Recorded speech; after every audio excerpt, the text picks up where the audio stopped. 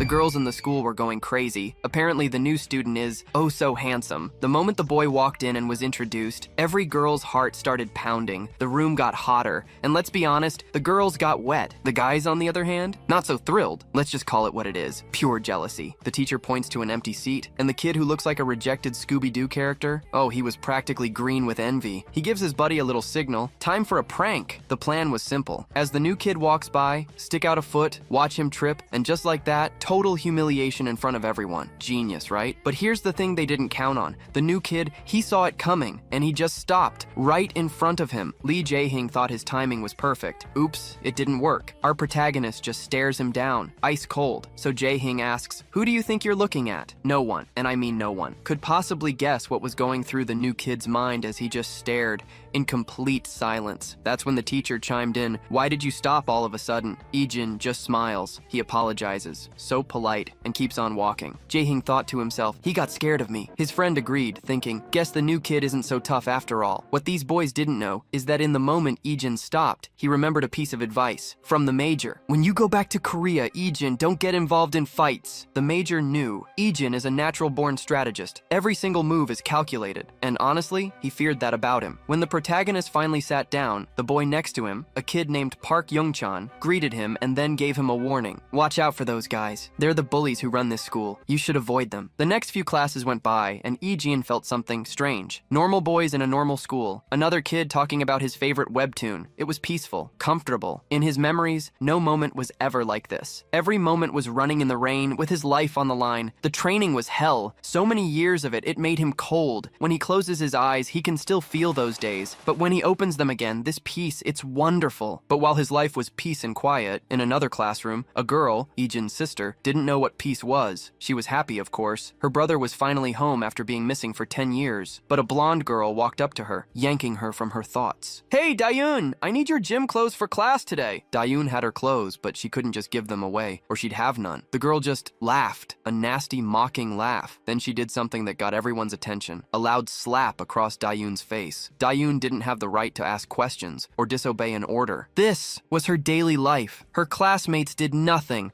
absolutely nothing to protect her, and she just didn't have the courage. When it was time to go home, she noticed her brother. He had gone to her school, and he was waiting for her. She's a little surprised for a second and asks if he was waiting for her. He says yeah, he was hoping they could walk home together. He also says that if she has other plans, she can just go ahead without him. Daeon quickly looks around and says she doesn't have any other plans, but you can tell she's still super nervous about walking with him. Jin then says that if she's not busy, they'll just walk home together. In the end, she agrees. A little later, they're walking down the street next to each other, and it's obviously awkward for both of them. Jin tries to break the tension by asking her if she feels awkward too. Daeon is surprised he asked and quickly says she's not, but Jin tells her it's okay because he feels pretty awkward himself. Luckily, that seems to make her chill out a bit. Jin then tells her that he was only 9 when the accident happened, so he doesn't really remember much about his family, including her. He says it must be weird for her too, since she was only 7 and probably doesn't remember a lot either. Daeon doesn't say anything because he's right. Right then, she hears some voices she recognizes from around the corner, and she just freezes. When Daeon looks to see who it is, she sees one of the girls that was bullying her earlier in class. Turns out she's friends with the blonde girl who slapped Daeon at school. This new bully spots Daeon right away and starts yelling at her. Daeon starts freaking out, sweating and not knowing what to do. One of the dudes with the bully asks who Daeon is. The bully says she's the girl that Huijin, the blonde psycho from earlier, hates. Then she sees Jin with Daeon and starts making fun of her, asking if that's her boyfriend. She then says something nasty, like she didn't know bitches could get dates. Daeon gets super shy and quickly tries to explain that Jin is just her brother. The bully is actually surprised by this, since she had no idea Daeon even had a brother. After hearing all that trash talk, Jin asks Daeon if this girl is her friend. Daeon quietly says yeah, they're in the same homeroom, but the bully just keeps going, calling Daeon a bitch again and asking since when they were friends. Daeon is shaking while the bully keeps running her mouth. Jin just gives the girl an ice-cold stare, the kind that could freeze you solid. The guy sitting next to the bully doesn't like Jin's death glare at all. He gets pissed and tells Jin to watch it or he'll get messed up. Jin just keeps staring, which makes the fatty even madder. The bully girl starts hyping him up, trying to get him to fight Jin. Finally, the fatty loses his cool and walks right up to Jin. Jin quickly pushes Daeyeon behind him and gets in the guy's face. This stupid head asks if Jin is trying to act all tough for his sister. Jin sees right away how clueless this guy is, standing so close with all his weak spots totally exposed. What's even funnier is that the fatty doesn't have any weapons on him. Jin can't help but think this guy is an idiot for leaving himself so open. But then he remembers what Major Kang told him about not fighting. Jin sighs, looks away, and just tries to walk off, but the fatty isn't having it. He grabs Jin by the collar and pulls his hand back, ready to slap him. Before he can, Daeyeon runs in between them. She bows her head and tries to explain to the bullies that Jin has been living abroad and doesn't know how things work in Korea. The main bully girl just laughs at Daeyeon for begging, while Daeyeon keeps shaking in fear. The fatty just yells at Daeyeon, saying he doesn't care where Jin lived. Seeing his sister so scared and trembling totally sets Jin off. He grabs the fatty's wrist and twists it. The dude starts crying out in pain, even though Jin barely did anything. Jin then drops his bag and takes off his school jacket. He calmly tells his sister to wait and covers her face with his jacket, telling her it'll be over in a minute. Just then, the loudmouth thug charges him from behind. Jin just spins around like it's nothing and smacks the guy right across the face. That one slap sends the thug flying backwards, spitting blood before he hits the ground like a sack of potatoes. The bully girl and the other goon are so freaked out they look like they're about to wet their pants. Meanwhile, Jin sighs, bummed that he broke his promise to Major Kang. But hey, it's not really his fault. That fatty bastard was asking for it. The other goon is so scared he's second-guessing even breathing in Jin's direction. The scene then cuts to the countryside, where we see soldiers training like crazy. Major Kang is there, watching over everything. Another soldier comes up and reminds Kang that it's Jin's first day of school. Hearing that, Major Kang starts to worry. Even though he taught Jin for 6 months how to live a normal life, he's scared Jin won't be able to adjust after so many years as a merc. Still, Kang is proud and hopes the lessons he taught will help Jin out. About that, turns out Major Kang's lessons didn't stick, because Jin is out here treating these bullies like absolute trash. The other bullies just stare in shock at the fatty, who's knocked out cold on the ground with his eyes rolled back in his head. The bully girl and her buddy are shaking as Jin walks over to them. In a split second, Jin lunges and hits the other thug with a monster punch to the gut, sending the guy flying before he slams onto the ground. The cocky girl's jaw is on the floor. She can't believe what she's seeing. When Jin turns to look at her, his death stare makes her tremble. Daeyeon pulls the jacket off her face, her hands shaking as she sees the two thugs totally knocked out. It's only been a minute, but Jin notices his sister is watching. He gives the cocky girl one last scary look, and then walks away from her. He turns to Daeyeon and says sorry for suddenly covering her face. That just makes things more awkward for Daeyeon, so Jin tries to make it better by asking if she wants to get snacks from her favorite spot. Daeyeon mumbles that it's fine and they don't have to, so Jin just says they should head home then. As Daeyeon and Jin get all friendly, the bully girl is just standing there, totally freaked out. She's shocked that this dude who was so scary a second ago is now acting like a super sweet big brother. As they walk away,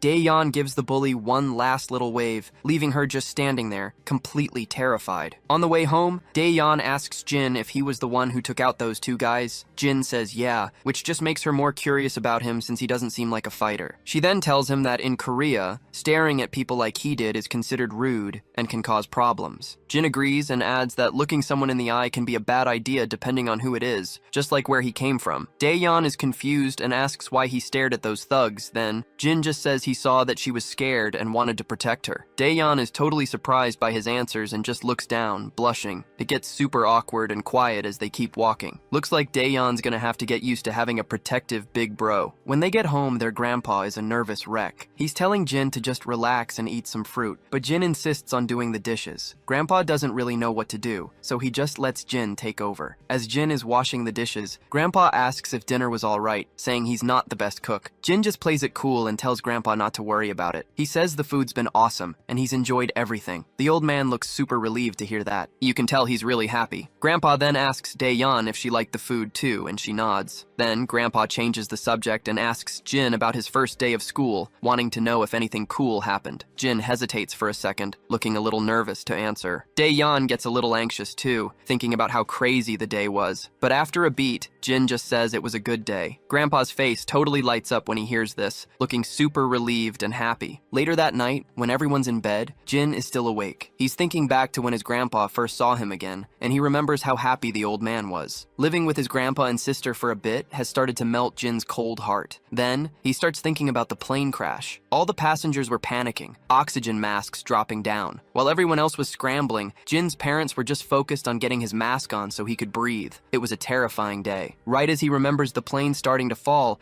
Jin snaps awake, jumping out of bed and breathing hard from the nightmare. His heart is pounding, but then he realizes it was just a dream. He looks at his clock and sees it's morning. While he's sitting there, he hears noises from the living room. He gets up and goes to check it out and finds his sister making breakfast. He asks where their grandpa is. She tells him that grandpa already left for work super early. She explains that he took some time off just to be there when Jin got back, but his vacation days are over now, so he had to go back. She gets into her uniform and gets ready to leave. She tells Jin that breakfast is on the table and makes sure he knows to eat. After she leaves, Jin just looks at all the food she left out for him. Back at school, we see the bully girl with the blonde one, Hui Jin. Turns out, Hui Jin found out that the new transfer student is Daeyeon's brother. The bully girl nervously says, "Yeah, it's true." She starts thinking about what happened with Jin and gets freaked out, remembering how he took down 2 of her friends with just 1 punch. Hui Jin asks why she's so scared, but the bully girl is just frozen, too terrified to say anything. Honestly, I'm tired of calling her the bully girl, so from now on, let's just call her Chicken Shake. Hui Jin keeps bugging Chicken Shake about what went down. Finally, Chicken Shake gets a grip and says they should probably stop messing with Daeyeon. That death stare Jin gave her is still stuck in her head, and she can't forget it. Even though she's scared, she tries to tell herself it's all good, cause Hui Jin and her brother are the top dogs at school and nobody messes with them. A little later, we see Daeyeon again, and what do you know, she gets smacked hard on the head just like always. She turns around and sees Hui Jin and Chicken Shake together, ready to give her a hard time again. Daeyeon asks them what they want now. Hui Jin just tells her to come with them. When Daeyeon asks where, the cocky blonde gets pissed off. She snaps at Daeyeon to stop acting tough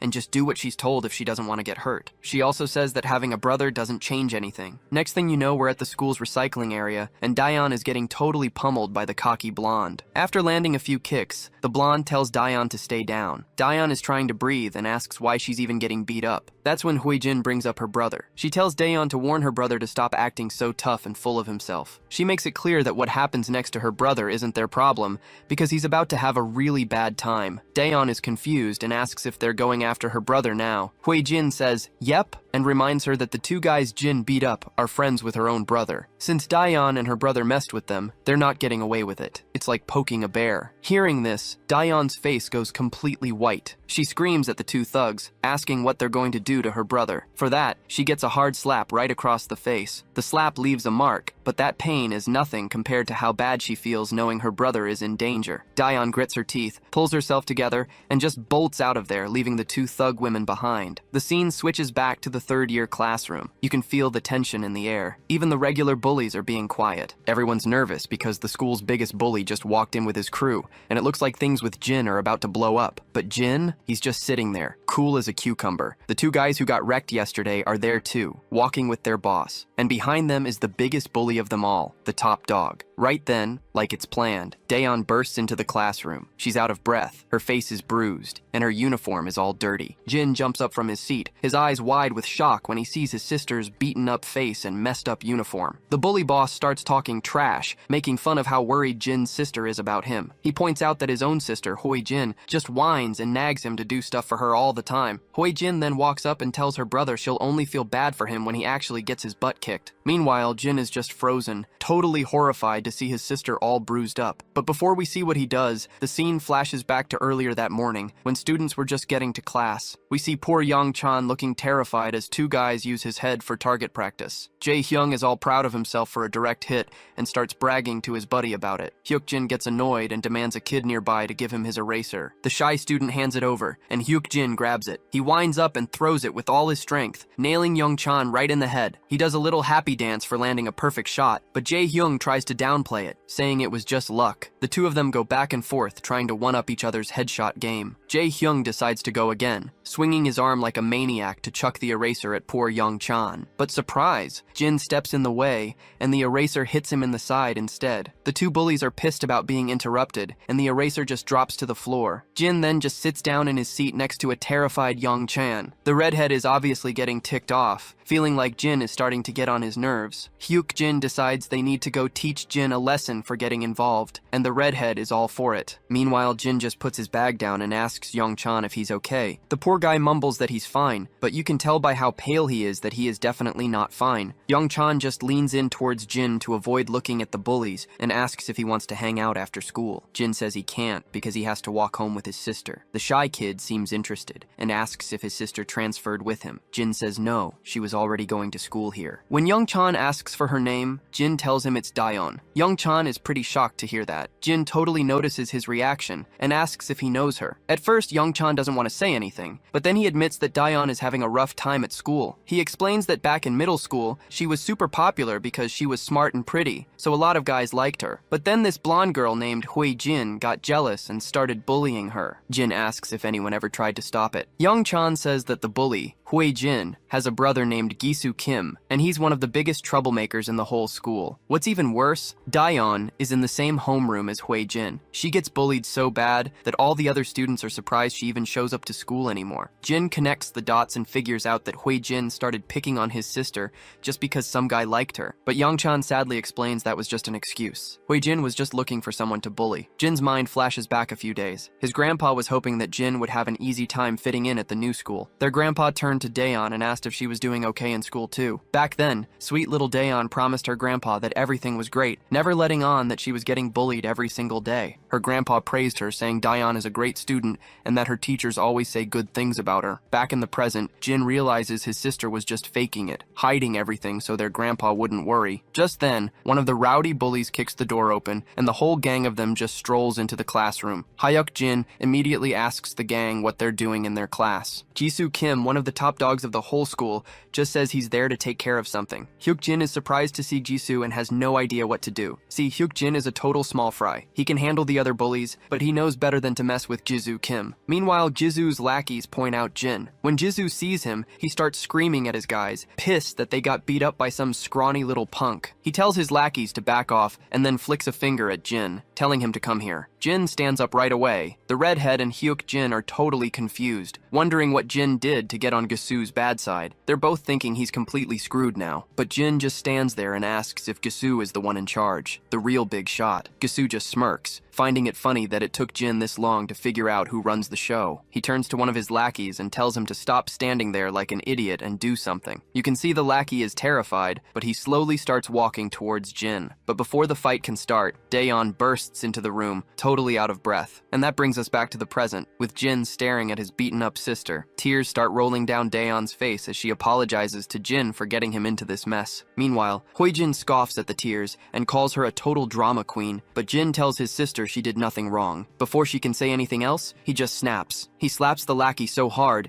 that the guy hits the floor, out cold. The other bullies who've seen Jin fight before start shaking. With one guy down, Jin turns to his sister and says that these guys are the ones who should be saying sorry. The fatty runs at Jin with his fist ready, but Jin just pushes his arm away like it's nothing. He sees an opening at the guy's throat and hits him with a quick, brutal chop, like a ninja. The bully starts coughing and choking before he just collapses. The last lackey, shaking like a leaf, tries to throw a punch at Jin. Jin hits him with a nasty shot to the ribs, and super fast, sends him to the ground too. Meanwhile, Gisu's confidence is finally starting to lose its confidence, watching Jin take down his crew like they're a bunch of nobodies. The local wannabe bullies in the class just stand there with their eyes wide, completely blank. Even Hui Jin and Chicken Shake are freaking out, totally losing their cool. After dropping the last two guys, Jin turns to Gisu and tells him that his sister has been suffering because of these thugs, and he's not gonna let it slide. Gisu finally says something, smirking and admitting that Jin isn't a pushover. Then with a smirk, Gisu throws a super fast kick at Jin's head, but Jin blocks it easily, which leaves Gisu totally stunned. He didn't think Jin would be that quick. So Gisu throws another kick with his other leg, and Jin blocks that one just as easily. Jin grabs Gisu's leg, yanks him in close, and punches him right in the face. The punch sends blood flying as Gisu hits the floor like a rag doll. His nose and mouth are bleeding, and he looks up in total horror at Jin, who's standing over him like the freaking Death Reaper. Without even hesitating, Jin kicks the bastard right in the face, and even more blood goes flying. The guy who was acting all tough and cocky is now on the ground, totally defeated and humiliated. The whole class goes dead silent, everyone's eyes wide in shock as they watch Jin take out one of the biggest bullies in a single move. The two beta bullies are just staring with their jaws on the floor, unable to believe that Jin just wrecked a major player like Gisu so easily. The girls are just as freaked out, especially the blonde one. She's stunned, wondering if Jin is really that strong. Jin starts walking towards Hui Jin, who's terrified she's about to get smacked and get the same beatdown. But before he can do anything, Diane runs over and begs her brother to stop. Jin reminds her that Hui Jin and her crew have been messing with her for a long time, and that he knows they came after her yesterday too. Diane's face just drops when she realizes he knows the truth, and she looks down without saying anything. Then it hits her that Jin is doing all this for her, so she forces a smile and tells him she's fine, and that he should just stop. Her brother thinks about it for a second, but finally agrees, and decides to walk her to her class. As they leave, the whole room starts whispering, unable to believe that Gisu, the top dog, got taken down by one guy. Even the beta bullies have to admit that Jin is hardcore, and they're super relieved they didn't try to fight him before. While everyone's talking, the blonde girl is just shaking, a mix of scared and humiliated, not able to deal with the fact that they lost. Meanwhile, Jin and Diane are walking together, and she's saying how shocked she is that he's so good at fighting, but then she starts saying sorry again. Jin is confused and asks her what she's apologizing for. Diane explains that it's her fault he got pulled into all this drama. She feels bad about the fights he had to get into, both yesterday and today. Jin just gives her a warm smile and tells her not to apologize for anything. That's what family is for, protecting each other. He then starts explaining that where he used to live, it was every man for himself. People didn't care what happened to anyone else as long as they were okay. But even those selfish people were different when it came to their own families. And that's when we get a flashback to a crazy battlefield, with smoke and explosions everywhere. You can hear guns and bombs going off all around. In the middle of all this chaos, we see a younger Jin. He spots an enemy soldier trying desperately to save his own little daughter, using his body to shield her from a guy pointing a gun right at them. Even with all the violence, seeing that soldier risk his life for his kid really stuck with Jin. It made him wonder what family really means and why it's such a big deal. Back in the present, Diane points out that he barely even remembers her, so why is he trying so hard to help? Jin agrees that he doesn't remember much, but says that doesn't matter. They're still family. She just stands there quietly, and as his words sink in, she starts to get a little embarrassed. She quickly tells him she's fine, and he should get back to his own class. She says they're already at her classroom, gives him a quick wave goodbye, and disappears inside, leaving Jin with a little smile. Back in his classroom, everyone is still talking about Jin, and he's feeling kind of awkward with all the attention. The beta bullies give him a thumbs up and ask him what they taught him overseas,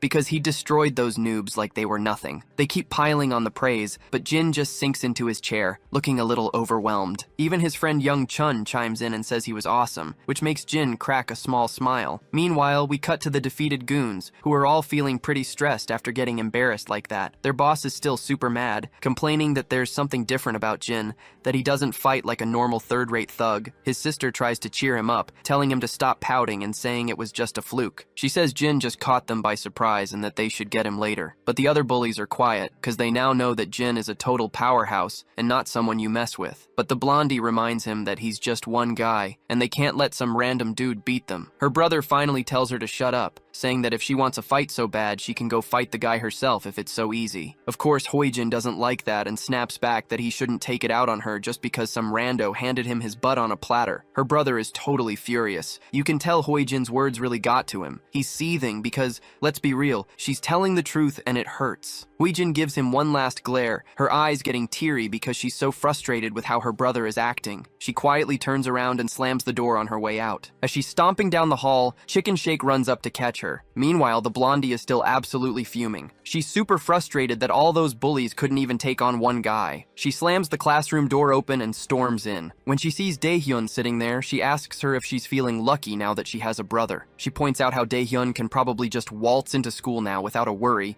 and run to her big bro if anything goes wrong. Daehyun doesn't say anything back, which just pisses Hoijin off even more. She thinks Daehyun is giving her the cold shoulder now that she has her brother to protect her. Hoijin grits her teeth and makes it clear she's she's not gonna let Daehyun get away with anything just because she has a brother. As it starts to get dark, the students head home. We see our girl in the crowd looking kinda down. She's just thinking, remembering when her brother stood up for her and fought those thugs. She remembers him saying they were family, and wonders if that means she can finally stop worrying about being bullied at school. She starts thinking about how miserable things were with Hoijin, how she was always getting bossed around and had to do whatever she said like a faithful dog. Every time she tried to stand up for herself, she'd just get slapped. All of a sudden, her brother shows up behind her and asks if something's wrong. She's totally startled, but he tells her he already called her name a few times and she didn't answer. His sister quickly apologizes, saying she didn't hear him, and then asks if he was waiting for her again. He nods and says yeah, because he still doesn't know the way home. So, they start walking home together, talking about getting some groceries since their grandpa is always starving when he gets home late. As they're walking, that rowdy bitch is standing behind them. She looks completely furious and just can't stand seeing our girl smiling. This bitch is just waiting for the right moment to wipe that smile right off Daehyun's face. Next thing we know, the two of them are shopping in a store. The girl is having a hard time deciding what to buy, and other people in the store are staring at them. All the girls in the store are staring at our guy, and Daehyun can't help but notice all the attention he's getting from the ladies. She knew he was popular at school, but apparently he stands out everywhere. Just out of curiosity, Daehyun finally asks her brother if he ever had a girlfriend when he was living abroad. The question totally catches him off guard, and he looks like he's never even heard the word girlfriend before. Seeing how confused he is, Daehyun explains she means like a girl he was dating. He just says he's never had one, which makes his sister say he should think about it, especially since girls are drawn to him like a magnet. He's quiet for a second, then says he's always been too busy for a girlfriend. Daehyun gets it, especially since he's been busy getting used to a new country. That's when he flips the question on her and asks if she's ever had a boyfriend. The question catches her by surprise, and she quickly says she's never had one either. When he asks why, she just says she's been busy too. When they get home, we see their grandpa gave our guy a new Samsung Galaxy phone. He's a little bummed because he wanted an iPhone. Grandpa quickly schools him, saying iPhones have terrible battery life and that a Samsung is better, especially since every other kid has an iPhone. It's a funny little dig, like having a Samsung will make him unique. Daehyun, on the other hand, is super excited because she wanted a Galaxy phone, and she can tell it's the newest one. Our guy starts messing with the phone, and their grandpa tells them he already put his and Daehyun's numbers in it. Daehyun is surprised her grandpa did that himself, since she's usually the one who helps him with tech stuff. Grandpa quickly explains that the salesperson helped him out. He adds with a smile that he heard young people love unboxing stuff themselves, so he hoped our guy wouldn't mind that he opened it to save the numbers. Jin just says he's totally cool with it. Then, Grandpa apologizes to Daehyun, saying the store only had one left, so he couldn't get her one. Daehyun tells him it's no big deal. They all end up having a great dinner, just talking and enjoying being a family. Later that night, our guy is still messing with his new phone, and is really starting to get into the whole Galaxy thing. He starts thinking that maybe Samsung phones aren't so bad, and might even be better than iPhones. The scene then cuts to Major Kang, who's working on his computer when his phone rings. It's Jin, calling to tell him he has a new phone and a new number. The Major is a little surprised by this. The junior officer behind him even asks if Major Kang didn't already give Jin a phone, and the Major says he did. That's when he gets tomato red with anger. He points out that he gave Jin the most expensive iPhone they had, so he's pretty furious that Jin already replaced it. The next morning, Jin gets out of the shower and sees his sister rushing out the door in her uniform. Before she can leave, Jin asks why she's taking off so early. She just says she's running late and bolts out of there. She also yells that dinner is all ready and he just needs to put the dishes in the sink. As she's running down the street, she checks her phone and is relieved she's gonna make it on time. She was late because she'd made soup for their grandpa, but seeing him smile when he ate it was totally worth it. She's just happy she could do something nice for him, but her happy moment gets cut short when someone kicks her hard in the ribs, knocking her to the ground. 3 girls in hoodies and masks are standing over her, hiding who they are. The one in front tells Daehyun to watch where she's going and says she almost broke her ankle. It's obvious they're just trying to start a fight. They demand that Daehyun apologize for what she supposedly did. The poor girl just quickly nods and says she's really sorry, but the rowdy leader isn't happy with that and slaps Daehyun across the face, telling her to apologize like a whimpering dog. That's when one of the girls, the one with the ponytail, suggests they all go to karaoke to blow off some steam. Another girl agrees, saying they need to relax and have fun. The ponytail girl then crouches down to look Daehyun in the eye. With a smirk, she invites her to come with them to karaoke, saying they're gonna have a blast. As soon as Daehyun hears her voice, she knows it's Huijin Kim, and she's definitely here to make her life hell. Next thing she knows, they're at some sketchy karaoke place. The manager sees the shady-looking girls and gets a bad feeling. A little later, the manager is nervously walking towards their room. He's mumbling to himself about how wild kids are now, and wonders what kind of mess they made, because all he heard from their room was a bunch of screaming. The manager opens the door and finds Daehyun on the floor, obviously beaten up. Luckily, she's awake and slowly starts to get up. Her hands are shaking as she tries to pick up her stuff. The manager is totally confused by this and tries to call an ambulance, but Daehyun just says no and stumbles out the door. Meanwhile, back at school, the teacher is taking attendance and sees that Daehyun is gone. The other students say she's not there, and everyone is confused because Daehyun isn't the type to just skip school. In the background, Hwaejin Kim has a smirk on her face, obviously happy about it. Chicken Shake leans over and asks her if she thinks Daehyun is okay. Hwaejin just tells her not to freak out, reminding her that Daehyun being gone has nothing to do with them. Chicken Shake nervously agrees, just playing along like it's true and has nothing to do with them. Finally, the school day ends. As usual, our guy is waiting outside for his sister, but he can't find her anywhere in the crowd. The crowd starts to clear out, and soon it's almost empty, but his sister is still a no-show. He waits a little longer, then pulls out his phone to call her, thinking maybe she went home without him. Meanwhile, she's already home. Her phone is ringing off the hook from his calls, but she just ignores it. Eventually, he just heads home. He immediately sees her sneakers by the door. He takes off his bag, walks up to her room, and knocks softly, asking if she's in there. She quickly answers, and her brother Jin is super relieved she's actually home. He asks her what's up, mentioning he even tried calling her, but she didn't pick up the phone. Daehyun says she's really sorry, explaining that she must have been asleep. Jin immediately picks up on the weird vibe in her voice and asks if he can pop in for a second. Daehyun quickly makes up an excuse, telling him she's already in bed because she's feeling sick. Worried, Jin asks if it's anything serious. She assures him it's just a little fever and that she'll be totally fine after some rest. Jin tells her to call him if she needs anything and starts to leave, planning to go buy some medicine for her, but then he suddenly freezes at the door when he spots bloodstains on her sneakers. It doesn't take him long to figure out something bad must have happened, because blood on your shoes is not exactly a normal sight. As soon as it clicks, he grabs the first aid kit and rushes into her room to take care of her injuries. She flinches as he starts bandaging her bruised face. It's clear Jin still doesn't have the full picture. Daehyun tells him she fell down the stairs while trying to dodge a bike, but Jin points out that her injuries look way too severe for a simple accident, and asks if she's sure she doesn't want to go see a doctor. She hesitates for a second before insisting she's totally okay. I mean, it makes sense why she wouldn't want to go to the hospital. If she did, they'd know right away her bruises weren't from falling down any stairs. The scene then flashes back to Daehyun's past,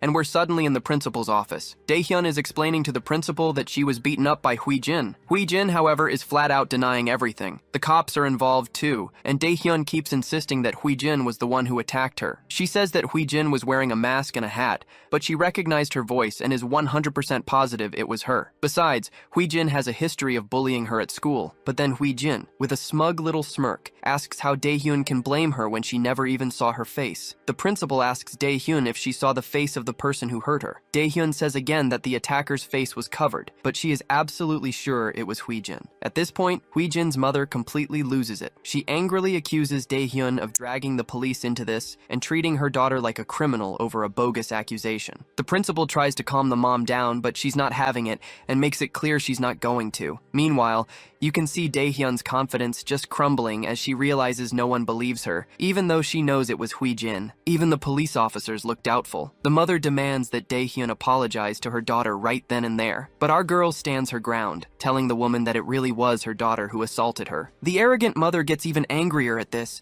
and decides she's going to take it up with Daehyun's parents. She demands that Daehyun get her parents to the school immediately. This just completely breaks Daehyun's heart. Tears start streaming down her face, and she can't stop them, all while the villain who hurt her just laughs and walks away without any consequences. Back in the present, she feels like she's trapped in the exact same situation. She feels like it's useless to speak up without any real proof, and is dead set on not upsetting her grandfather, who's always been such a great support for her. Suddenly, Jin notices her tense look and puts a hand on her forehead, asking if she's really okay. The girl weakly replies that she's fine. Jin points out that while none of her bones seem to be broken, the bruises are pretty nasty and are going to hurt for a couple of days. She nods, surprised that he's actually really good at this stuff. She can see that the bandages are placed perfectly. Then her expression gets sad as she thinks about their grandfather. She's worried he'll get really upset about everything, especially since he has a weak heart. Jin is pretty surprised to hear this, and she adds that their grandpa is on medication for his heart. Hearing this, Jin promises he'll make sure their grandpa never finds out about any of this and tells her to just focus on getting some rest. As he starts to leave, she calls his name. She gives him a sweet smile and thanks him for everything, and Jin smiles back at her just as warmly. But the second he's out of sight, her smile disappears. She starts wondering if she made the right call by keeping some of the details from him. She's thinking that there's not much a couple of teens like them can really do about the whole thing. As we all know, Jin isn't your average teenager, and I wouldn't be surprised if he already has a pretty good idea who was behind his sister's injuries. Later, the scene cuts to a club where the music is blasting and the place is packed. Right in the middle of the crowd, we see the head bully, Gisu Kim. He looks seriously ticked off as he drinks and laughs with his crew. They're all talking trash about Jin, wondering how one kid could have messed up everything for them. One of the thugs speaks up, reminding them that they lost because they underestimated Jin. He insists they can totally take him out if they just plan it out first. Another goon agrees, saying there's no way they can just let him get away with it. A third guy chimes in that Jin wouldn't stand a chance against all of them at once. Even with all their hype, their boss knows taking Jin down is not going to be a walk in the park. He's still fuming from that embarrassing beatdown, but has no intention of letting it slide. He slams his glass down in frustration, but reluctantly agrees with his lackeys. He makes it clear that fighting one-on-one isn't their style, so they'll probably come up with a plan to jump him with overwhelming numbers. The lackeys all get these huge, evil grins, clearly excited about the idea. This group of jerks might think they have it all figured out, but they're just a pack of hyenas waiting to get what's coming to them from Jin. Just as they're scheming, Gisu's phone rings. The caller ID reads, "Little Bitch." It turns out to be his little sister, and it looks like even Gisu agrees with that contact name. Anyway, she immediately starts yelling at him, asking why he's just hanging out at the club. Gisu tells her to get to the point or he's hanging up. The girl insists he owes her big time. Gisu has no idea what she's talking about. She then brings up how Daehyun got roughed up earlier in the day. She tells him they can't let the siblings get away with this, or they'll lose all their power at school. Her brother, looking a bit proud, tells her she did a good job. He then reveals that they're also in the middle of planning some payback for Jin. Just then, someone walks into the club. As the bullies turn to see who it is, they realize it's Jin. He definitely looks like he's there to settle a score. Gisu is absolutely furious to see Jin just casually strolling into his turf, but Jin just keeps walking toward their table, looking totally calm. Gisu then gets a little smug, thinking it's great they don't have to hunt Jin down anymore for their revenge. But Jin isn't there for a friendly chat. Without wasting a single second, he grabs one of the lackeys by the face and slams him hard against the edge of the table. Another lackey charges him, but Jin's hand is a blur, and a single punch shatters all the guy's ribs. The bully leader and his crew can only grind their teeth as they watch their guys get taken down. The rest of the crew rushes at Jin, but our guy stays as cool as a cucumber. As they get close, he kicks one of them down effortlessly, like a total boss. Next, he grabs a guy with purple hair and smashes him down onto the table with a brutal thud. While the purple-haired guy is totally freaking out, Jin isn't finished with him and just slams the dude against the wall like a rag doll. He then makes a fist and lands a massive punch right in the fatty's face. One of the thugs grabs a glass bottle to swing at Jin, but our boy just casually smacks the bottle from his hand and follows it up with a brutal hit to his face, leaving the thug spitting up blood. Another bully tries to charge him from behind, but Jin ducks, grabs his hand, gives it a painful twist, and then delivers a hard slap right across his face. Jin shoves the thug aside and immediately grabs another lackey by the face. He smashes the guy's mug right into his knee, and you can hear a sickening crunch as the thug's nose breaks. With all the thugs knocked out, Gisu is just standing there speechless, completely unable to process what just happened. All this time, his sister is still on the phone, and she starts asking what's going on since she can hear all the chaos. Jin turns to Gisu, and the look in his eyes is so cold, it makes Gisu shiver. He asks Gisu if he needs a reminder, because last time he checked, Jin already told him to stay away from his sister. Gisu is just mind blown at how quickly the tables have turned. It's kind of ironic. They tried to gang up on Jin, only to have their own gang get completely destroyed. Jin fought like an absolute pro and wiped the floor with all of them in just a few seconds. He keeps questioning Gisu, asking what his sister ever did to him. Gisu plays dumb like he has no idea what he's talking about, all while secretly reaching for a glass on the table. He throws the glass at Jin with lightning speed, but Jin just takes a casual step back, letting it shatter against the wall. While he's just standing there, unbothered, Gisu grabs a bottle and swings it at him. Our boy steps back again, dodging the hit, but when Gisu swings the bottle a second time, Jin knocks it out of his hand and counters with a punch that sends the drink inside splattering everywhere. Gisu tries to throw a punch this time, but our guy hits him with another brutal smack to the bastard's face, making his nose bleed like a faucet. Gisu stumbles backward, gasping for air after the blow, while Jin stays perfectly cool and composed, not even breaking a sweat. Jin then asks this bastard bastard what kind of sick pleasure he gets from messing with a helpless girl. In a last-ditch effort, Gisu grabs a bottle, smashes it, and tries to stab Jin in the chest with the sharp end. But our boy doesn't even flinch. He just slaps Gisu's hand so hard that the broken bottle falls to the floor. Then he grabs Gisu by the throat and squeezes, making him struggle to breathe. Gisu's feet are scrambling as he struggles, and Jin forcefully slams him to the ground. The bastard writhes and squirms, desperately trying to break Jin's iron grip, but our guy isn't letting up. His hand is pressed firmly on Gisu's throat,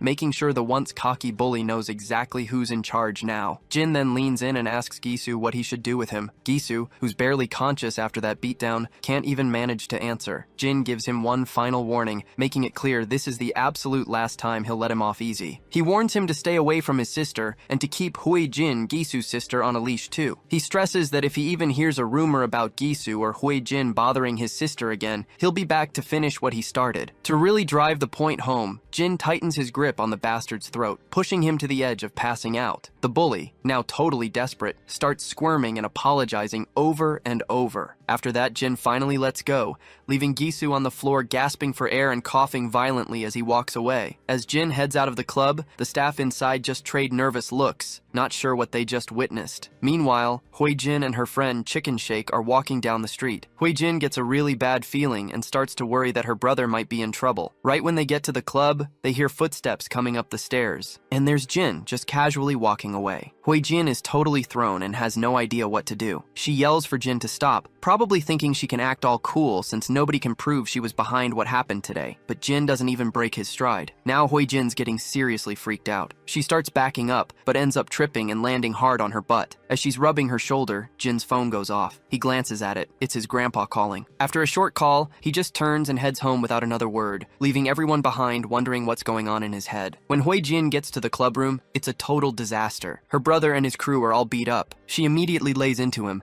asking how he let Jin trash him again, but her brother's too worn out to fight back. He just cuts her off and tells her to stay away from Dae Hyeon from now on. Hai Jin, not getting how serious this is, keeps arguing, asking what he's even talking about. That's when her brother, looking totally done, finally snaps. He grinds his teeth and screams at her to leave our boy's sister the hell alone. But Hui Jin doesn't let up, yelling back and asking why he's so scared of that bastard. That's the final straw. Her brother's eyes go wild with fury. He tells her straight up that if she doesn't back off from Daehyun, he'll personally mess her up. Man, this family has a messed up way of handling things. It's crazy how they talk about hurting each other so casually. Hui Jin is pretty rattled by her brother's threat and starts to cry. We cut back to our boy, who meets up with his grandpa again. They find a bench in the park to sit on. First thing, Grandpa says sorry for dragging our boy away from his friends, but he says it's no big deal. The old man then looks pretty down, bringing up how Daehyun got hurt and that our boy was the one who patched her up. Our boy says yeah, and the grandpa explains her injuries are bad, but she won't go to the hospital. He talks about how hard it was to raise Daehyun alone. He admits he never really knew how to take care of a little girl and was always working just to keep food on the table. And he's just so thankful she's grown up so well mostly by herself. Looking back on it all, Grandpa feels like Daehyun gave him way more than he ever gave her. He lost it all in that accident, and after the plane crash took everything, Daehyun was the only reason he kept going. It kills him to see her hurting like this, and not even telling him why. He wonders if she thinks he's just too old to get it. He mentions how people say kids grow apart from their parents as they get older, so it must be even tougher for her to open up to her old grandpa. But our boy jumps in and tells the old man he's totally overthinking it. He points out that it's obvious how much Grandpa loves Daehyun, and he's positive she loves him back just as much. He tells Grandpa to stop worrying and promises to look after her at school. Hearing that, the old man finally looks a bit relieved, genuinely happy that Daehyun has someone like a brother looking out for her. The scene switches over to the Omnia Medical Examination Center. Inside, we see Gisu all patched up from his injuries. He's getting chewed out by his father, who's super disappointed in him. His dad doesn't mince words, telling Gisu he deserved everything he got. As he says, play stupid games, you win stupid prizes. His mom, who's a real piece of work, starts screaming at her husband. She can't believe their son is in the hospital, and that's all he has to say. She tells him to go find the brute who did this and yell at him instead. She also points out that the same brute busted Hui Jin's arm too. Honestly, it's a real mess. Hui Jin is a bitch to the the point that she even pinned the blame of her own mishap on our boy. We all know that she tripped and banged up her shoulder, but instead of taking responsibility, she's blaming him for everything. The angry father finally calms down and lets out a deep sigh. The concerned mother tells her son to just focus on resting and recovering. As they start to leave, the mother grumbles about making the kid who hurt their son pay if she ever gets her hands on him. Once they're gone, Gisu finally asks his sister why she had to tell their parents everything. He explains that by doing so, she's just made things worse for him. He feels humiliated that people will think he ran to their parents like a whining brat after getting beaten up. His sister then asks how she was supposed to hide the fact that her brother was in the hospital and that her arm was broken. Gisu gets pretty ticked off and demands to know if Jin was the one who did this to her arm. She remembers how she tripped and fell, but she doesn't mention that to him. Instead, she just says that Jin was responsible. It's messed up how she's shifting the blame so shamelessly. She then quickly stands up and tells him to just stay here and get better. She says she'll make sure they realize once and for all who they're dealing with. Gisu sits there, unsure if they should mess with our boy again. Meanwhile, we're back with their parents. The woman reveals that she's just spoken to Mr. Cha, but her husband asks why she's complicating things and tells her to let the school handle it. The woman responds that it's Saturday already, and she doesn't want to sit back and twiddle her thumbs waiting for them. She starts yelling, pointing out that the school won't deliver real justice for what was done to their kids, and they'll likely only settle for a suspension or expulsion at best. The husband continues to argue, saying she has no business going to Mr. Cha to handle this personally. The woman reveals that she already knows Mr. Cha and that he's been handling his dirty work for years. Meanwhile, Hui Jin is eavesdropping and feeling pretty smug about her mother contacting Mr. Cha. She knows that Mr. Cha is the scary gangster who works for her father, and she's sure this will put an end to those troublemakers once and for all. The scene shifts to a run-down place where a man is fidgeting with his lighter, clearly on edge. Two goons walk by, looking pretty disappointed. They grumble about being ordered by their boss to handle some teenage drama, and none of them are thrilled about it. Even the boss himself isn't thrilled about dealing with this kid's squabble. But hey, a job's a job, even if it means wading through a mess of teenage nonsense. The scene flashes back to a time where a luxury Mercedes is zooming down the road. Inside the car, Mr. Cha, the mafia boss, takes a call from the woman. She fills him in on how her daughter's hand got fractured and her son got beaten up by some teenager. She's insisting that he needs to handle it. Cutting back to the present, Mr. Cha is puffing out smoke from his cigarette, clearly fuming. He's beyond frustrated that he has to deal with this kind of nonsense as well. The scene transitions back to the quarters, where our boy is sitting before his computer, still lost in thought about his encounter with the Gisu. He's wondering if these guys are really going to let it go. Suddenly, the doorbell rings. He hears his grandpa arguing with someone at the door. It turns out that the people at their doorstep want to see Jin. The intimidating man outside claims they just want to talk to Jin for a bit. Grandpa, concerned about the late hour, questions what could be so urgent. Our boy steps out of his room, telling his grandpa that he'll be back soon after he hears what they want. Despite Grandpa's reluctance and even his sister's protests, Jin flashes a pleasant smile. He reassures them that he knows these guys and that it's just a quick chat, nothing to worry about. With that, our boy leaves his concerned grandpa behind. The goons take him to an abandoned construction site, and he wonders who they might be taking him to meet. When they finally arrive, the lackeys report to their boss that they've brought the guy in question. The boss remains silent, puffing on his cigarette. The bald lackey reveals that the kid caught on quickly, didn't make a fuss, and just came along. The boss, a bit surprised and pleased, decides to make it quick. He snaps his fingers, and the lackeys immediately grab their iron bats. One lackey tells his friend to hold our boy's arm, as he'll be the one to dish out the beating. Meanwhile, the boss sighs and decides to text the mother, letting her know that he's taken care of the job. While the boss scrolls through his phone looking for that mother's number,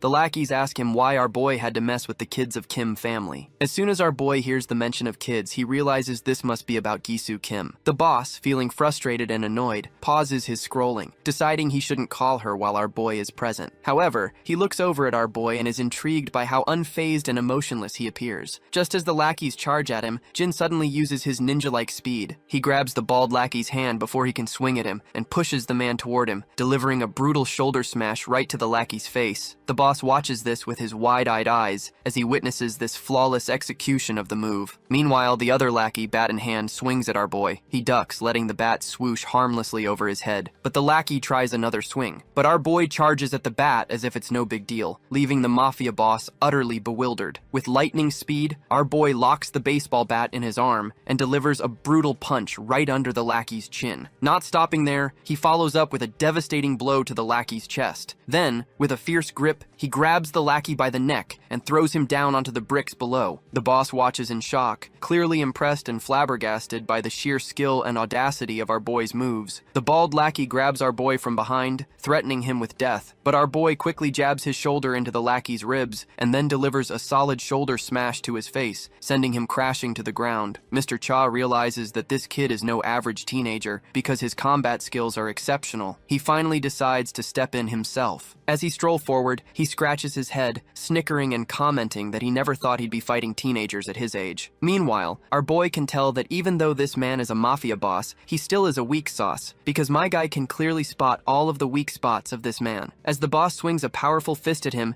Jin effortlessly sidesteps it. The boss then starts a barrage of punches, but our boy dodges each one with ease, making it look like a walk in the park. As they continue their back and forth, our boy quickly sidesteps, but another punch comes straight at him. He blocks the hit, though the heavy force makes him skid backward. The mafia boss sneers, impressed that he managed to block that one as well. Meanwhile, Jin checks his wrist where he took the punch, and his hand winces from the aching pain. He realizes that the mafia boss predicted his movements and delivered the punch with precision. On the other hand, the mafia boss's curiosity has finally peaked, and he asks Jin who he really is. Jin casually replies that he's just a high school student. The boss isn't buying it. In his mind, he figures this kid must have some serious skill and experience to fight like this. Jin takes his stance. With a grin, the boss says he's up for sparring further, and balls up his fist to deliver a blow to our boy. Our boy quickly deflects an incoming punch and tries to throw one of his own, but the mafia boss sidesteps it effortlessly. The boss then attempts to attack, but our boy grabs his hand and swings a punch towards his gut. The mafia boss reacts again, causing our boy to end up landing a hit right to his face instead. Mr. Cha is absolutely annoyed after taking that hit right over his face and tries to swing another punch at our boy. Once again, our boy deflects the attack and, locking eyes with his opponent,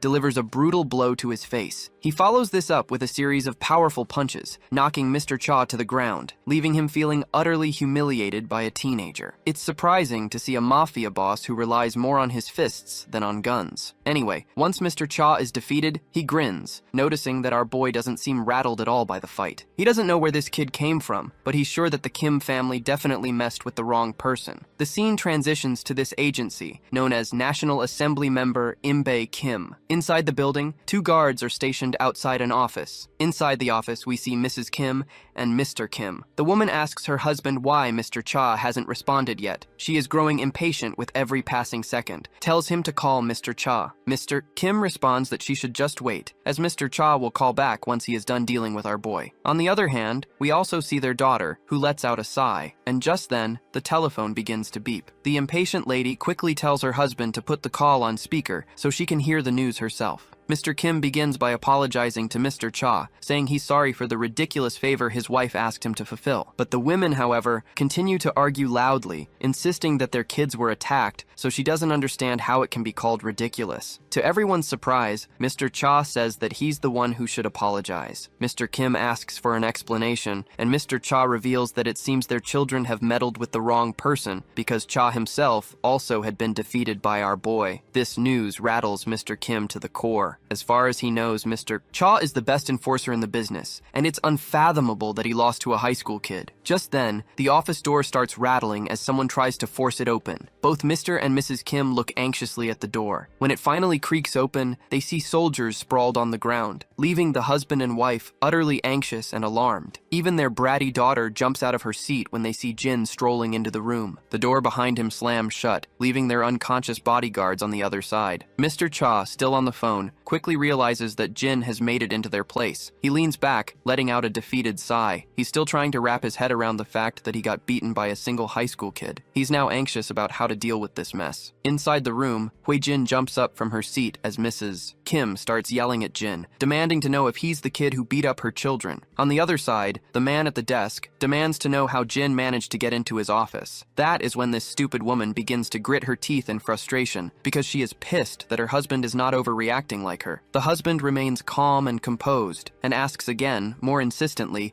how Jin got past the security. Jin just shrugs and casually replies that he simply passed the guards blocking the entrance. Mr. Kim is even more shocked and confused, not understanding how Jin managed to beat Mr. Cha and all the security guards. What bothers him even more is how Jin even found out that he's living here. That shithead woman starts yelling again, telling Jin to stop giving them attitude. She quickly begins dialing the emergency hotline to report Jin for assaulting her kids and breaking into the office. Meanwhile, Hui Jin feels a sense of pride in her mother's actions. She believes that involving the police is a good move, thinking that even if Jin has impressive fighting skills, the law will take care of him. The arrogant mother tries to intimidate Jin with her threats, claiming she'll call the police or even the district attorney because she thinks Jin has no idea who he's dealing with. Jin, however, remains calm and responds that he has a pretty good idea. He points out that her husband is a second-term assembly member currently running for office. The woman scoffs, asking Jin if he knows so much about their status, then why did he assault her kids? On the other hand, Hui Jin smugly sneers, feeling satisfied that they've cornered Jin, and faintly tells him that it's game over. The authorities pick up the call, and the lady starts yelling into the phone, demanding that the officers reach Kim's office right away. But before she can say anything more, she falls silent when she hears something unexpected. Apparently, Jin plays the full footage of the karaoke room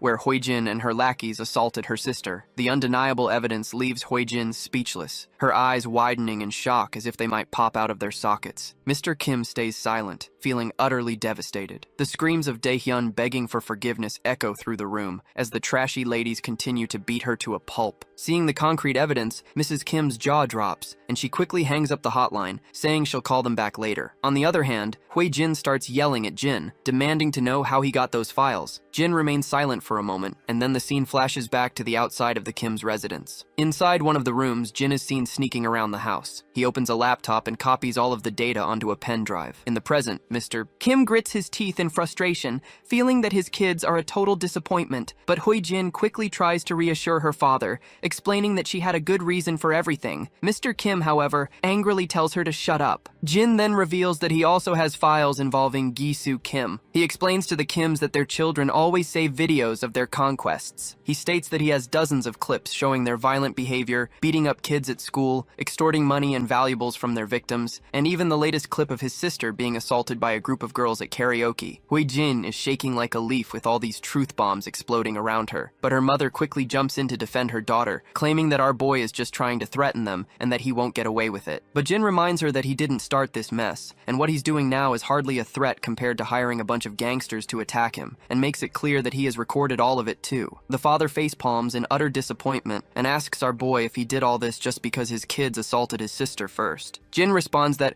as a parent, they have the right to take their children's side at all costs, so as a brother, he will do whatever it takes to protect his sister as well. The man understands where he's coming from, and points out that they'll cover her treatment and offer a hefty settlement to make amends, but our boy makes it clear that this isn't necessary. The father is puzzled and asks what he means by that. He then inquires if Jin would like his kids to apologize to his sister. Hearing her father, Hui Jin grits her teeth and thinks to herself that she'd rather bite her tongue and bleed to death than apologize. On the other hand, our boy makes it clear that an apology won't undo the time his sister spent in fear and pain, so he insists that if they really want to compensate him, he wants his sister to never have to see Jisoo or Hui Jin Kim again. This demand rattles Hui Jin's nerves, but her father quickly agrees, stating that he'll have his kids transfer schools or perhaps even send them abroad to study. Naturally, the mother and daughter let out a piercing scream in protest, but the father quickly shuts them down and turns his attention back to our boy, asking if this would be enough to satisfy him. Our boy states that he wants them gone from the school starting tomorrow. In response, the father says he'll inform the school, and once that's settled, Hui Jin begins to cry, and her tears flow out involuntarily. Just as our boy starts to leave, the father quickly stops him and reminds him that, since he agreed to the demands, he'd like our boy to delete all of the videos he found. Our boy shoots the old man a death glare, and the father can tell from the intensity of his eyes that this kind of deadly glare doesn't belong to a high schooler. Jin makes it clear that he's not a fool, and then begins to walk away, slamming the office door behind him with a resounding thud. Once outside, he finally heads home. His grandpa rushes to open the door and asks if he's okay, while Daeon is seen crying in the background. Jin is startled to see them so worried about him, but he smiles and reassures them that no one hurt him. As he begins to enter the house,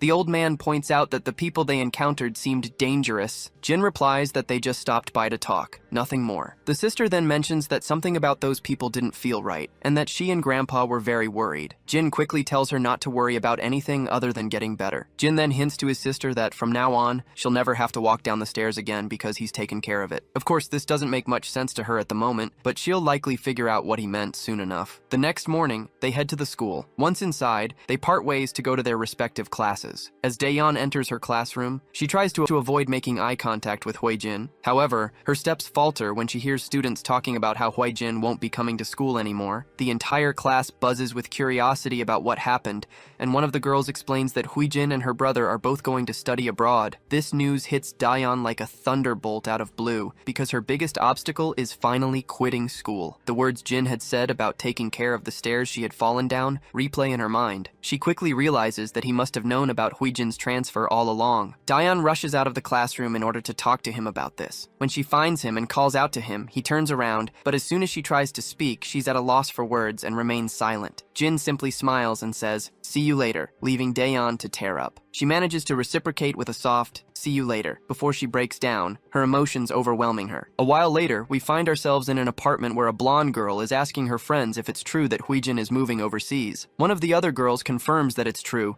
saying she was shocked when she first heard, but has no idea why they're leaving suddenly, as Huijin never mentioned anything about moving abroad. The blonde girl then turns to Chicken Shake, who is sitting silently and seems too preoccupied with herself to respond. One of the girls snaps her out of her reverie and asks if she has nothing to say about it. This rattles the timid girl to her core, and the blonde girl asks her directly if Huijin is really moving overseas, figuring that since they're in the same class, Chicken Shake might know more about it. Timidly and nervously, the girl confirms that it's true and that their teacher announced it to the class earlier. The blonde girl then asks if she tried reaching Huijin directly. Chicken Shake admits she did, but Huijin didn't pick up the call. Hearing this, all the girls start to believe it might be true. Meanwhile, Chicken Shake nervously checks her phone, biting her nails in anxiety. The last message she got from Huijin was that her mother was going to take care of our boy, and ever since, Chicken Shake has been freaking out, wondering if Huijin's sudden move has anything to do with him. Just then, Huijin herself arrives in the room, looking absolutely furious. The girls are shocked to see her, and Huijin just takes a seat on the sofa, grumbling about how she barely managed to sneak out of the house. The girls ask Huijin if she's really moving overseas. Frustrated, Huijin grabs her head and says it just happened, but she explains she'll be back after one semester. We then flash back into the past, where her dad told her to spend a semester abroad, promising he'd sort everything out by the time she gets back, because he doesn't want those videos going public either. She keeps this part to herself though, and the other girls just laugh and tease her, saying she's going to enjoy her vacation. The blonde sneers, clearly annoyed by their attitude. Another girl asks why the sudden move, and if Gisu is going too. Huijin simply says it's a family matter and she doesn't need to go into details. The redhead girl then asks about Daeyeon and her brother, curious about how things went and if Gisu managed to beat our boy or not. Huijin tells them not to ask, insisting that Gisu probably has handled the situation already. However,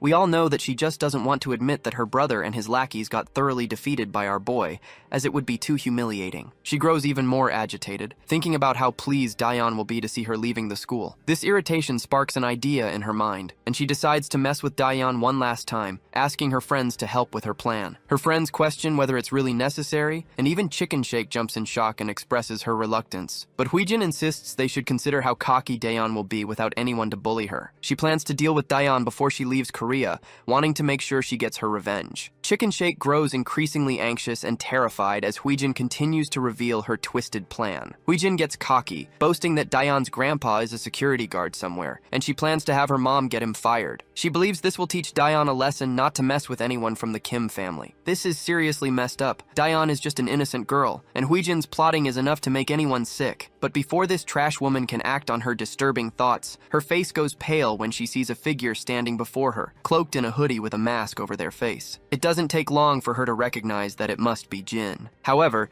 Jin pulls a classic Uno card move and asks her who Jin is, questioning how she can be so sure when he's wearing a mask and she can't see his face. He casually casually explains that he's just here to check if everyone's having a good time, and is quite pleased to see that everyone from the karaoke room video is present. One of the girls starts trembling and asks what he's talking about. That's when the boy reminds them he's referring to the place where they all filmed his sister getting beaten up. Hu-jin's face turns ashen as she realizes he might have been there waiting all along just to mess with her. Chicken Shake is visibly sweating and trembling, clearly aware of what might come next. The other two girls just sit there utterly silent. The boy starts to shut the door, asking why no one's singing, since he thought everyone here loved to scream along to loud music. With that, he slams the door shut, leaving us with no clue about what he might do next. The scene takes us to the hospital where the Kim family is gathered. The father, In-bai Kim, is clearly annoyed, asking where Hui-jin went. Her brother explains that she stepped out to say goodbye to her friends. In-bai's irritation grows as he asks why she left when she was supposed to stay put until they had everything sorted out. Just then, a guy bursts into the room, quickly turning on the TV and telling his master he needs to see what's going on. On the screen, it's clear that our boy has already made the videos of what Hui-jin did go viral. The footage is spreading fast, and the situation is quickly becoming a public spectacle. The entire Kim family falls silent as they watch the news. The reporter continues to drop bombshells, revealing that there are dozens of violent videos circulating, with many more incidents likely unrecorded. Civic groups and politicians are now proposing a special bill to bring the culprits to justice. Gisu starts to lose his composure, and the reporter adds that the nation is especially appalled by the revelation that the culprits are the children of candidate In-bai Kim. It's clear that the father is in deep trouble, and it's all thanks to his outrageous wife who pushed everything to this point. Given Hui-jin's plan to make our grandpa jobless, it seems they're getting exactly what they deserve. We cut back to our boy being grilled by Mr. Cha, who demands to know why he went ahead with his plan when he had already come to terms with the Kim family. Our boy's mind flashes back to the past, where we find him learning all about the Kim family's deep political connections. He reveals that it was highly unlikely everything would have gone smoothly, so he did what he felt had to be done. In the present, he admits he did not honor the agreement they had. Mr. Cha questions whether he really thinks the Kim family would just let him walk away. Our boy confidently asserts that he's probably the last thing on their minds right now. It seems our boy might be right. The reporter continues to drop more bombshells, revealing recent evidence of In-bai Kim's involvement in money laundering, bribery, and election fraud. The evidence is so damning that even his fellow party members are calling for a strict investigation, with everyone trying to cut ties to avoid any damage to their party. As soon as Mr. Kim hears this, he slumps down on the bed like a lifeless doll. Back with Mr. Cha, he seems to suspect that our boy has dug up some data about his past as well, and Cha does not want to get exposed to the law just like the Kim family. So, he quickly asks who our MC really is. Our boy responds simply, saying he's just an average teenager. Mr. Cha smirks at this ridiculous remark, noting that nothing about Jin is average. The scene shifts to the classroom, where the girls are feeling anxious and blushing as they see Jin. They whisper among themselves, trying to muster the courage to approach him and ask him something, but everyone remains too shy to make a move. As Jin sits lost in thought, his phone rings. It's Dain, letting him know that she can walk home by herself today and telling him to take a break and hang out with his friends. Jin is puzzled by the concept of hanging out and wonders how to go about it. Just then, one of his friends, Young-chan, pops up and greets him. As Young-chan sits down, he asks if he is busy today. Our boy remains silent, which prompts Young-chan to remember that Jin always walks his little sister home, so he must be busy after school. But not surprisingly, Jin tells his friend that he's actually free today. Young-chan's face lights up with happiness, and they plan to hang out after school. However, Young-chan's enthusiasm quickly fades when he hears an unpleasant voice. As the scene zooms out, we see these two beta bullies of the class step forward. They both reveal that they've heard the news and know that Jin is the reason Gisu Kim is moving abroad. Young-chan is totally shocked by the news, and the other students lounging around are equally caught off guard. The bullies spill the beans that even though Gisu and his sister were all set to move abroad, they're stuck now because their whole family's in hot water after the info leak. Our boy jumps in to set things straight, telling the bullies they've got it all wrong. But Jae-hyung chimes in, saying there's no need for modesty because everyone knows our boy trashed Gisu and his crew at their hideout a couple of days ago. Hyuk-jin backs him up, explaining that Jin took them all out by himself, and now everyone's saying Gisu is too embarrassed to show his face at school. He's itching to hear just how badly our boy must have beaten Gisu to make him leave the country altogether. Young-chan is finally convinced that Jin is actually a skilled fighter, and that his performance that day wasn't just luck. Hyuk-jin leans in and says, now that they won't have to deal with that jerk anymore, he's itching to throw a party, so he invites our boy to celebrate after school school today. Jae-hyung agrees, adding that they've been in the class for days without really spending time together, and he suggests they show our boy around the area. But our guy flatly turns them down, saying he already has plans for today. Naturally, the bullies are puzzled and ask what he's up to. With a pleasant smile, Jin replies that he's planning to hang out with Youngchan. That's when Jae-hyung starts creeping in with his disgusting grin, leaning toward Youngchan and saying he'll join their hangout. Hyukjin also leans closer to the terrified guy and expresses his desire to join in as well. After forcefully making Youngchan agree, they start to walk away, saying they'll meet up later. Our boy quickly asks his friend if he really wants to let these goons join in, and the poor guy stutters a positive response with a pale face. The teacher finally arrives in the classroom, and she's brought along 2 transfer students. One of them is a plain-looking guy, but the real standout is a stunning beauty with striking black hair. Youngchan's eyes immediately light up at the sight of her, and our boy quickly asks if he knows who they are. Youngchan explains that everyone knows this girl. She's Yeona Sin, and her grandpa owns SW Corporation, the biggest company in Korea. The guy next to her is Seokju Ko, and there are rumors that he's been with her since they were kids, and is seen as her associate and bodyguard. The teacher notes that since everyone's familiar with these two, she won't waste time on introductions. She reveals that both of them have been studying in the US for the past 2 years, and will be joining the class starting today. The beta lackeys don't seem too thrilled about these 2 newcomers in the classroom. With just Jin before, their chances to rule the classroom were slim to none, but now, with these 2 around, they're not so sure they can even think about bullying anyone. Meanwhile, Youngchan was curious about the 2 extra desks in the class, but it's clear now who they're for. He can't help but think Yeona looks even more stunning than he remembered. Even the students in the class can't keep their eyes off her. As Seokju behind the lady walks forward, he could not help but notice our boy, and their eyes lock for a moment. Yeona, too, can't resist but glances at him while she is walking past him. Once both of the newcomers take their seats, Seokju tells Yeona that our boy wasn't in the evaluation report he received a week ago,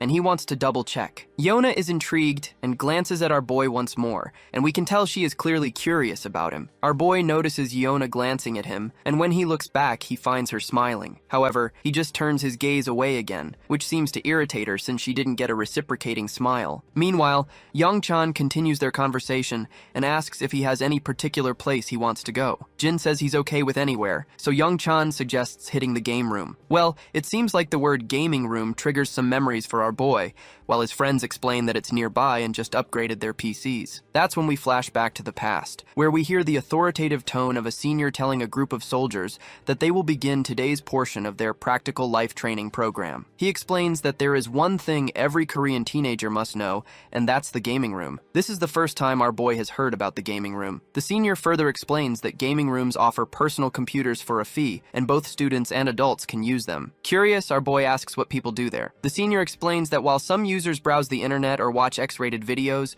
most people are there to play games. For the average high school student, over 90% are playing some kind of computer game. The senior then introduces some of the most common games. First up is Legends of League, followed by Battle Royale. Back in the present, our boy reflects on how he can finally make use of the Major's intel. Meanwhile, Youngchan adds that they'll also grab some ramen at the game room and maybe check out Koincha afterward. It seems like Koincha is yet another term our boy picked up during his military days while learning about practical life. The senior explains to him that high schoolers frequently visit coin karaoke, also known as koinka. These establishments basically allow for sing-alongs with just a few coins. Major Kang tells our boy that he should prepare a few songs to sing in case he ends up going to one, and promises to send him a list of popular songs for kids his age to learn. As our guy starts brainstorming ideas and trying to remember some songs, his friend sits nervously nearby, wondering why Jin suddenly looks so serious. Once the bell rings, the students head out for the day, and that's when we see this hottie once again, and as usual, she is with her lackey. Apparently, they're discussing our boy,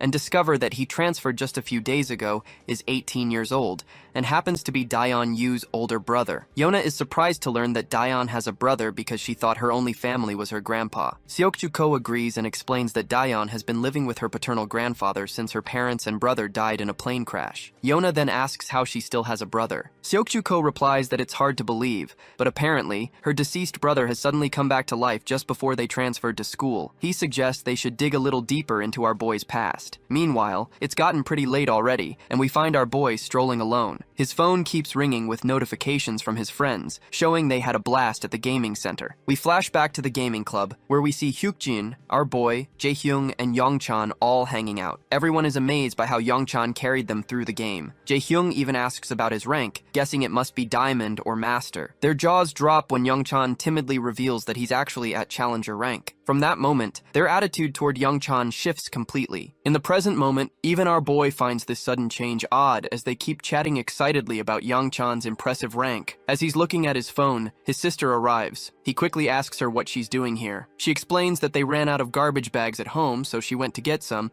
and she also picked up a few snacks. Our boy offers to carry the bags, but his sweet sister insists it's not necessary. She then asks if he was hanging out with his friends, and he confirms that he was. She feels a warm sense of relief, glad to see that he's made friends and that people aren't avoiding him because of the fight. When she asks where he went, he bluntly replies that he went to the game room. Well, it seems like this isn't exactly what she expected to hear, as she thought he might have developed different interests after living overseas for so long. Curious about her own experiences at school, he asks how things have been for her. She pauses for a moment before responding that school hasn't been this fun in years. She then asks if he also had something to eat. He nods, saying they had a blast at the game room, where every kind of snack was available. He then asks her about her plans, and she mentions that she's waiting for Grandpa to come home so they can eat together. Our boy then asks if he can join them, which confuses her since she thought he'd already eaten. He awkwardly admits that he's still a bit hungry. We already know that our boy just wants to have some quality family time. When they get home, there's a spread of delicious food laid out on the table, and they all seem to be having a great time eating together. It does seem odd that Grandpa only works a security job, yet they have such a variety of every day. It's a bit of a mystery how they manage that. As they're having a good time eating together,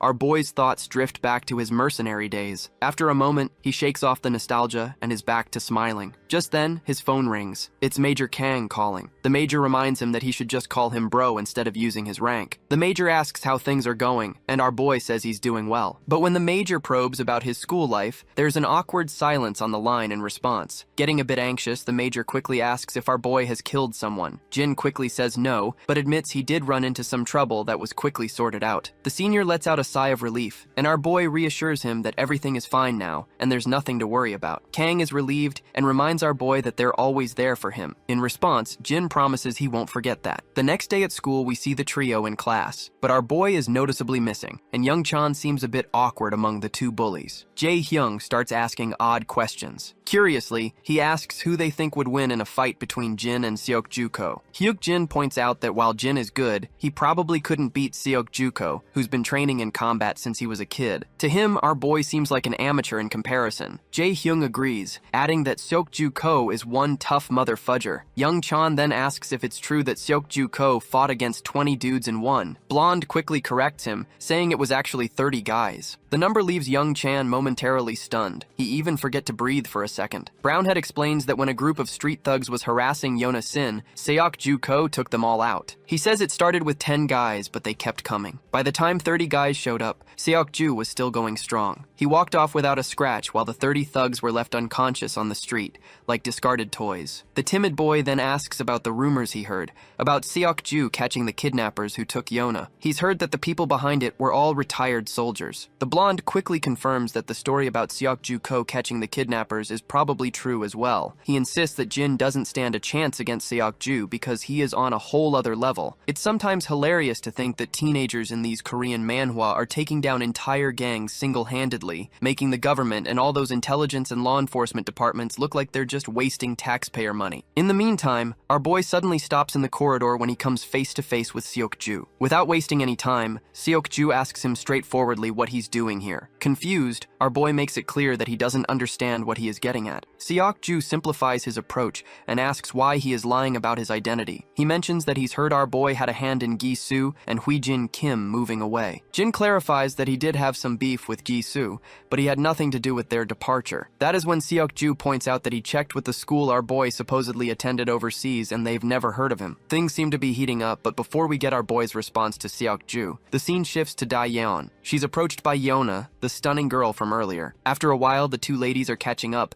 and Dae-yeon mentions she didn't know Yona was back in Korea. Yona explains that she just started school the day before and is actually in her brother's homeroom class. Dae-yeon perks up in surprise. Yona then points out that she doesn't remember Dae-yeon mentioning having a brother before. Dae-yeon explains that everyone thought her brother had died in the crash with her parents 10 years ago, but he survived. They only found out about his survival about 6 months ago. The scene flashes back to the past again, again. Dae-yeon has just returned home and finds her grandfather frozen in place while holding the telephone receiver. Tears are streaming down his face as he reveals the shocking news that Jin is alive. This revelation leaves Dae-yeon stunned, and it's how she learns about her brother's survival. Back in the present, Yona asks why no one didn't know about her brother all these years if he was alive but didn't reach out. Dae-yeon explains that Jin lost his memory in the crash, and it was only recently that he started to regain some of it, and someone helped them locate and reconnect with him. Yona, clearly skeptical, finds it hard to believe. Da-yeon confirms that Jin only has faint memories of having a grandfather and a younger sister. After the interrogation, Yona flashes a pleasant smile and comments that their grandfather must have been overjoyed to get his grandson back. Yona comments that their grandfather is indeed overjoyed, explaining that after receiving the call, he cried for hours and then took time off work to enroll in cooking classes. He wanted to improve his Korean cooking skills, thinking that Jin might not have had much of that growing up. Yona comments that their grandpa must really love his grandkids, and Dae-yeon smiles, agreeing that he definitely does. But then Yona throws a serious question her way, asking, is she absolutely sure Jin is her brother? Dae-yeon looks a bit surprised, but quickly gives a positive response, saying Jin is definitely her brother, and they even took a DNA test to be sure. Our girl then asks why Yona is so interested in her brother. This question clearly catches Yona off guard. Since she is not sure what to say, she quickly asks, almost frantically, if her brother has a girlfriend. We then cut back to our boy, who asks Seo Ok-ju what the hell he's talking about. Seo Ok-ju repeats his question, asking what's so important about this school that our boy had to forge his records just to be here. Jin responds by asking if he's being accused of having fake records. Seo Ok-ju confirms this,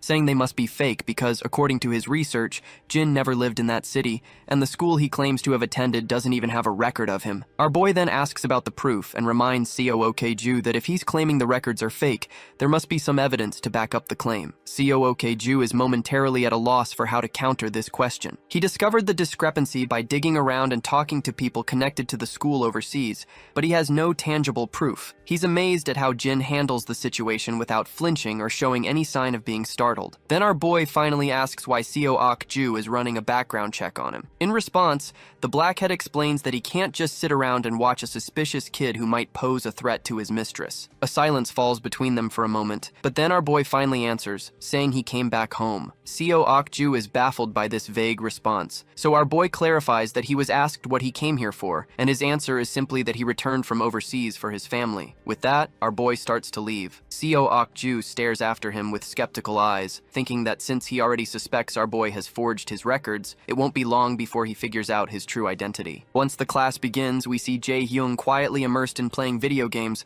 while the blondie scrolls through his phone idly. Our boy Jin notices that both Seo Ok-ju and Yeona are absent from class. He's intrigued by how quickly these two, having just transferred yesterday, managed to gather so much information about him in less than a day. When the bell rings, the beta bullies approach young Chan, inviting him to play games and push ranks. They also invite Jin, but he declines, mentioning it's his grandpa's birthday today. The bullies decide to hang out themselves, and young Chan is on board with that plan. Meanwhile, we're back with the Black Beauty, where Seo Ok-ju is filling her in on the situation. He's convinced that Jin has definitely forged all his records and even questions the authenticity of the DNA test. Seo Ok-ju further mentions that his research dug up some pretty rough stuff about his sister Da-yeon. Apparently, she's been getting seriously bullied by Jisoo Kim and his sister for the past 2 years. When Yeona asks just how bad it was, Seo Ok-ju says it's enough to make anyone wonder how she endured the bullying all these years. He explains that the videos of her assault weren't exactly publicized, but he is pretty sure that the assault she faced was just as serious. Yeona's pretty blown away, and can't help but think about how messed up kids these days can be. Seo Ok-ju adds that Jin's already knocked out Jisoo Kim and his crew twice, and saved her sister from the bullying. Yeona chuckles to herself, thinking it's kind of sweet that her long-lost brother comes back from the dead and takes out her bullies, while Yeona's own siblings only ever seem to want to get rid of her. Yeona's curiosity gets the best of her as she starts piecing things together. She points out that if Jin had really come to school with the intent to target her, it doesn't make sense that he'd be so upfront about it. A smart person would have stayed under the radar. Seo Ok-ju agrees, noting that someone with a real plan would have kept a low profile. Yeona's mind starts racing once again, and she asks if Jin might have some kind of ulterior motive related to Daehyun's family. She brings up the insurance money from the plane crash. Seo Ok-ju then reveals that the grandpa received it but hasn't used it, making it grow over the years. Furthermore, grandpa returned the share of money which he got for Jin's death, since he was alive. But there's still still a substantial amount left, so there is still a possibility that he might be after the money. Yona connects the dots and highlights that if Jin might actually be after the money, then it could mean Daehyun is in danger from her own brother. The scene shifts back to the grocery store where our duo can be seen shopping, and as usual, Jin is drawing a lot of attention from the girls around. While they browse for items, Daehyun takes a deep breath and admits she hesitates to ask. But her curiosity is overwhelming, so she desperately wants to know what his life was like after the crash. Our boy remains quiet for a moment, and the girl starts apologizing frantically, saying he doesn't have to answer if it's uncomfortable, but he just smiles and reassures her that it's okay. He begins his story, explaining that he was deeply traumatized and could barely think straight. He did whatever he could to survive in a place where he didn't even speak the language, staying constantly busy just to get by. The girl falls silent, absorbing this heavy revelation. Then she starts to chuckle and asks if he was too busy to have a girlfriend during that time. He nods, agreeing with a laugh. She then reveals that she was surprised to learn he's in the same homeroom as Yona, something Yona herself had mentioned to her. Jin is surprised to hear this and quickly asks her if she knows her. Daehyun explains that Yona was really nice to her before she moved to the US, and she had missed her a lot. So when she saw her again today, it was a happy reunion. Then, with a playful grin, Daehyun reveals that Yona even asked her if he has a girlfriend. And of course, our boy just gives a somewhat typical reaction upon hearing this. Later, back at home, the birthday celebrations are in full swing. The siblings present their grandpa with a gift. As he unwraps it, he discovers a high-quality wallet inside, and his face lights up with joy. He's genuinely touched, and feels a bit guilty for the low pocket money they have, thinking they must have spent more than they could afford. But his granddaughter just smiles warmly, and reassures him that they had more than enough to get him a gift. And besides, it wasn't too expensive. The old man's hands tremble with happiness as he holds the wallet. With his voice thick with emotion, he tells them that the biggest gift he could ever ask for was already given to him when Jin came back home safe and sound. Nothing could ever top that. Suddenly, the sound of a phone ringing grabs everyone's attention. Daehyun rushes to her room to answer it. While she's chatting on the phone,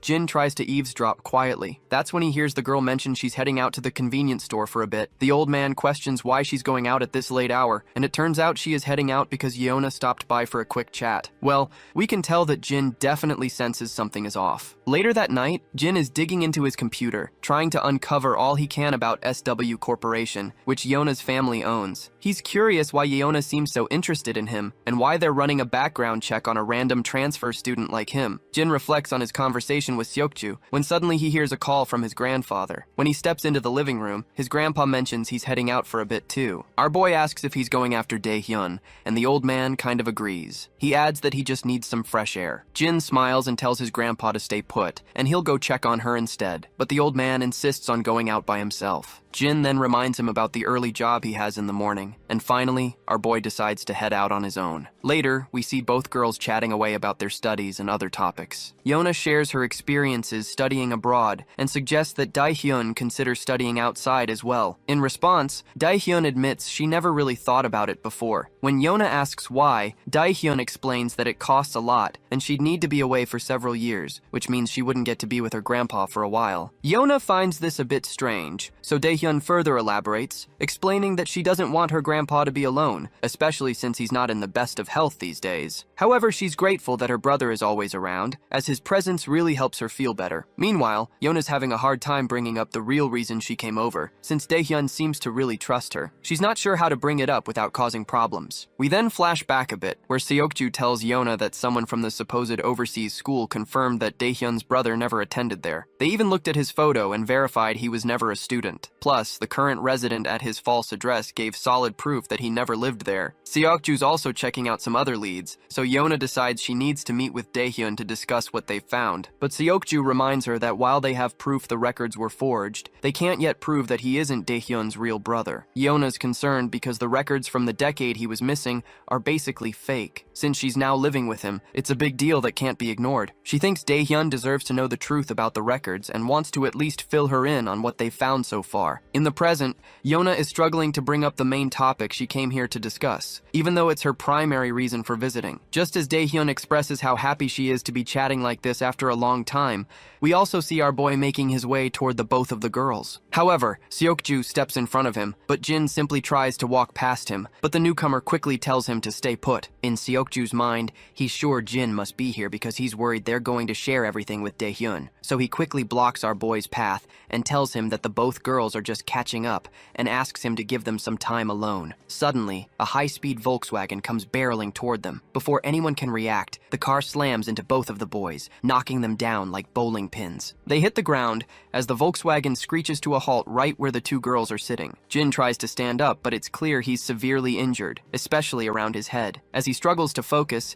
his groggy eyes catch sight of some shady people from the van trying to abduct both of the girls. Without wasting a second, Jin starts sprinting like a madman, but his efforts are in vain. The kidnappers have already taken the girls, and there's no way he can outrun a car, so they're left behind, helpless. The both of them quickly look at each other, and in their anger, grab each other by the collars. But after exchanging a few heated words, they realize neither of them is behind the abduction, so they let go. The black-haired guy immediately pulls out his phone and calls the security team at SW Corporation, urgently reporting that Yona has been kidnapped. He tells them to track her down using the security footage. Meanwhile, Jin starts walking off, and the black-haired guy quickly asks him where he's going and if he's actually not behind all this. Jin simply replies that he doesn't have time to argue with anyone. Seokju points out that SW Corporation's security is already on it and will find the girls soon. Until then, Jin will need to stick with him so they can confirm his identity. But our boy makes it clear that he's going to find his sister, and if Seokju wants to follow him, he can gladly do so. Seokju starts to get the sense that Jin might not be involved after all, but then our boy suddenly stops and humorously asks Seokju if he brought his car with him. The scene shifts to the bustling heart of the city's entertainment district. Inside one of the pubs, Mr. Cha is sitting back, puffing on a cigarette and enjoying his laid-back time. Just then, his lackey informs him that someone is here to see him. When Mr. Cha turns around, he sees Jin standing there. The scene then shifts to Saw Corporation, where we see a regal-looking lady sitting in her chair. I can tell she's definitely Yona's sister because she looks just as gorgeous, with her flowing black hair. Suddenly, an assistant bursts into the room. The woman looks a bit annoyed at this sudden intrusion,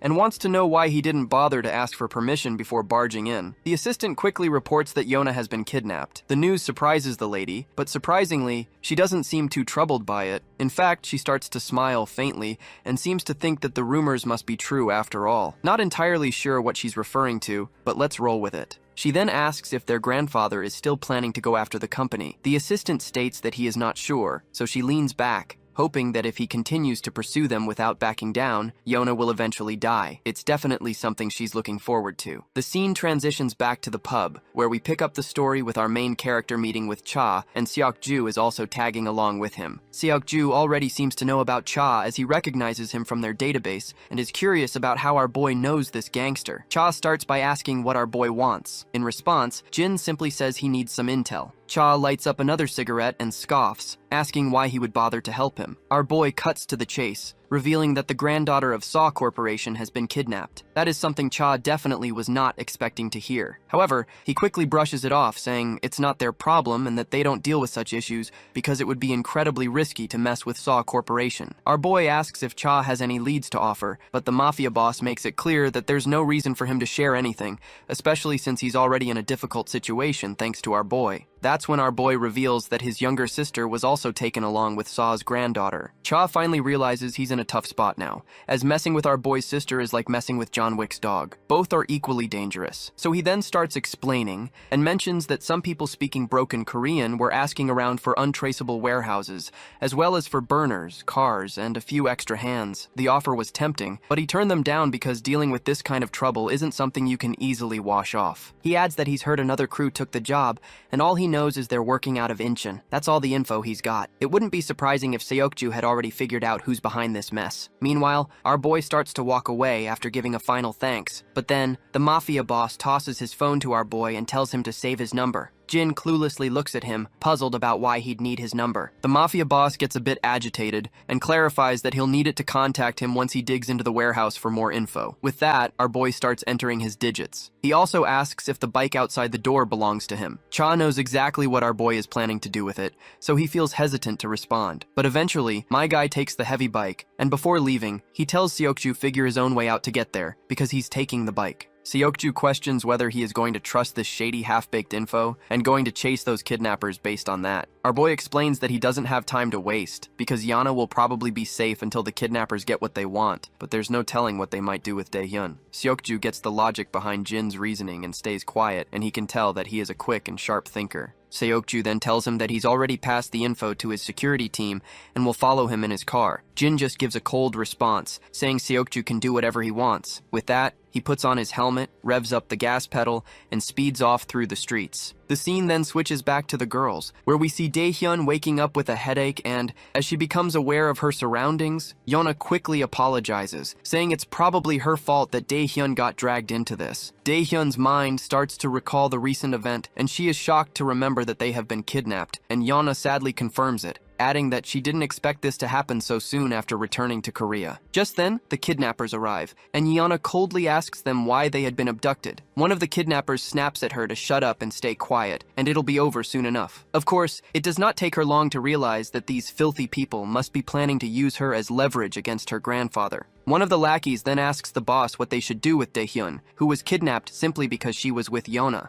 Unsurprisingly, the boss decides she is useless to them and orders his lackeys to get rid of her. But Yeona immediately speaks up, insisting she won't let them harm Daehyun. The boss asks what she can possibly do, and Yeona threatens that she'll bite her tongue and bleed to death, making it impossible for them to use her as a bargaining chip. The mafia boss finds it hilarious that she's willing to risk her life for someone she barely knows. He further taunts her, urging her to go ahead and try biting her tongue. Well, the mafia boss should have been more careful with his words because Yeona doesn't hesitate and bites her tongue, leaving blood pouring from her mouth. The boss yells in surprise, while the other lackey watches in silence, clearly startled to see her steel-like guts. The boss quickly stands up and tells her that her guts have bought her some time. The lackeys ask what the next order is. The boss tells them to get rid of Daehyun later, and instructs them to stuff her mouth shut so she can't make any noise. The scene then flashes back to our boy and Seokju. It looks like they've arrived at the location Mr. Cha mentioned. Seokju points out that the location seems legit, because SW security tracked the minivan footage to this area. As our boy starts to move forward, Seokju tells him to stop and wait for backup, since he sent their coordinates to SW security,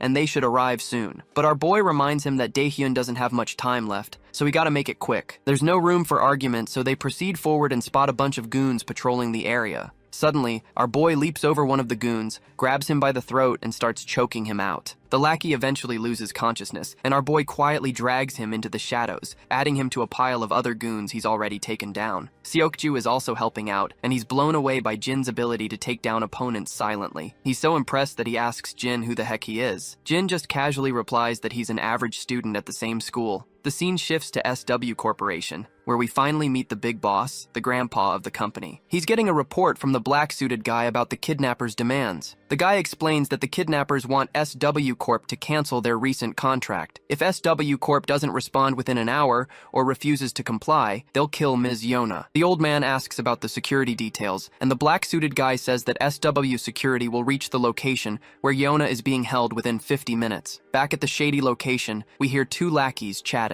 They're curious about their client and why they're making them do this kidnapping. One of them says their boss has already made it clear that it's none of their business and they should just follow orders. Just then, one of the lackeys gets a smack right on the head and crumples to the ground. He turns around, wincing to see Jin, who's already taken out the other guy. After they're done with the goons, Jin asks his fellow how many he's knocked out. Seokju says the guy he left behind makes it 5 in total. Jin then does a quick mental tally and realizes they've taken down 14 guys, meaning the enemy have got plenty of muscle and resources. Seokju is blown away that Jin managed to take down 9 guys while he struggled with just 5. Finally, Jin asks the blackhead who's pulling the strings. The guy lets out a heavy sigh and says they don't really know. Apparently these kinds of incidents pop up now and then. This kind of thing also happened when they were in America. He never thought it would happen again so soon after coming back to Korea and feels like he should have been more on the ball. Jin points out that the real mastermind must be with Yona right now, so he decides to push deeper into the location. Before he moves on, Jin asks Seokju if he'll be okay. Seokju looks puzzled and asks, "Okay, about what?" Jin explains that he was pretty banged up when that van ran over him. The blackhead just shrugs it off, saying our boy should focus on his own injured leg instead. Suddenly someone starts shouting, asking where all the lookouts went. Another one jokes that maybe everyone went to take a dump, but then another questions why they'd all need to take a dump together. As they walk forward, they finally spot their guys lying unconscious. Before the confused goons can figure out what's happening, Jin delivers a brutal knee smash to one's face. Jin then turns to the thin, mustached goon, grabs his hand and delivers a savage kick to his leg, followed by a brutal smack to his head. With that, both goons are out cold. Jin decides to split up, but before they part ways, Seokju calls out to him. When our boy turns around, Seokju says that once they're out of this mess, he owes Jin an official apology. Back with the boss, he's hearing the commotion outside and tells his lackeys to check it out. We see our ladies with their faces covered in clothes to keep them from screaming. As Jin walks down, he runs into the lackeys. The guy in the mask points out that he has seen Seokju in pictures, so he can confirm that this brat definitely is not him. He then questions our boy how he came inside. Jin stays silent in response, and he quickly figures out these are the guys behind the kidnapping. Meanwhile, the masked guy orders his lackeys to just get rid of this brat. Just before we see Jin take out the goons, the scene cuts to Seokju, who's hiding in the storeroom, looking around cautiously. There, he finds both ladies tied up, and thankfully, no one else is around. So he figures they must all be out looking for Jin. He sneaks over to the girls, quickly pulls the mask off Yona's face, and she asks if the security team has arrived. Seokju tells her they're on their way. Yona is shocked to hear this and asks how he found them out here. That's when the mafia boss chimes in, and he is thoroughly pleased to hear that the security team won't be arriving anytime soon. The boss then says he must be Seokju from SW Corporation, and he's heard a lot about him. He adds that this brat has been quite the pain, always lurking around Yona and ruining their plans. The mafia boss makes it clear he has no clue how Seokju found their hideout, but he's certain it wasn't smart to come here alone without backup. One of the lackeys suddenly lunges at Seokju, but my guy sidesteps the attack and throws a punch of his own. However, this lackey isn't a pushover. He dodges the punch and quickly retaliates. Seokju realizes this guy is tougher than the goons they took down outside, and he's having a hard time keeping up. But then, Seokju lands a brutal whack and follows up with a devastating punch to the lackey's gut, leaving him doubled over in pain. To finish things off, Seokju delivers a powerful leg swing, and the lackey finally looks like he's down for the count. Just when we think it's over, the thug tries to swing back in retaliation, but Seokju meets him with a devastating knee smash to the back, and the guy quickly starts to crumble. The scar-faced boss notes that he knew Seokju had been trained from a young age, but he didn't realize he was this impressive. Even the two girls are shocked by what they're witnessing. But the mafia boss isn't here for a duel of pride. With those words, the lackey pulls out a blade and starts slashing at Seokju, landing several brutal cuts across his body. The boss grins under his mask, saying he didn't expect this brat to fight empty-handed, which makes dealing with him a lot easier. The lackey charges at Seokju again with the dagger, and begins swinging left and right like a madman. Seokju does his best to dodge, but he's still taking deep, painful cuts that leave him struggling to move. The boss pulls out his own dagger and starts juggling it in the air, clearly enjoying himself as he eyes the girls. As soon as Seokju sees this, he immediately knows Daeyeon is in serious trouble. The poor girl is already terrified, just imagining what's about to happen. Before Seokju can react, the bastard throws his dagger straight at her, aiming to end her life. But at the last second, Yona leaps in front of Daeyeon, and just as the dagger is about to hit, Seokju jumps in front of both girls, taking the blade straight into his back. The mafia boss scoffs at Seokju, mocking him as a pitiful bastard who's only good for the empty praises people give him. He then orders his lackeys to leave Yona alone and kill the other two. The lackeys quickly agree and begin to walk forward to carry out the order. Suddenly, everyone hears the door creak open, and all eyes turn to see Jin making a badass entrance after taking down the goons and leaving them sprawled on the ground. Back at the club, Gangster Cha is there with his lackeys. They fill him in with the latest info, reporting that the Gosung cartel is behind the abduction. Cha is stunned by the ridiculous mistake the Gosung cartel made by getting involved with both Jin and SW Corporation. It was bound to backfire, considering how the cartel never digs into their clients before taking a job. One of the lackeys then asks Cha why he helped Jin. He further points out that Jin is the one who put them in a tight spot, and he's the one who exposed all the dirt on the Kim family they'd been keeping under wraps for years. Cha lets out a big sigh, saying he had no choice. He points out that he's just an old man who couldn't possibly take on a kid like Jin, and they can't just take revenge on him, especially since it was the Kim family who messed with him first. The lackeys then remarks that they don't have to help Jin either. Cha falls silent for a moment and chuckles to himself, and further states that he had no choice but to help him since his sister was kidnapped. Back at the hideout, Jin makes his grand entrance. The lackey leader asks who this guy is, while Yona is stunned to see him. Daeyeon is also shocked to see her brother, and when she mentions this out loud, the mafia boss overhears and realizes Jin is her brother. The boss bursts into laughter, nearly losing his breath. He finds it hilarious that he kidnapped a girl, and now her adorable brother is here trying to save her. He finds the whole situation quite amusing. Meanwhile, Jin turns to his sister and asks if she's okay. Daeon starts to cry, her tears streaming down as she begs her brother to just get out of here. Meanwhile, Yona is heartbroken seeing these two siblings dragged into this mess because of her. She shouts at the lackey leader and offers to cooperate and tells them to let everyone else go in exchange for her cooperation. The mafia boss snaps back, asking why he should do her any favors. Yona falls silent, realizing she doesn't have much leverage. Seokju, battered and bruised on the ground, watches Jin with a mix of admiration and amazement. Despite the tense situation they are in, Jin doesn't seem to flinch. Finally, the lackey leader orders his goons to take Jin down. He says they've already given him enough time and it's time to finish this. The lackey steps forward, dagger in hand, ready to take down Jin. But before he can make a move, Jin quickly deflects the attack, grabs the lackey's wrist, and drives the dagger into the lackey's own chest. The mafia boss is utterly stunned by this turn of events, and Seokju watches in shock as well. Daeon is also blown away by the sight of her brother's skill, and her brother quickly tells her to close her eyes. The girls quickly comply, shutting their eyes tightly. Jin then slashes the lackey, leaving deep, bloody gashes across his body. Blood splatters everywhere as the lackey collapses to the ground, covered in his own blood. Yonha is still trying to process what just happened because it's all too overwhelming for her. Meanwhile, Seokju is left in absolute awe, realizing Jin isn't just swinging his knife around aimlessly. Instead, he has expertly severed the lackey's muscles and ligaments to neutralize him. The mafia boss is also quite amazed to see this, and comments that he doesn't seem like a brother at all, but more like a bodyguard. Jin keeps advancing toward him, and the boss retracts his previous statement quickly. He admits that Jin must be more than just a bodyguard, because no ordinary kid could wield a knife like that and maintain such a cold gaze. He then brushes it off, saying it doesn't really matter because he's still planning to kill Jin anyway. He swings his dagger at him, but my guy quickly ducks down with a godspeed, and the boss keeps on swinging his dagger left and right. As the mafia boss lunges at Jin with his dagger, Jin easily blocks the attack with one hand and swings his own dagger at the boss. The boss, quick on his feet, steps back just in time to avoid the brutal hit. The two engage in a deadly dance of blades, each strike more vicious than the last. But this time, Jin's blade finds its mark,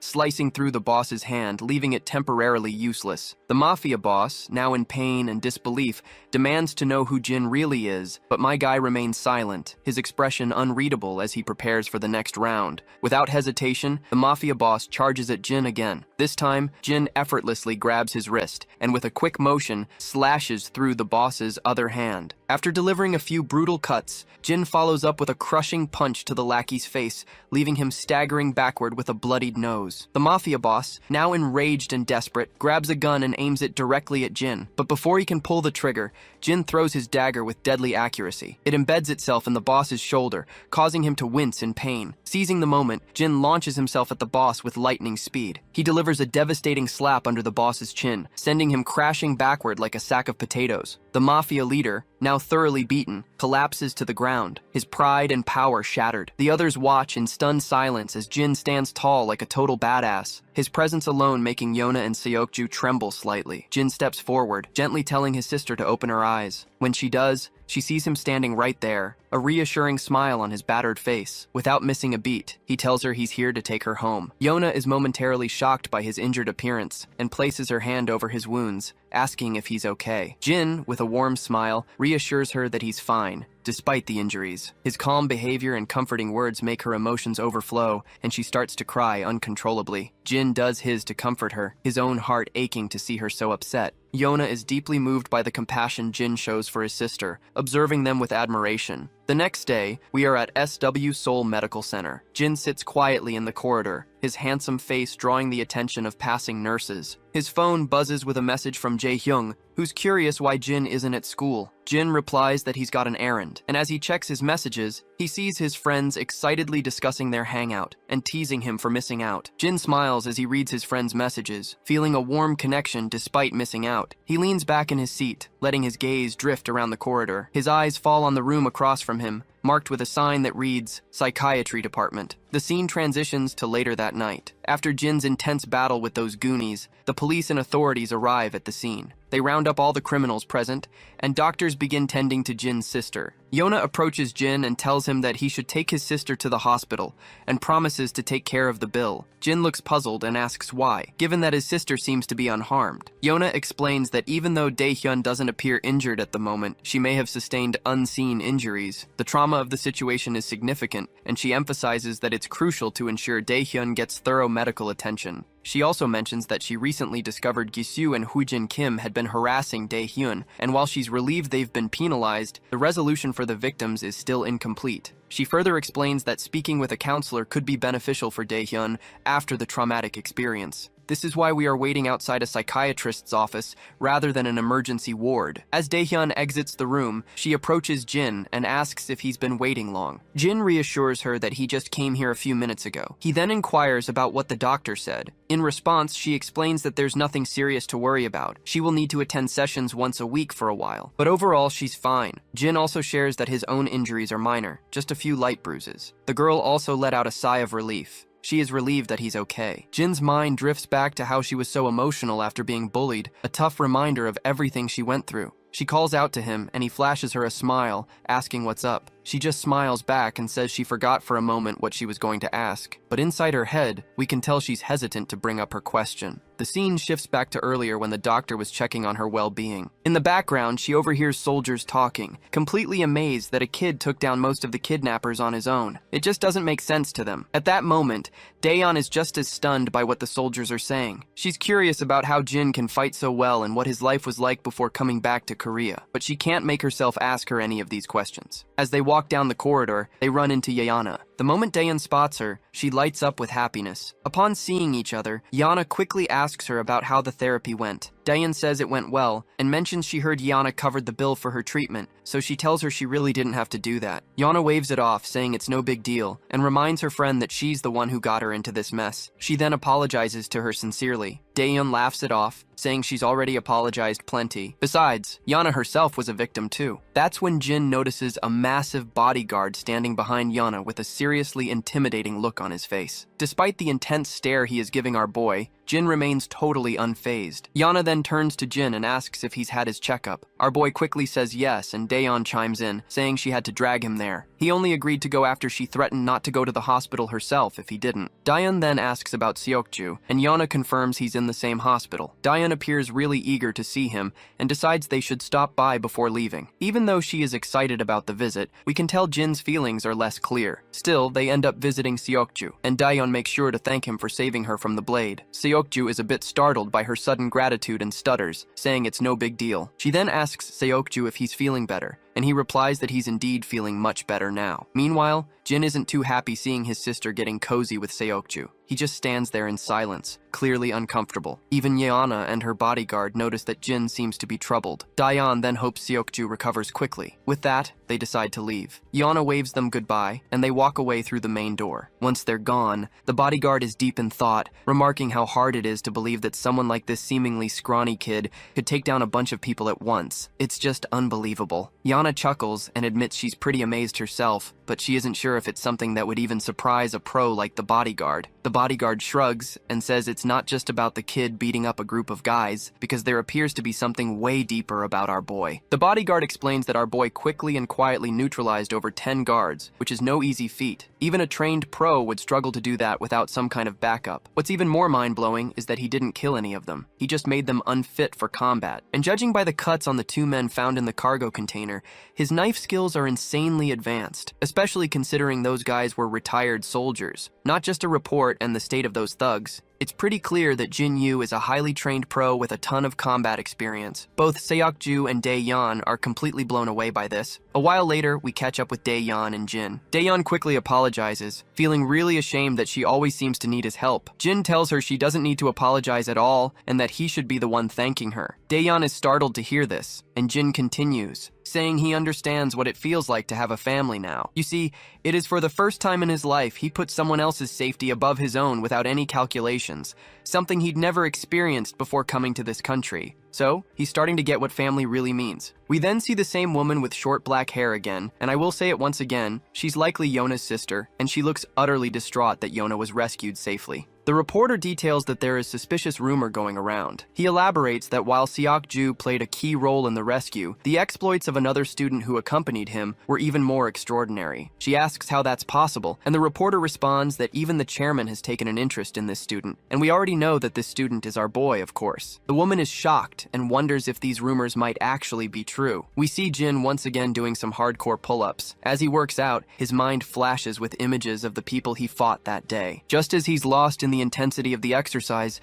Daeyeon knocks on the door and mentions that she's brought some fruit. While Daeyeon munches on the delicious fruit, Jin arrives and quickly asks his sister how she's feeling. She responds that she's already answered that question 1,000 times and she's fine. Once Jin sits down, he notices something on Daeyeon's mind, so he asks her what's up. That is when she assures him that she does not hate him just because she saw him fighting and beating those guys brutally. She claims that it doesn't change how she views him. After all, he did all this just to save her, and she won't ask him about his past either. Daeyeon then gets somber, saying she was never able to tell Grandpa about any of the bad things that happened at school. She just wasn't ready to share it with him, but now she feels more relaxed, as if she can open up about anything. Suddenly her phone rings. It's Yona on the call, so she grabs the phone and heads to her room while still on the call. A while later, we see Yona sitting in front of Jin, who quickly tells him to take a seat as well. Jin sits down and asks why she wanted to see him. Yona explains that she wanted to apologize for putting Daeyeon in such a dangerous situation. Even though she's already apologized before, she wanted to say it to him personally. She explains that Seok-ju will also come to apologize in person once he's better. She also wants to thank Jin for saving her as well. Jin makes it clear that he only went to rescue Daeyeon, not Yeona. She shrugs, saying that it doesn't change the fact that she was saved thanks to his intervention. Once she's finished, Jin asks if there's anything else she wanted to say. Yeon-ah admits that she also wanted to let him know that they will stop investigating his background, so she is hoping that he is not too mad that they tried to dig into his past. She then lets out a sigh and explains that she couldn't ignore the fact that all of his documents were forged. After a recent kidnapping attempt in America, it raised some red flags for her. She's been in many tough situations since she was little because of who she is. She says that although they never figured out the truth behind his fake records, she won't be investigating it further. Jin starts to leave, saying if there's nothing else, he'll be on his way. Yeona looks startled and asks if he could spare a couple of hours because her grandpa wants to meet him and thank him in person. While Jin is heading back, he replies that there's no need for that since he wasn't there to rescue her in the first place. Yeona falls silent, and Jin heads home, walking down the dimly lit, gloomy alleys late at night. As he walks, we see a familiar person over that street. As the scene zooms in, we see that this is one of Mr. Cha's lackey, who has been brutally shot in the gut, and it does not take long for our boy to recognize who this man is. The man is barely holding on to his life, but makes sure to start berating Jin, blaming him for putting his gang in danger. He explains that they were already struggling after Jin exposed the Kim family. Then, their boss also helped our boy by tipping off the location of the Goseong cartel, which stirred up trouble between the Goseong cartel and their gang. Mr. Cha's turf is now under attack. His friends and lackeys have already been killed, and the Goseong cartel leader made sure to personally visit Dushik Cha. When Goseong finally faces off with Cha, he throws a verbal jab, asking why he doesn't just give up before making a fool of himself in front of his men. Cha responds with a jab of his own, pointing out that he's already sent most of the crew on a weekend off. Yet Goseong brought his entire platoon of lackeys. Then another guy in a coat chimes in and tells Cha that he really shouldn't have stirred up trouble by messing with the Kim family. And when it was not enough, he tipped off Goseong and his men recently. Our gangster throws another brutal jab, and this time Goseong himself loses his cool, and he is going absolutely bonkers to what just Cha said. He furiously orders all his lackeys to charge at Cha, and the gang rushes at Cha like a pack of wild dogs ready for a fight. But our beloved gangster isn't just any weakling. He deftly ducks, letting a punch zoom past over his face, and retaliates with a devastating blow that leaves his attacker reeling. Another lackey tries to swing at him, but ends up taking a brutal hit right under the chin, crashing to the ground in a pool of blood. Goseong grits his teeth in frustration, while Cha continues to drop lackeys as if they're mere flies. Suddenly, Cha takes a brutal jab with a stick from behind. He groans in pain but quickly recovers, throwing a punch in return that sends his assailant crashing down for the count. Even though Cha manages to take out a bunch of guys, the sheer number of lackeys is overwhelming. It's clear that despite his skill, he won't be able to take them all down like this. Our beloved gangster takes his stance,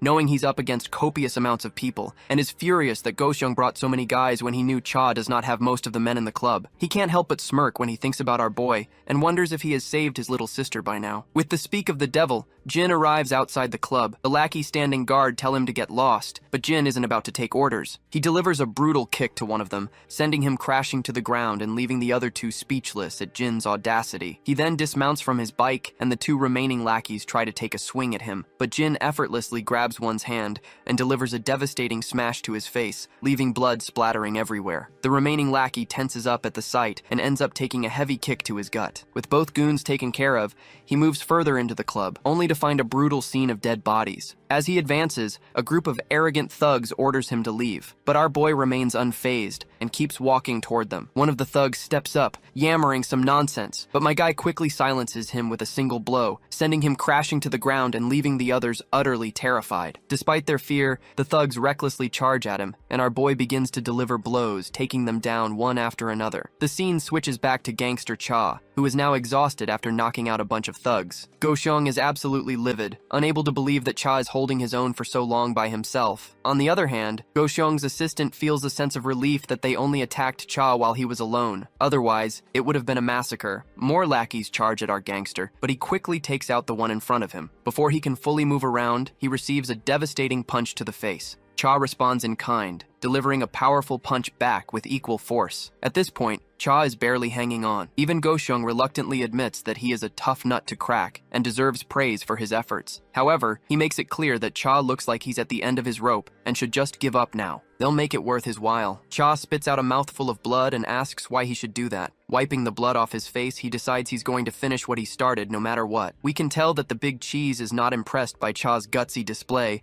and the swarm of lackeys surrounding the place are visibly shaking to hear his bold statement. Suddenly, there's a commotion at the entrance, with the lackeys screaming their heads off. Goseong, bewildered, asks what the hell is going on and why his men are screeching like dogs. They turn around, initially seeing nothing, but then they hear footsteps. Out steps Jin, and the entire crowd of lackeys is stunned to see a kid in their midst. Cha is equally shocked to see him, and quickly asks what the hell he is doing there. To which, Jin casually responds that he's just there to return the motorcycle he borrowed. Cha was literally not expecting to hear this kind of crap while they are surrounded by death itself. Meanwhile, Goseong's assistant sneers once he realizes that Cha knows this kid, so he promptly orders his lackeys to take Jin down as well. The lackey proudly complies and begins to walk toward our boy as if he is about to scold the toddler. Cha then tells them that it would be better if they just leave him alone, but the assistant insists they can't just let Jin go since he's seen everything. Cha snaps back once again, saying they should pray to God that Jin feels generous enough to let them go,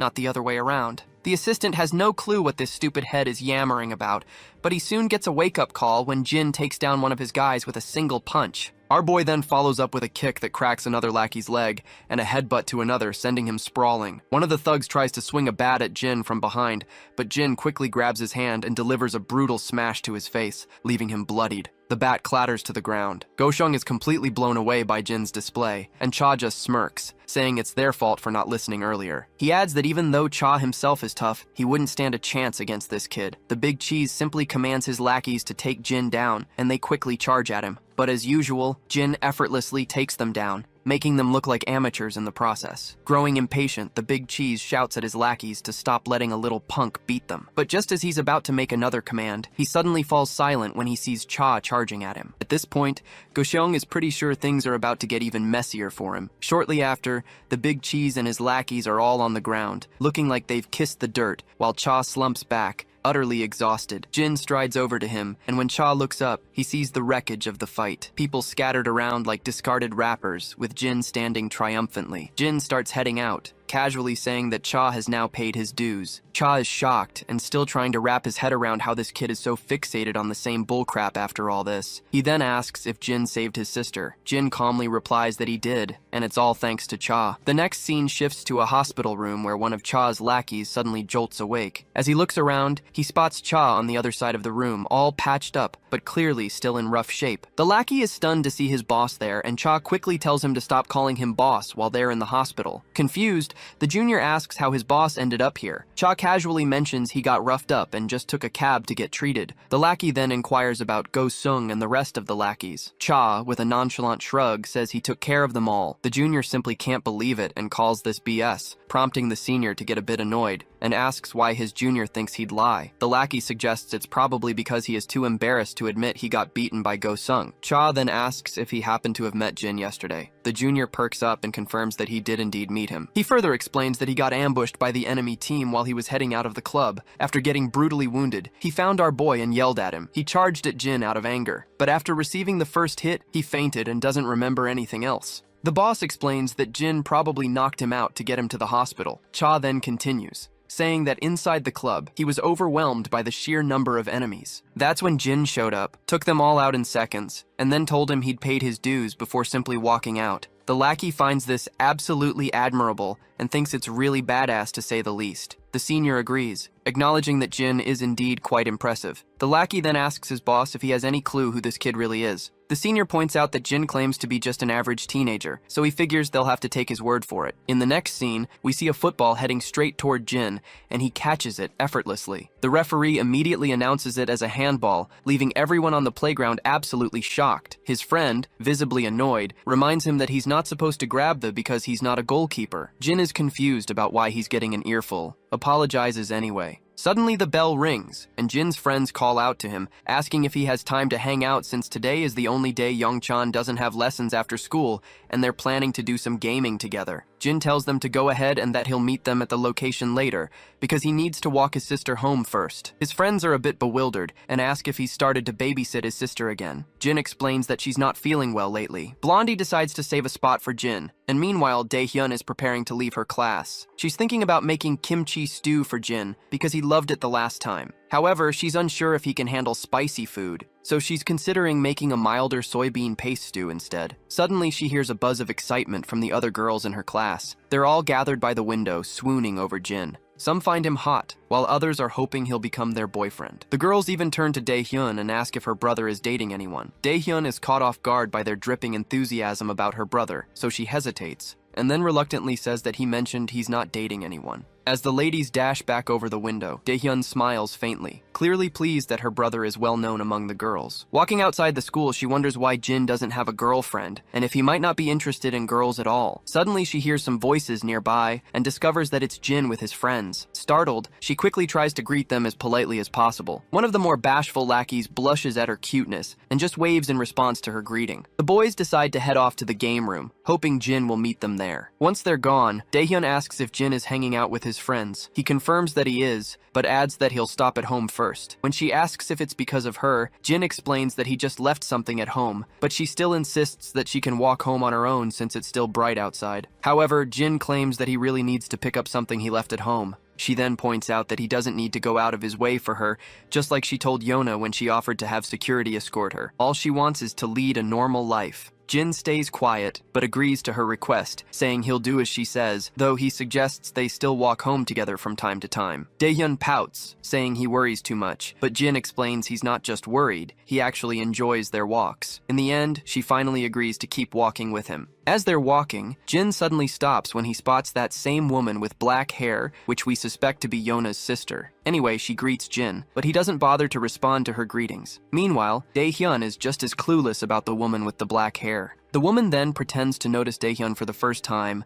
puts on an exaggeratedly concerned look, and says she must be the one who went through so much because of Yona's abduction. Dae-hyun is seriously confused by now and asks who she is. The woman introduces herself as Yona's cousin, and says she's here to thank Dae-hyun for helping Yona, and offers to treat her to dinner if she has some time. Jin flatly refuses, explaining that Yona already thanked him personally, so there's no need for this stranger to go out of her way. The woman is bewildered by his bluntness, but tries to continue the conversation, saying she also has a proposition that could benefit both of them. Once again, Jin firmly declines, saying he's not interested. He then just starts to walk away, leaving this arrogant woman absolutely fuming. But before he's completely out of sight, Dae-hyun makes sure to bow her head and give her one last polite nod. Meanwhile, the lady is seething with rage, and her guard asks if he should bring him back forcefully, but the lady says no. It seems her ego's been bruised more more than we thought, and she's practically boiling over with anger. Next up, we're in the gaming room where everyone's glued to their TV screens. While they're all deeply immersed in their game, Young-chan decides it's time to take a dump. As he's heading down the hall, he accidentally bumps into a cocky punk. This guy immediately starts threatening Young-chan, barking at him to watch where he's going. Young-chan, poor guy, is practically shaking and stumbles out an apology, but Mr. Cocky isn't done. He's about to slap Young-chan across the face. Just in the nick of time, Jae-hyung bursts onto the scene and saves his friend from getting slapped. Jae-hyung strides over cockily, telling the cocky punk to get over it, because there's no need to make a scene over a little shoulder bump. He quickly spits out the lollipop he was sucking, and locks eyes with the punk and tells him to not take them for a bunch of goddamn scaredy cats. The punk's nerves are clearly rattled by Jae-hyung's deadly glare, and my guy continues to stare him down and demands this crazy punk why the hell he is staring. Once the punk is thoroughly intimidated, he finally walks off with whatever pride he has left. Jae-hyung lets out a puff of air through his nostrils, looking pretty pleased with himself. On the other hand, Young-chan still appears to be in shock, watching his friend and reflecting on the turn of events. It's a bit of a shock to him considering Jae-hyung used to be the one bullying him, and now he's the one coming to his rescue. Orangehead tells them they'd better hurry, or Hyuk-jin will start giving them grief for being late. So they head toward the toilet, while Young-chan still can't believe his eyes that this dude saved him. When they finally return, Hyuk-jin asks why taking a dump took so long. Orangehead explains there was some idiot trying to mess with Young-chan. Hyuk-jin's interest peaks, and he quickly asks who it was. Orangehead says the guy was wearing a Gosok Tech uniform. Blondie then turns to Young-chan, checking if he's okay. The timid fella simply replies that he's fine, because nothing had happened since Jae-hyung interrupted just in time. Orangehead decides it's time to just dive into the game, but then a bunch of rowdy people burst into the gaming room. It's the same guy Jae-hyung bumped into earlier, and he's brought his lackeys to get revenge for the humiliation. Hyuk-jin is completely absorbed in his game, and doesn't notice the people standing over his left shoulder. When he finally looks up, he sees a bunch of goons towering over him, and the leader of the gang quickly tells him to step outside. Both Hyuk-jin and Jae-hyung realize that shit is about to get real, and Young-chan is shaking, terrified just thinking about what's coming next. Once they head outside, Young-chan is trembling with fear, feeling utterly terrified because they've gotten into this mess because of him. The cocky guy from before starts bragging about how Orangehead was all talk and no action, claiming it'll be easy to take down him and his other friend, but our Orangehead doesn't back down. He mocks the cocky guy, pointing out how he was scared and walked off quietly earlier, only to come back with his lackeys. The cocky guy doesn't appreciate the jab and gets furious. He tries to land a punch on Orangehead, but Jae-hyung quickly ducks and delivers a brutal punch to the cocky guy's face, showing him who's boss. The cocky leader staggers backward, and Young-chan, on the other hand, is practically panicking, convinced it's all his fault they're caught up in this mess. That's when Jae-hyung speaks up, telling his terrified friend that he doesn't need to feel guilty about anything,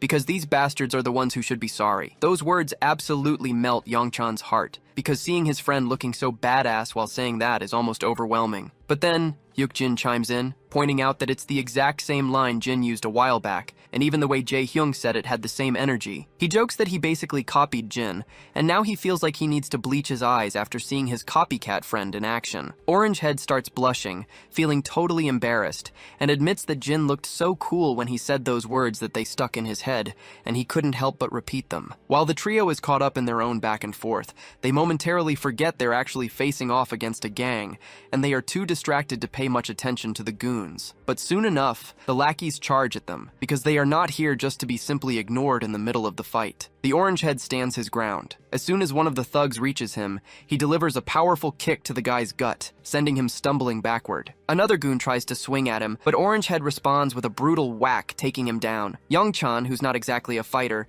is more or less panicking on the sidelines, unsure of what to do. Hyuk-jin, however, is in full battle mode, taking down goons left and right. He turns to Young-chan and tells him to stay back and just watch from behind. Orangehead agrees, pointing out that while Young-chan might be a pro gamer, he is out of his element in this fight, so they have got things under control. Young-chan is completely blown away by this. He can't believe they're fighting because of him, and yet they're telling him to stay back. The goons are squirming and quivering on the ground after taking a serious beating. Our boys, on the other hand, are starting to struggle a bit, exhausted from the fight and outnumbered. Eventually, Jae-hyung takes a solid hit to the gut and feels the pain. He's sure that he is screwed because the cocky guy is about to land a punch right on his face. But before the punch can connect, Young-chan jumps onto the cocky guy, grabbing him tightly like he's found his brother from another mother. They both crash to the ground, and the cocky guy starts shoving Young-chan aside. But Young-chan holds on tightly lightly despite the fear. That's when Orangehead takes his chance and swings his leg, delivering a devastating blow to the cocky guy's head. The impact leaves Young-chan a bit teary-eyed from the sheer brutality he's just witnessed,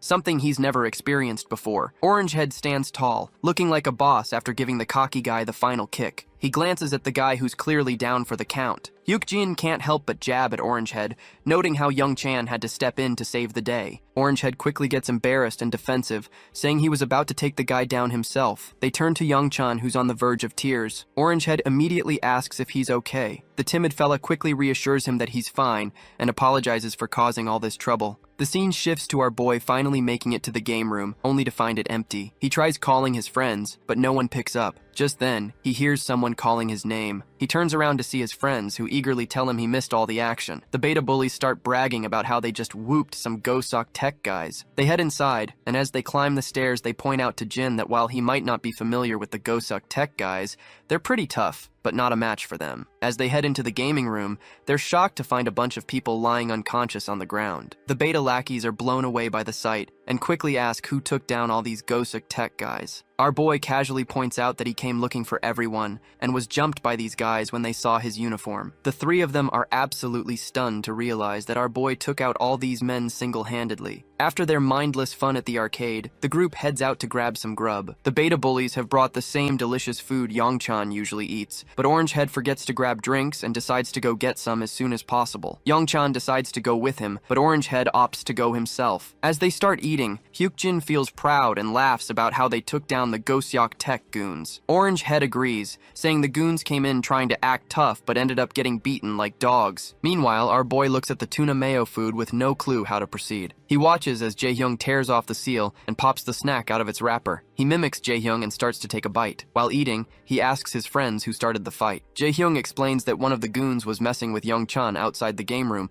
which triggered the whole scene. Our boy checks in on his timid friend, asking if he's alright. The friend says he's good because Jae-hyung showed up to rescue him just in time. Orangehead then shares some advice, telling Young-chan that in situations like this, he should never back down. Young-chan looks a bit confused to hear this, so Orangehead explains that you shouldn't flinch in front of a bully. You need to make it clear you're ready for anything, or they'll just take advantage if they think you're scared. Hyuk-jin agrees, saying you've got to show you won't take any crap, or they'll just walk all over you. Young-chan asks what if they end up hitting him. Orangehead just shrugs and says they're going to try to hit him even if he's scared, but Young-chan worries they might hit him harder. Orangehead agrees, but he points out that if you don't stand up for yourself, you'll just be seen as a pushover, and that's worse than getting beaten up. Hyuk-jin also adds his 2 cents, saying he's seen this trick work before because no one wants to deal with trouble. Bullies usually pick on the quiet ones who never speak up. Young-chan stays quiet, probably realizing that he's always been picked on because he didn't stand up for himself. As they chat, our boy keeps munching on his delicious food. The scene then drifts to his past, where instead of fancy food,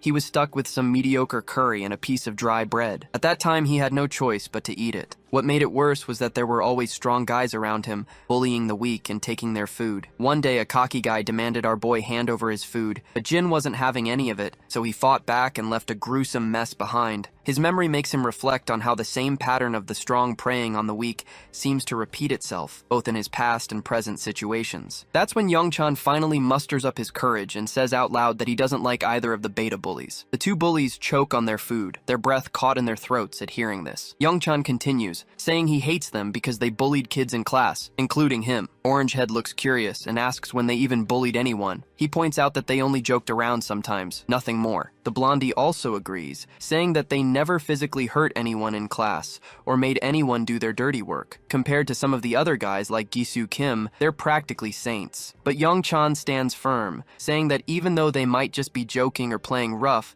it's still a form of violence to others. The beta bullies are stunned because they are not sure what to think of it. Young-chan further continues, explaining that it's the same kind of violence no matter how big or small. He resents them for being so cruel without a shred of guilt. Once he is done speaking, he points out that since beta bullies told him to stand up for himself, he spilled everything he had in his mind to try it out. The beta bullies are completely thrown off by Young-chan's words. The blonde one is at a loss and says no one's ever told him anything like that before. He didn't realize people could see their actions that way and thought they were just joking around. The other bully also agrees, saying they figured it was okay since they weren't as bad as some of the others. Young-chan, still feeling nervous, explains that he was surprised by how nice the beta bullies seemed when he hung out with them. He guessed they didn't realize that what they were doing was a form of bullying. Feeling guilty, Orange Head quickly apologizes. The blonde also says sorry, admitting they're not sure how to fix things but at least want to offer an apology. On the other hand, our boy is still messing with his food. When he takes off the shell of his rice ball,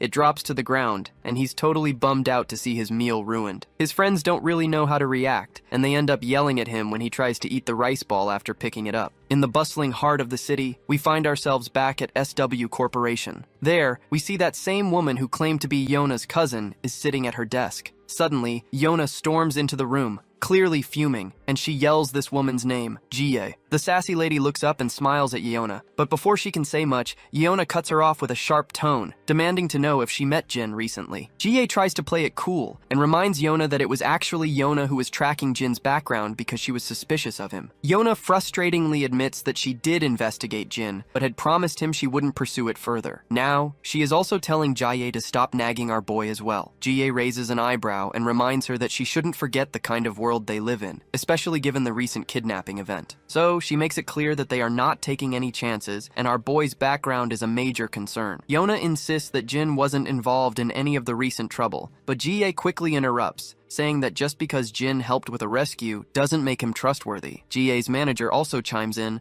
pointing out that Jin's identity is a significant issue for the school. They emphasize that a school affiliated with SW Corporation shouldn't have accepted a student with fake records, and they make it clear that they won't overlook this matter. Yona frustratingly grits her teeth, while Jie just smiles with a hint of satisfaction. She explains that they might receive some good news soon. Curious, Yona asks what kind of news she is talking about. Jie's manager explains that Jin's records were restricted, so they had to consult higher-ups in their network to obtain more information. Jie looks at Yona with a challenging smile, asking if she's not curious about Jin's true identity. Yona firmly states that she doesn't care, emphasizing that Jin saved her, which is more than enough for her. Just then, the telephone rings, grabbing everyone's attention. Jie's smirk widens as she says it's time for them to hear the news together. She answers the call, and the caller announces that they have news to deliver. As Yona waits anxiously, Jie expresses hope that the caller will reveal information about Jin's identity. The caller responds that the higher-ups have decided that SW Corporation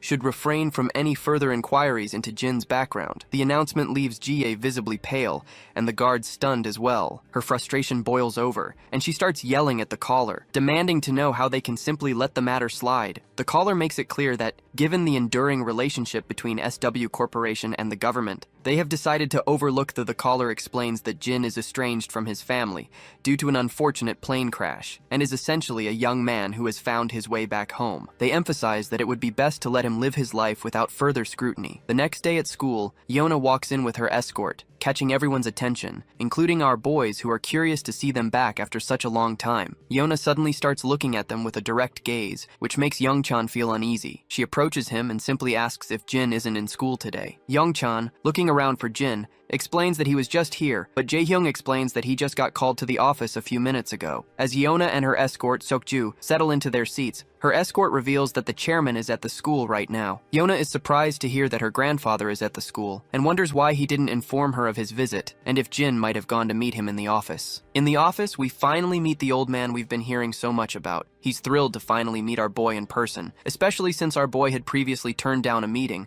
so he came by himself to thank him for saving Yona. Our boy responds that there's no need for thanks. He was just trying to rescue his sister, and Yona happened to be there too. The old man acknowledges that he knows, but he still wanted to express his gratitude for saving his granddaughter and apologize for involving his sister. Our boy clears things up again, letting the old man know that he doesn't need to worry about that since Yona has already apologized. The old man stays silent after hearing this, and our boy starts to head into the classroom. That's when Grandpa finally asks if he will become Yona's bodyguard. Not surprisingly, he flatly refuses, and makes it clear that this isn't something an average teenager like him can handle. The old man reminds our boy that an average teenager couldn't really handle a unit of kidnappers made up of former Special Forces soldiers either. Jin then points out that Yona already has an internal security team guarding her 24/7. The old man agrees, but says that a security team can't be with her her at school, and besides, she wouldn't be able to live normally with a team trailing her all the time. He explains that Seokju was in charge of her security, but the recent incident made him realize he isn't the right person to protect her, so he's thinking of giving the job to our boy. Jin starts to walk away again, saying he can't help. The old man goes quiet for a moment, and then says he wasn't just here to thank him for saving Yeona, he also wanted to thank him for what he did 3 years ago. As soon as our boy hears this, he freezes and quickly turns back toward the old man. The old man keeps going with his thanks, saying he's wanted to express his gratitude for a long time, because without our boy's efforts, he wouldn't have had the chance to see his son before he passed away. It's clear that Jin remembers what the old man is talking about,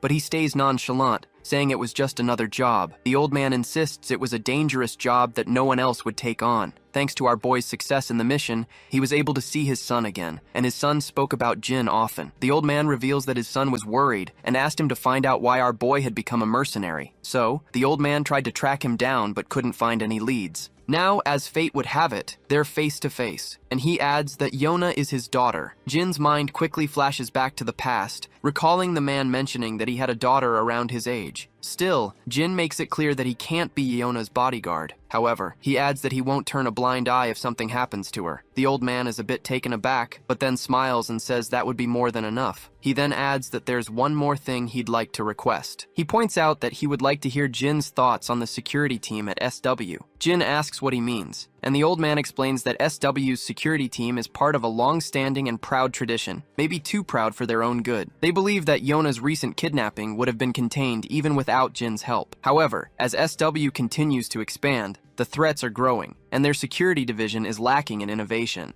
The old man wants Jin's honest assessment of their skills, and it will be a paid assignment, of course. Jin lets out a sigh, feeling like all of this is just a drag. He then finally heads back into his classroom. As soon as he enters, Yeona greets him, but he clearly ignores her and walks to his seat as the teacher starts the class for the day. Jin sits quietly in his chair, thinking about the old man's words. He realizes that Yeona's father must have died since the old man mentioned he'd seen his son before he passed away. The scene then cuts back to the past. We see Jin as a mercenary, with all the site workers gathered around eating. Jin is munching on some kind of food bar when a voice calls out to him, asking how a kid like him ended up working as a mercenary. It's clear this man is Yeona's father, and after he sees our boy's face, he comments that he didn't realize Jin was so young. Jin quickly covers his face and starts to walk away, but the man offers him his platter full of delicious and appetizing food. He tells Jin to throw away his trash and eat this instead, saying that what he eats really matters at his age. Meanwhile, the other mercenaries chat about how their new client seems really wealthy, and explain how they're building roads, a school, and a clinic in the town they're all stationed in. As they chat, Jin listens quietly. While he's on guard duty, the man walks up to him again, offering him a chocolate bar. Jin just looks away. Later that night, the man offers him food once more, but Jin turns away again. On a particularly rainy day, the man brings an umbrella and coat, but Jin refuses them as well. One day, as Jin is packing up his stuff to leave, the same man approaches him again. He says he'll miss having Jin around and invites him to stop by if he can, since they'll be there for at least another month. The man then tosses a bag to Jin,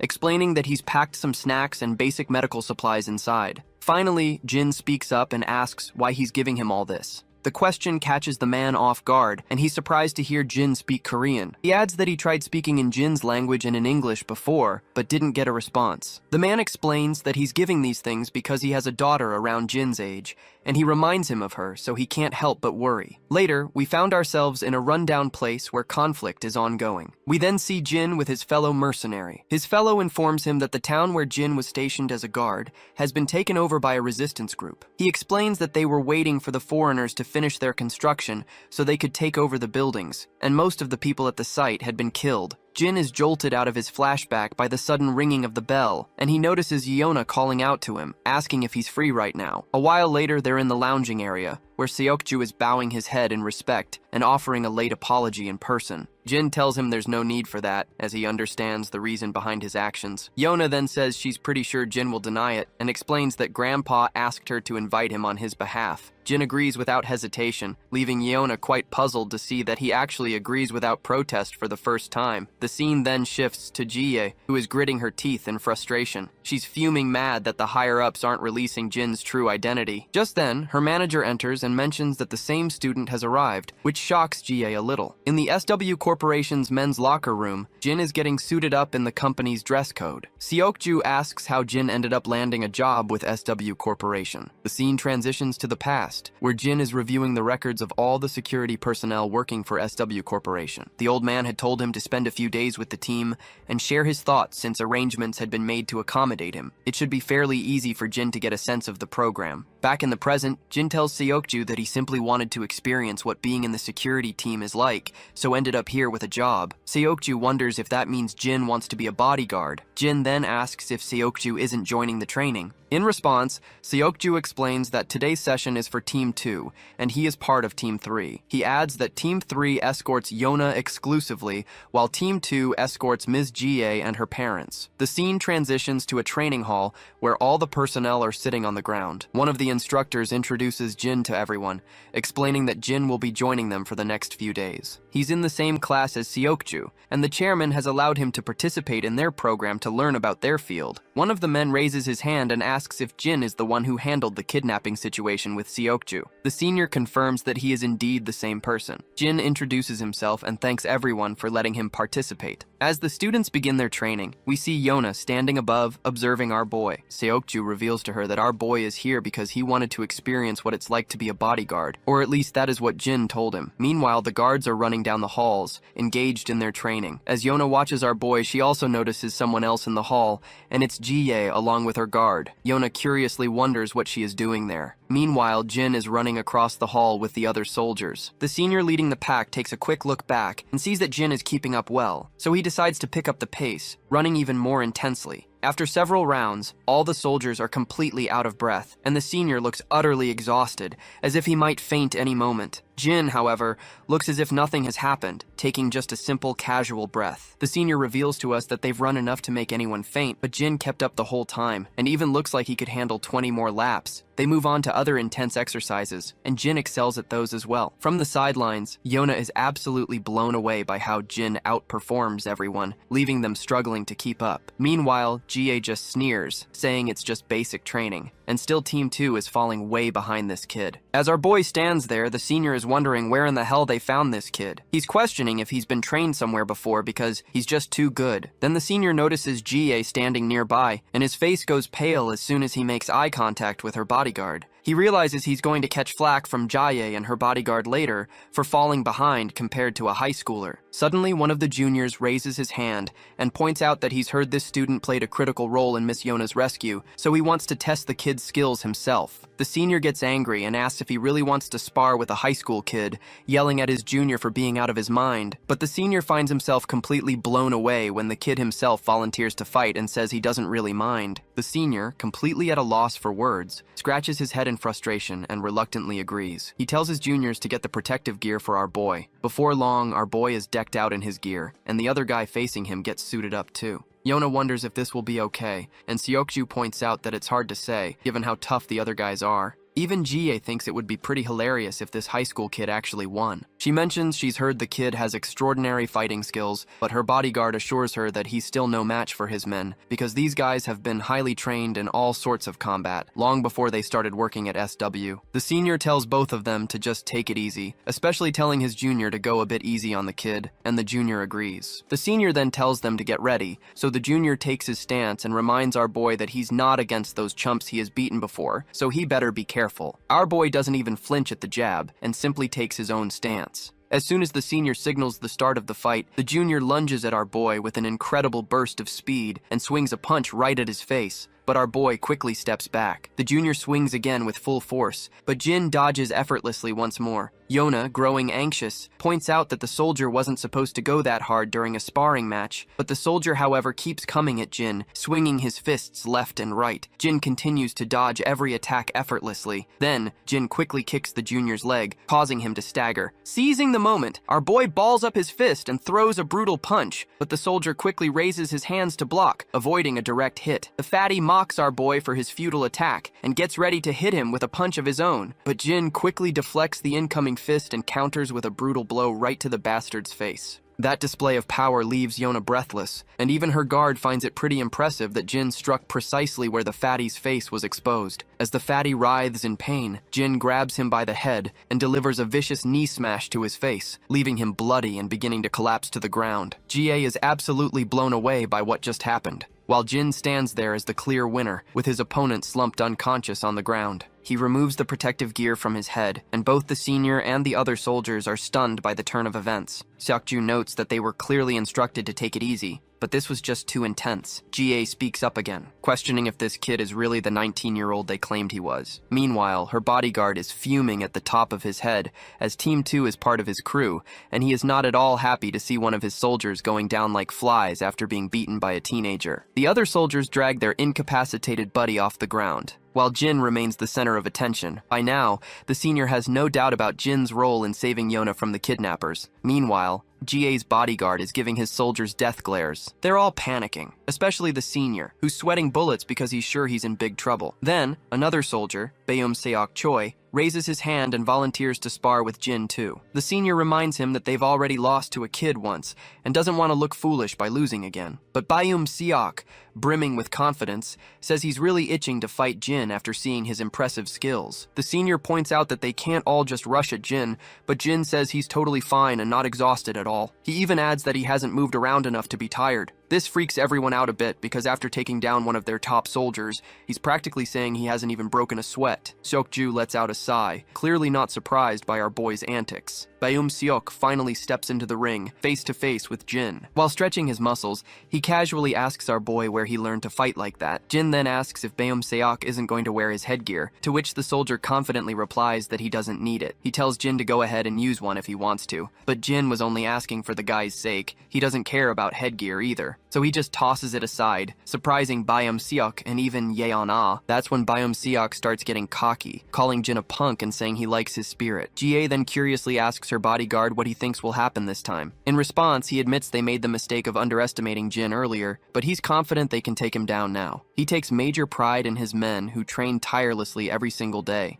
Not to mention, our boy is about to face the ace of the team this time. GA cracks a smile, eagerly anticipating how Baeum Seok will handle Jin. Meanwhile, Yeona's bodyguard is starting to think Jin might actually lose this round. In a weapon-free fight like this, it all boils down to physical strength, and Baeum Seok Choi is a jacked-up dude. There's no telling what kind of rigorous training Jin has had, but nothing can make up for the raw strength Baeum Seok is rocking. As the fight begins, Baeum Seok, full of bravado, takes his stance and swings at Jin, but our boy casually sidesteps the punch with ease. Jin tries to land a punch on Baeum Seok, but this dude isn't here to mess around. He dodges Jin's attack quickly and counters with a punch of his own. Jin also tilts to the side to save him and throws another punch, but Baeum Seok grabs Jin's fist and smirks. He acknowledges that Jin's punch is stronger than he expected based on his appearance, but Jin isn't interested in mid-fight chit-chat. He throws another punch, but Baeum Seok blocks it effortlessly. He gives Jin props for his great timing, but smirks and scoffs that no one can break his guard with pesky blows like that, but that's where he's dead wrong. Jin quickly swings his leg and lands a solid kick to Baeum Seok's thigh. The cocky guy is now totally stunned, and the senior's jaw practically hits the floor to see our boy making a hardcore comeback. Then Jin follows up with another brutal kick to Baeum Seok's leg. By now, Baeum Seok is absolutely fuming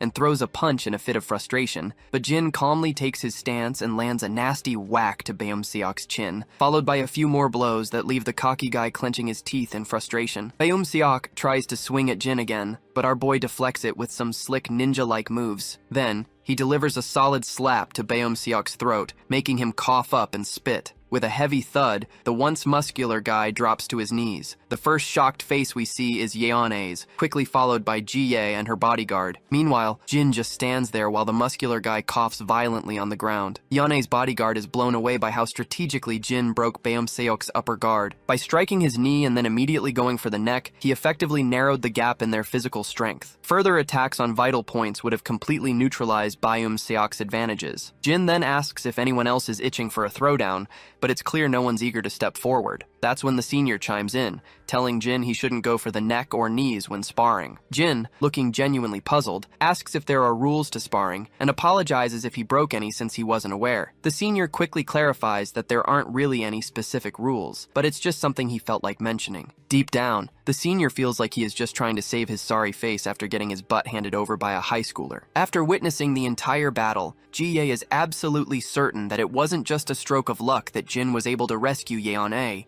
and she wants her bodyguard's take on the matter. The man, clearly pissed off after seeing his soldiers drop like flies, reluctantly admits that from basic training to serious combat, Jin excels in every aspect. Ji-ye smiles thoroughly at this, and then quickly tells everyone to move on to the next course. Everyone is startled, especially Yeon-ae, who has no clue what Ji-ye even means by that. Ji-ye then walks over to Jin and reminds him that since he's here to experience real security duties, it's finally time to see what it's like to be a real bodyguard. Jin listens intently as she explains that since he's paired with Team 2, he'll be escorting her, and she's looking forward to his service. Yeon-ae, however, can tell from a mile away that this woman is cooking up something shady. The next scene takes us into one of the offices inside SW Corp, where we meet the grandpa, who's with a suited guy. This suited guy is amazed that Jin is in the same class as Yeon-ae. He explains that he learned about Jin's background during their research, but it's still a shock to see that codename Jin is actually this young kid. The suited guy adds that Jin's name only came to light a few years ago, which means he was even younger when he first gained recognition. He just can't wrap his head around how this kid could be the same ruthless individual he's heard about. The scene then shifts back to the locker room, where Jin is finally suited up in a real bodyguard outfit, and he looks seriously badass. Evening has arrived, and we find Diane and her grandpa together. The old man asks her if Jin is still out with friends. In response, she explains that Jin had to take care of something and said he'd be a little late. The grandpa is concerned, saying Jin shouldn't stay out too late. He's sure Jin will be fine, but if he runs into any trouble with hooligans late at night, it could be a problem. The next scene shows the two defeated soldiers who were getting pretty cocky before fighting Jin.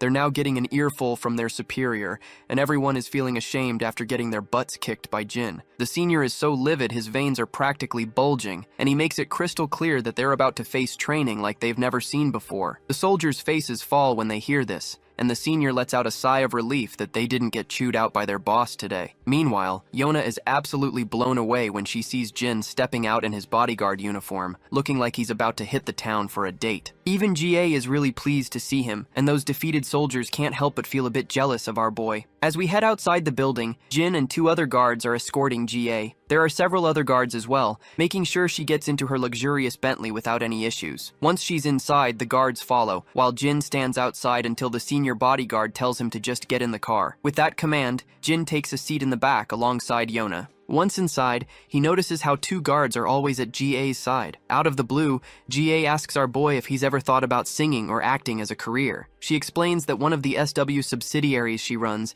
is an entertainment agency, which is where they're headed right now. Jin, however, simply states that he's not interested. She then asks him why he's interested in becoming a bodyguard. As soon as our guy hears this, he realizes these folks probably don't know the real reason behind his involvement, so he just goes with the flow and says he wanted to experience life as a bodyguard. She then gives him props, saying he's pretty good at this job. Judging by how well he did in training today and how easily he beat the guards in Team 2, she's impressed. But when his bodyguard hears about his Team 2's defeat, he's absolutely livid, turning red with anger. He's embarrassed to get reminded that his team got trounced by a high schooler. On the other hand, Jin points out that he only won because Team 2 let their guard down. They had to hold back because he's just an inexperienced kid, so he had a greater advantage from the start. If they had taken him seriously as a real opponent, he's pretty sure he would have lost both duels. The woman acknowledges the situation, but deep down, she thought Jin would be more boastful about beating working guards. Turns out he's not like that at all. Meanwhile, the bodyguard is blown away by how our boy has thought through everything so well. A while later, they finally reach their destination. In that other SW Corporation building, we see she's sitting in her office, while our boy and the senior bodyguard are standing outside. The senior is amazed that after standing there for an hour, our boy hasn't even flinched. So out of curiosity, he asks where he received such intense training.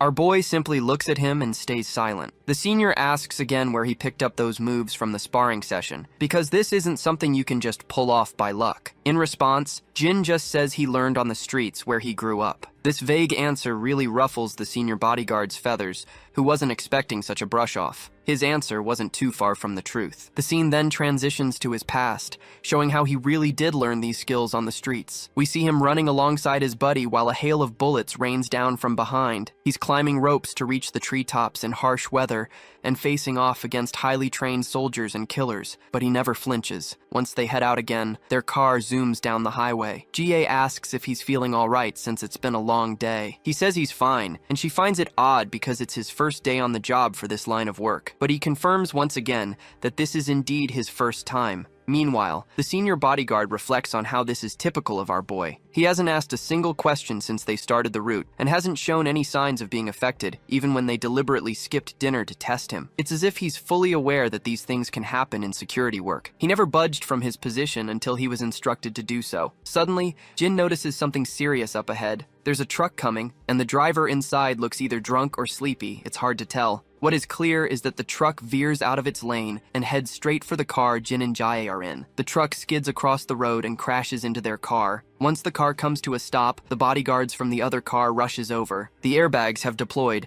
and the senior bodyguard quickly checks the back seat, asking if Jae is all right, and what he sees there blows his mind. Jin has managed to hold Jae close, saving her just in time to avoid the worst of the crash. The bodyguard is amazed that Jin could react so quickly and protect her in that split second before impact, but then Jae yanks herself away from Jin and creates some distance. The other bodyguard rushes to her, asking if she's okay. The other guards quickly gather around to discuss what just happened. One of them reports that the truck driver was definitely drunk. The junior guard adds that the driver appears unconscious, and they're currently pulling him out of the vehicle. The senior guard tells everyone to call an ambulance, secure the driver, and make sure to get to the bottom of this incident. Meanwhile, inside the car, Jae looks at Jin, who's sitting quietly. She's startled and asks if he's okay. Jin simply nods in affirmation, but Jae points out that he might have been hurt and suggests he should come with them to the hospital to get checked out. Instead of responding to this, Jin reminds her that she should always wear her seatbelt, even when sitting in the back seat. Seems like this is not what she was expecting to hear at such a critical moment, so she has no clue how to respond to this brutal truth bomb. Back at home, Daeyeon is busy preparing some delicious food, and Jin also walks into the living room and asks if she's making lunch. She responds that she's cooking for Grandpa and will save some for him to have later too. Jin reminds her that Grandpa is already at work. Daeyeon explains she plans to take it to his workplace, just like she used to visit him there often, but hasn't ever since our boy came back home. Jin decides to tag along with her and seals the deal with a warm smile. Later, in the bustling city, we find Grandpa happily chatting with his fellow officer. The officer is teasing him, asking if he won the lottery or something since he looks so cheerful since returning from vacation. Grandpa looks puzzled and asks what he means. The officer points out that he just looks unusually happy lately. Grandpa is confused by the teasing, and his friend further reveals that Apartment 703 just gave them some snacks to share. He's told to drop by to grab him after his shift. Grandpa replies that he'll come by after he finishes sorting out the recycling. As the old man starts shoving down the trash into the bins, he reflects that he might have let himself get too excited about Jin's return, to the point where others have started to notice his happiness. Suddenly, Grandpa hears some commotion. He sees a thug slam on the brakes in the middle of the road and get out of his car. Another person behind him tells him to move his car instead of blocking the road, but this cocky guy just gets out of his sports car, holding 2 disposable glasses. With a smug attitude, he uses every name in the book to tell the other guy to shut up, saying he'll be back in a minute after tossing these glasses. The man in the car is visibly scared by the thug's attitude. The thug strides over to Grandpa and drops the 2 disposable glasses into the dustbin, but he's so careless that they just fall to the ground instead of making it into the bin, leaving Grandpa with extra work. The old promptly picks up the scattered trash. Meanwhile, the thug's girlfriend, who's still in the car, tells her boyfriend to throw this bag of trash as well. Reluctantly, he grabs the trash bag and throws it from a distance, not bothering to walk over to the bin. As expected, Grandpa ends up picking up the mess left behind by the inconsiderate duo. The thug zooms out of the place in his car, and just as Grandpa is busy putting the garbage to its rightful place, he hears a familiar voice and turns to find his children arriving to visit him. Although Grandpa is thrilled to see his children, he still asks what they're doing there. They reveal they brought lunch for him, but he insists they shouldn't have gone to the trouble. He can just buy something nearby. Daeyeon looks around and notices Grandpa is sorting out the recycling. He agrees, saying it's better to take care of it before it piles up and gets out of hand. The charming girl offers to help with the job, but Grandpa quickly tells her she doesn't need to get her clothes dirty. Daeyeon, however, has already made up her mind and brushes off his concern, saying she'll just wash them later. So they start sorting out the trash, with our hero quietly standing behind, beaming with happiness to be with the family. After a while, we see the girls blushing while looking in a certain direction. It wouldn't be surprising if they're admiring our boy's handsome face. In the background, we catch sight of Mr. Cha and his lackey, who have finally been discharged from the hospital and have been walking out from his apartment. Suddenly, Mr. Cha perks up when his eyes wanders at front and spots our boy sorting out some trash, and he has no clue what the hell he is doing there. Cha's lackey recognizes the old man and realizes he's the grandpa they saw when they went to get the kid. Hearing this, Cha quickly pieces it together and figures out that the girl must be our boy's sister. Seeing our boy smiling so warmly, Cha finds it fascinating that he knows how to smile after all, and he can finally see that he really does look like an average teenager. The lackey suggests they go over and say hello, but Cha decides against it, saying guys like them usually just end up ruining moments like that. Instead, he decides they should grab a bite to eat. We then see the sweet family having their lunch in the park. The three of them are enjoying themselves, eating and chatting away. Once they're done, Dan waves goodbye and they decide to head out. Once the evening strikes, the old grandpa is also done with his duty and walks to his home while smiling pleasantly. Then, he notices that same Corvette he had seen in the noon when that thug came to throw that trash. The old man approaches the thug and reminds him that parking there isn't allowed because it blocks the entry and creates a hazard for children, so he suggests parking in the lot instead. The thug sneers and asks why he should listen to an old guy like him, making it clear he'll park his damn car wherever he wants. The old man tries to reason with him, but the blonde woman beside the thug threatens him, saying he's just a guard, and wonders if he's trying to get fired. The old man keeps his smile and calmly explains that he knows he's paid by the residents,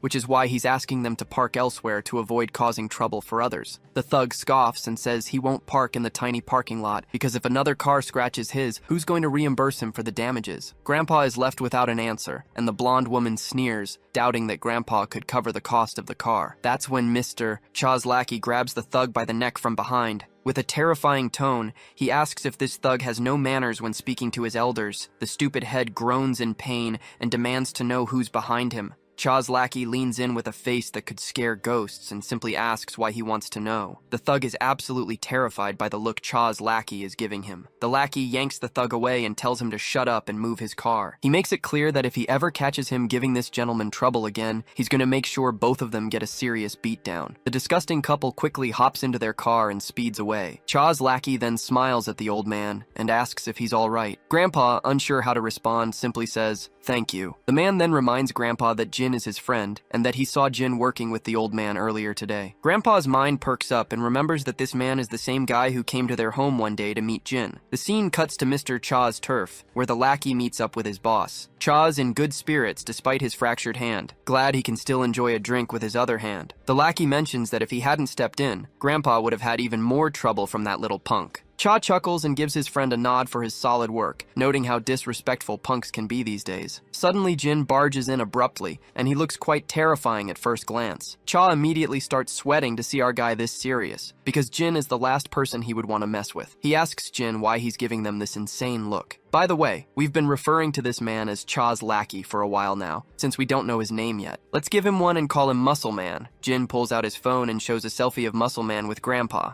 Grandpa also had told our boy that one of his friends lives in the apartment where he works. Muscle Man starts blushing, feeling pretty pleased as well as embarrassed with himself. Meanwhile, Jin looks absolutely furious and asks Muscle Man if this is some kind of threat. Cha and his lackey are terrified that Jin is taking this the wrong way, and they definitely don't want to get on the bad side of our MC. As our boy's anger boils over, Muscle Man starts to stagger and quickly tries to explain that it's just a gesture of goodwill, begging Jin to listen before taking any action. The scene then shifts to SW Corporation, where GA is asking her guard how the kid is doing. The guard remains silent for a moment, but then points out that the kid should be finishing up his training session with Team 3. GA then asks if Jin was taken to the hospital to get checked out, and what the doctor said. The bodyguard reports that Jin had a few bruises, but nothing serious to worry about. GA reflects on how Jin saved her just in time, and we can tell that she has a soft spot in her heart for him. She tells her bodyguard to check in on Jin just in case, as you never know what symptoms might develop after a car accident. She's concerned that if the media finds out the crash was staged and Jin gets hurt, it could create a real problem. Well, I already had a hunch from the start that the accident was staged because they just wanted to assess Jin's caliber. We then see Jin again, donning his school uniform back. Seokju asks him what's going on, noting that Jin seemed to be holding back compared to his last session. Jin points out that he does not want to get on the bad side of everyone. He then asks Seokju why he's still hanging out with the security team,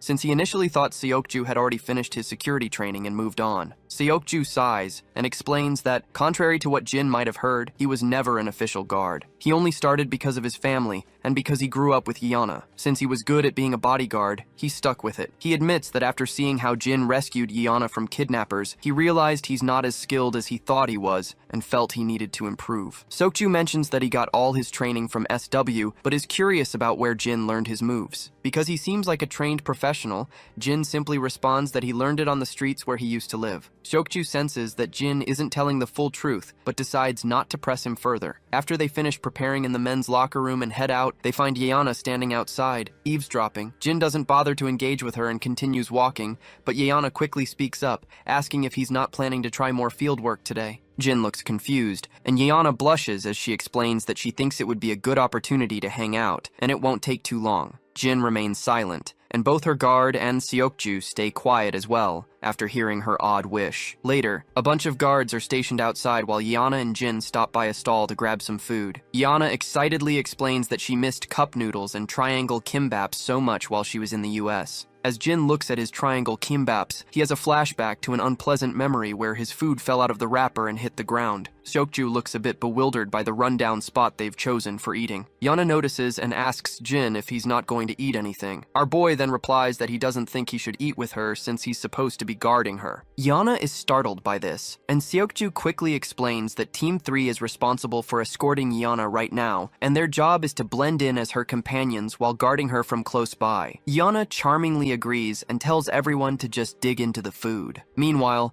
Seokju reflects on how Yeona picked the convenience store near his home on purpose because she knew he would decline if she took him somewhere nicer. Yeona then brings up the accident that happened while Jin was escorting Jae and asks if he's okay. Jin replies that he's fine, all while staring at his triangle kimbaps inside the packaging. Yeona then asks if Jae gave him a hard time, noting that Jae is known for being super demanding and harsh. In response, Jin simply says everything went smoothly. Yeona finds this hard to believe, as it doesn't sound like Jae at all. She comments that Jae only smiles when she's insulting others. As they chat, Jin looks at Yeona's pleasant personality and finds himself drifting back into his memories. He remembers her father, utterly exhausted and injured, with Jin himself panting heavily, gun in hand, scanning for enemies. Her father tells him to leave him behind, saying that at least one of them should survive. He adds that he doesn't have much time left, and even if he's saved today, he won't live much longer. He reassures Jin not to feel bad about abandoning an injured man, because he's just glad that Jin stayed to help when everyone else refused. The father's only regret is not being able to see his daughter's face one last time before he dies. Jin tells him to stop being sad about it, and insists that since he is still alive, he should just stand up and go see his daughter. The father's face lights up at Jin's words, feeling a glimmer of hope even in this despairing situation. The story picks up right where we left off, and as the flashback fades, Jin turns to Yeona and asks if they can talk alone for a moment. The girl is startled to hear this, and repeats his question, asking if he means just the two of them. Jin responds positively, so Seokju decides to step away, saying he'll give them some space. Once Seokju is out of earshot, Yeona asks what's going on, and why Jin suddenly wants to talk privately. In response, Jin drops this name, Inguksen. Yeona quickly catches on that Inguksen is her father's name, and she is now even more confused why Jin is bringing this up out of the blue. Jin then asks Yeona what her father was like. Yeona looks puzzled because she is not quite sure where Jin is going with this. She eventually sighs and explains that her father was a busy man who spent a lot of time working overseas. They weren't very close because they barely saw each other. She goes on to tell him that her father fell ill, and the doctors told him he didn't have much time left. Despite the bad news, he kept working and ended up falling sick while abroad. She still doesn't understand why someone would choose to spend their last days working instead of being with loved ones. She was on her way to see him because he couldn't manage the flight back home, but he passed away before she arrived. She further continues, explaining that her father worked himself to death without ever having one last moment with his daughter, and if she's being honest, she admits that she still resents him for that. She is still not sure why Jin is asking about her father,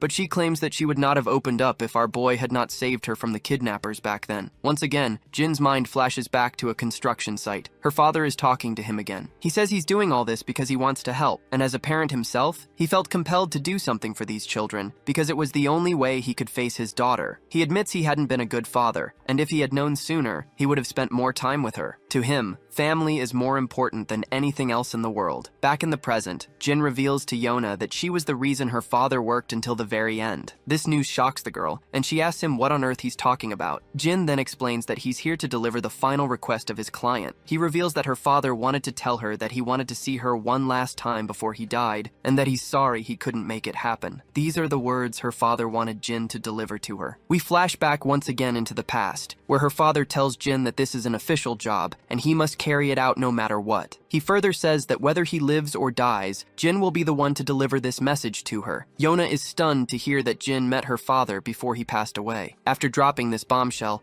Jin simply grabs his bag and begins to walk away, leaving Yona wide-eyed. Tears start to well up in her eyes as she wonders if her father really did say those words. It seems like Jin is also going through his own development arc and has finally begun to understand something he didn't realize back then. He's starting to see the meaning behind the request he assigned to fulfill. You see, whenever Yona's father tried to offer anything to Jin, it wasn't about making himself feel better, but rather, it was simply because he wanted to protect Jin. The father simply made that request to get Jin away from the battlefield because he was trying to do what he could to help him. The next scene takes us to Jin's apartment. The doorbell rings, and Jin quickly opens the door, only to find his senior, Major Kang, standing there. Later, they sit down in the living room at the dining table, and Jin's grandpa is thrilled to finally meet Major Kang in person after only talking on the phone before. Major Kang apologizes for not coming sooner to say hello. He explains that he returned to Korea with Jin, but wanted to give him some time to reconnect with his family first. Grandpa finds it surprising that Major was here in Korea all along, and states that he was eager to thank him in person. He remarks on how shocked he was to learn about all the things Major Kang had done for Jin. Earlier, the old man had thought Kang was just an embassy employee, not the very person who brought Jin home. Major Kang happily explains that they wouldn't have survived without Jin's help either. Well, it's actually true, and Kang reflects on how Jin essentially brought them back from hell, and he couldn't be more grateful about it. On the other hand, Grandpa nods in respect and says that Jin might never have made it back home if it weren't for Major Kang. He admits it's a bit late, but he thanks Kang again for everything he's done. Major Kang starts to sweat and looks a bit anxious, quickly waving off the thanks and saying there's no need for it. Nevertheless, Grandpa is curious and asks how a military officer ended up meeting Jin. Major Kang feels confused initially, as he is not sure what to say, but soon collects himself and explains that Jin was their guide when they were deployed overseas. He got them out of a tough spot, and Kang says they definitely wouldn't have made it out alive without Jin's help. Grandpa then invites Major Kang to stay for lunch, noting that it's almost noon. Major Kang happily agrees, and as he munches on some fruit, he turns to the little girl and asks if she's Jin's sister. The girl gets a bit frantic, but quickly confirms with a yes, and Kang gives her a warm smile and tells her that being Jin's younger sister makes her like a younger sister to him as well. So he jokingly adds that now she's got two stylish bros to hang out with. How cool is that? The little girl feels a bit awkward, but musters up a polite response. After all, she's just a 17-year-old trying her best to be courteous, while a 36-year-old man is trying a little too hard to be hip. As noon arrives, the table is loaded with food, all thanks to Grandpa's high-paying job as a security guard. Major Kang dives into the food with enthusiasm, eating so fast that Grandpa feels bewildered and tells him there's no need to rush. Major Kang apologizes and explains that he's just too excited because he can't remember the last time he had a nice home-cooked meal like this. Grandpa then asks if Kang's mother is no longer with him. Kang replies that she's alive but not very good at cooking. He and his father prefer to eat out instead, which spares them the awkwardness of pretending to enjoy her food. Kang gets a bit emotional and adds that the mess hall was the best part of being in the military, and he knows that sounds a bit tragic. Both Grandpa and the girl give an awkward smile, while Jin quietly continues eating his food, being the good guy he is. In the next scene, Jin and Major Kang are hanging out outside. Kang expresses his happiness at seeing Jin and mentions that the other boys also fondly remember him. Jin's mind flashes back to all the pleasant memories of his fellow juniors being kind to him, and a genuine smile spreads across his face. He then asks his senior what brings him here all of a sudden. Kang explains that he was out on business and thought he'd stop by to see his junior since he had a few days off after finishing his assignment. He's really glad to see that Grandpa and Jin's little sister seem so nice. Jin smiles back to hear this, and Major Kang beams back at him with the same energy. As the senior stands up to leave, Jin asks if he's heading out already. Kang nods, saying it's already a bit late. Major Kang further states that he would love nothing more than to sit and catch up, but he has to go meet his fiancée. This news takes Jin by surprise, and he asks if his senior has gotten engaged already. Kang confirms this, and Jin is left staring, unsure how to respond. Seeing Jin's flat reaction, Kang gets a bit agitated and annoyingly asks if Jin is jealous of his senior finally finding someone. Jin quickly denies it, while Kang explains that it's a bit of an old-fashioned arrangement since their parents set them up. He He admits he's kind of glad about it, especially since he's always too busy with assignments to date much. As Kang waves goodbye, he tells Jin to take care of himself. Just as he's about to leave, Kang suddenly stops and calls out to Jin. Our boy quickly responds to the senior's call, and Kang cryptically asks if he has found the answers he was looking for. To understand what Kang is referring to, the scene flashes back to a time when Jin asked his senior about what family is all about. At that moment, Kang found the question really hard to answer and remained silent. Back in the present, Jin confirms that he still doesn't fully understand what family is all about, but he's starting to get a sense of it. Kang is pleased to hear this and gives Jin a heartfelt goodbye. We then return to the SW Corp, where GA apologizes to her visitor for calling him at the last minute, explaining that she didn't have enough time to see him elsewhere. Well, to everyone's surprise, the visitor appears to be Major Kang himself, and he quickly reassures her that there's no problem at all. In fact, he's the one who called her out of the blue and is just glad she could spare some time for him. As she takes her seat, she comments that she's heard Major Kang has been dispatched overseas a lot lately, so it must be quite busy for him. The man scratches his head and modestly says he's sure he's not as busy as she is, as he's just scrambling around trying to be useful. She tells him not to be so modest, knowing well how tight his schedule is. Kang grins sheepishly in response, while she thinks to herself that she never imagined she'd end up with a military man, and they wouldn't have even met if their parents hadn't arranged it. She then wonders how many times they've seen each other, and Kang responds that it's exactly 14 times. She then points out that this much time is just far too little given the fact that they had been engaged for over a year. She then remembers another thing, and she states that she has a favor to ask. The man quickly perks up and tells her to just say the words. That is when she slides across the profile of our boy, and when he looks at the document, she points out that it's about this boy in the picture, and she wants him to look into his records. Of course, Kang doesn't need to look into anything since he already knows everything about Jin, but he remains silent about it. She then mentions that this boy is Yona's class fellow, and that they've discovered Jin's records are fake. She's been trying to investigate it herself, but the authorities won't let her, so she thought it might be better to leave it in Kang's hands. Kang, however, apologizes and makes it clear that he won't beat around the bush, and he can't help her with this. GA's eyes widen in surprise, and she remains silent for a moment. Then she turns her head away, a bit annoyed, and tells him that if he doesn't want to tell her anything, he doesn't need to get all dramatic about it. The poor guy trembles with anxiety and nervousness, as he surely doesn't want to upset her. A few days later, Jin receives a phone call informing him that Major Kang and his men, who were on a mission, have now gone missing. The scene flashes to Major Kang and his soldiers, carefully treading their way with guns pointed. But then, we also see the enemy soldiers in the woods somewhere. One of the enemy soldiers reports that Kang and his team have been driven into the target zone. The boss flashes a big grin to hear this pleasant news, and he is looking forward to hunting them down. Back with Jin, he asks the caller if Major Kang is in danger. The caller confirms that Kang is indeed in danger, and by the way, the one who called our boy is Yeona's grandfather and SW Corporation's director. According to their sources, Major Kang and his men were ambushed by armed forces during their mission. They're being chased by the enemy and are forced to engage in combat. Meanwhile, the military is preparing to extricate Major Kang and his troops. The director further explains that he's sharing this information because he knows Jin has a close relationship with Major Kang. Jin quickly catches on and realizes that if the director felt the need to inform him,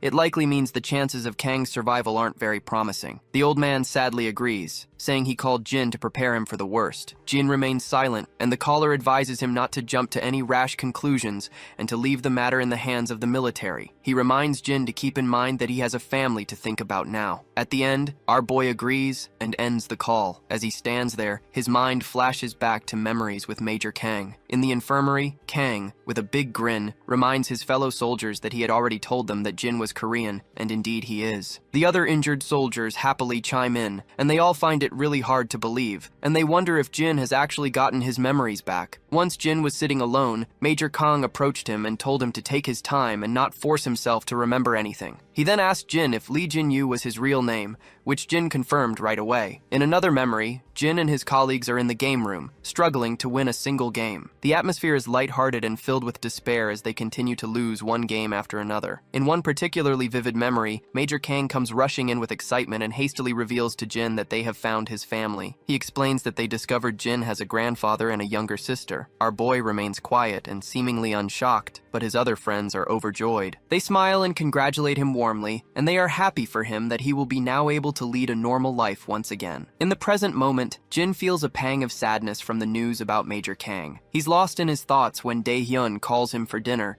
and Grandpa reminds him to hurry before the food gets cold. Jin finally exits his room and stands silently. The others are puzzled to see his unusual behavior and ask if he's not going to take his seat. Jin snaps out of his contemplation and eagerly sits down next to his sister. As they settle in, Grandpa shares that the other guards are envious that his grandkids come to eat with him. Dae-hyun finds it odd that anyone would be jealous about that and assumes all kids visit their grandparents. But sadly, the old man shares that's not the case, and none of the other grandkids visit as often as she does. Dae-hyun is pleasantly surprised and excitedly declares that she'll visit again soon with lunchboxes. Meanwhile, Jin isn't quite in sync with the current mood. He suddenly calls out to Grandpa, who asks what's on his mind. Jin asks how Grandpa feels about helping someone who once helped him. The old man thinks for a moment and replies that there's no simple answer. It depends on the nature of the help he received and how he can offer assistance in return. What is clear is that the person who helped you had a lot more to lose and didn't expect anything in return while helping. He further explains that the true value of a kind deed is not measurable, and eventually Jin will find that there will come a time when he needs to repay someone for their kindness. All in all, if you can't help someone entirely, you should at least try his best to return the favor. Grandpa starts feeling a bit embarrassed after his heartfelt words and apologizes if he rambled too much because he's not the best at putting perspectives into words. Jin simply responds that he understands everything very well and is genuinely glad to have met someone like Grandpa. The old man looks unsure from where all this flattery is coming from, but he thanks his grandson and states that hearing Jin's words means a lot to him. Suddenly, Dae-hyun notices her brother looking at her, and Jin also tells her that he's also glad to have a sister like her. Dae-hyun goes silent for a moment, then blushes deeply because she is not the type to handle this much flattery all at once. Later, once Jin gets into the room, he talks to his senior and lets him know that he is going to help Major Kang, and he appeals to his senior to please make any arrangements if he can. It seems like the director isn't too sure about sending our guy into the fight, but it looks like he doesn't really have a choice. The next scene cuts back to the woods, where we see Major Kang completely exhausted, taking deep breaths to catch his breath. He then instructs everyone to rest for a bit and tells one of the soldiers, Seok-yoon, to scan the perimeter, while Ji-seok and Su-cheol are sent to check how close the enemy is. One of the soldiers speaks up, mentioning that everyone is pretty wiped out and Gwang-sik has lost a lot of blood, but the senior responds that they've got to reach the next checkpoint to wait for rescue. The soldier asks if they can even make it since they're almost out of rations. The senior feels agitated and begins gritting his teeth. The scene then cuts to the enemy base, where one of their soldiers reports to the boss Kang's party is close to giving up. The boss says he's impressed they've lasted this long, and he admits that he would have suffered greater losses if Kang's party would not be burdened with protecting civilians. Plus, Major Kang in his time is also unfamiliar to this land as well, which gives this eye patch bastard an edge in this fight. Suddenly, the man's eye begins to throb under his eye patch, and he can't help but feel agitated as the image of our boy flashes through his mind. Looks like our guy is the one who took this bastard's eye. Later, we see a plane zooming through the skies, and inside, our boy sits in his soldier uniform, gun in hand. It's clear he's familiar with the land he's headed to. You see, this region is known as Grian, one of the places where Jin had operated as a mercenary before. Before he boarded the plane, the director's assistant explained that Major Kang and his men were deployed to extricate a group of researchers, gathering data on the region's minerals. The rescue mission was successfully underway, but then the troops were ambushed by an unidentified armed force. The assistant also mentioned that they've prepared the list of items our boy requested, and the military forces of both nations have agreed to assist in securing his passage to the region. Lastly, the director himself asks our boy one final question, inquiring if he's absolutely sure about his decision, and Jin quickly replies that he is. With that, we're back in the plane, and the sirens start blaring as they reach the checkpoint. It's finally time for our boy to jump into action. The scene cuts to the school where the lecture is going as usual. Our beta bullies are slacking off, and not surprisingly, young Chan is busy taking notes. Yona, on the other hand, is puzzled, and wondering why Jin isn't in class and hasn't responded to her messages. We're back in the woods again. As our guy moves cautiously, he spots bullet cartridges scattered around. Scanning the area, he realizes that Major Kang hasn't made it to the second foothold, but after seeing the remnant of the battles here, he figures that the Major might have moved on to the third foothold from the second foothold already. Meanwhile, in the woods, soldiers are exchanging heavy fire. Major Kang is reloading his magazine while the enemy keeps up a relentless barrage. One of the enemy soldiers is even armed with an RPG. Seeing this, Kang is momentarily shocked, but he does not waste any time and quickly takes aim at the soldier soldier with the RPG and fires, hitting him right in the head. The RPG also detonates for some reason after the soldier is shot in the head,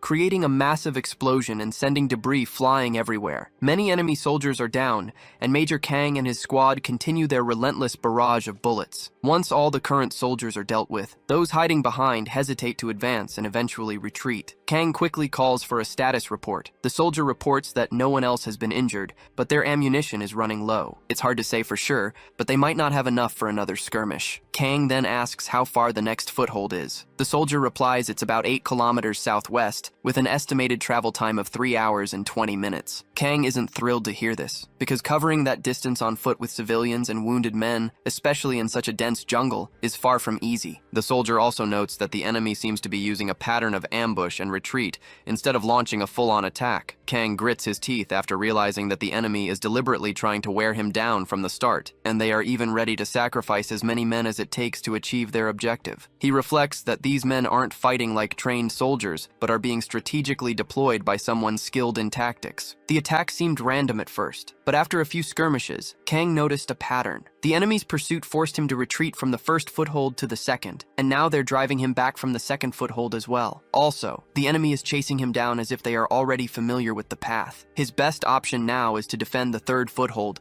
and hope that the rescue party arrives in time. No matter what it takes, Kang is determined to get his men back home safely. Back at the enemy base camp, a soldier reports to his leader that the enemy is following the predicted course, and he has already positioned the troops to block their way. The man with the eye patch grins, not surprised by this development. After all, there aren't many routes the enemy could have taken. Suddenly, a mercenary bursts into the tent, asking how many more of his men will have to die needlessly. He questions why the eye patch guy won't just let them charge in full force instead of sacrificing themselves just to retreat. The eye patch then shoots this mercenary a deathly glare, causing him to tremble and fall silent immediately. The eye patch's aura becomes even more intimidating as he explains that they are up against a highly experienced special forces unit, and charging at them without a strategic maneuver would have already decimated all their troops, leaving them with no men to fight and no territory to call their own. But then, the eye patch man starts smiling again and returns to his normal behavior. He assures his mercenary friend that none of them will matter to him from this point onward. With those chilling words,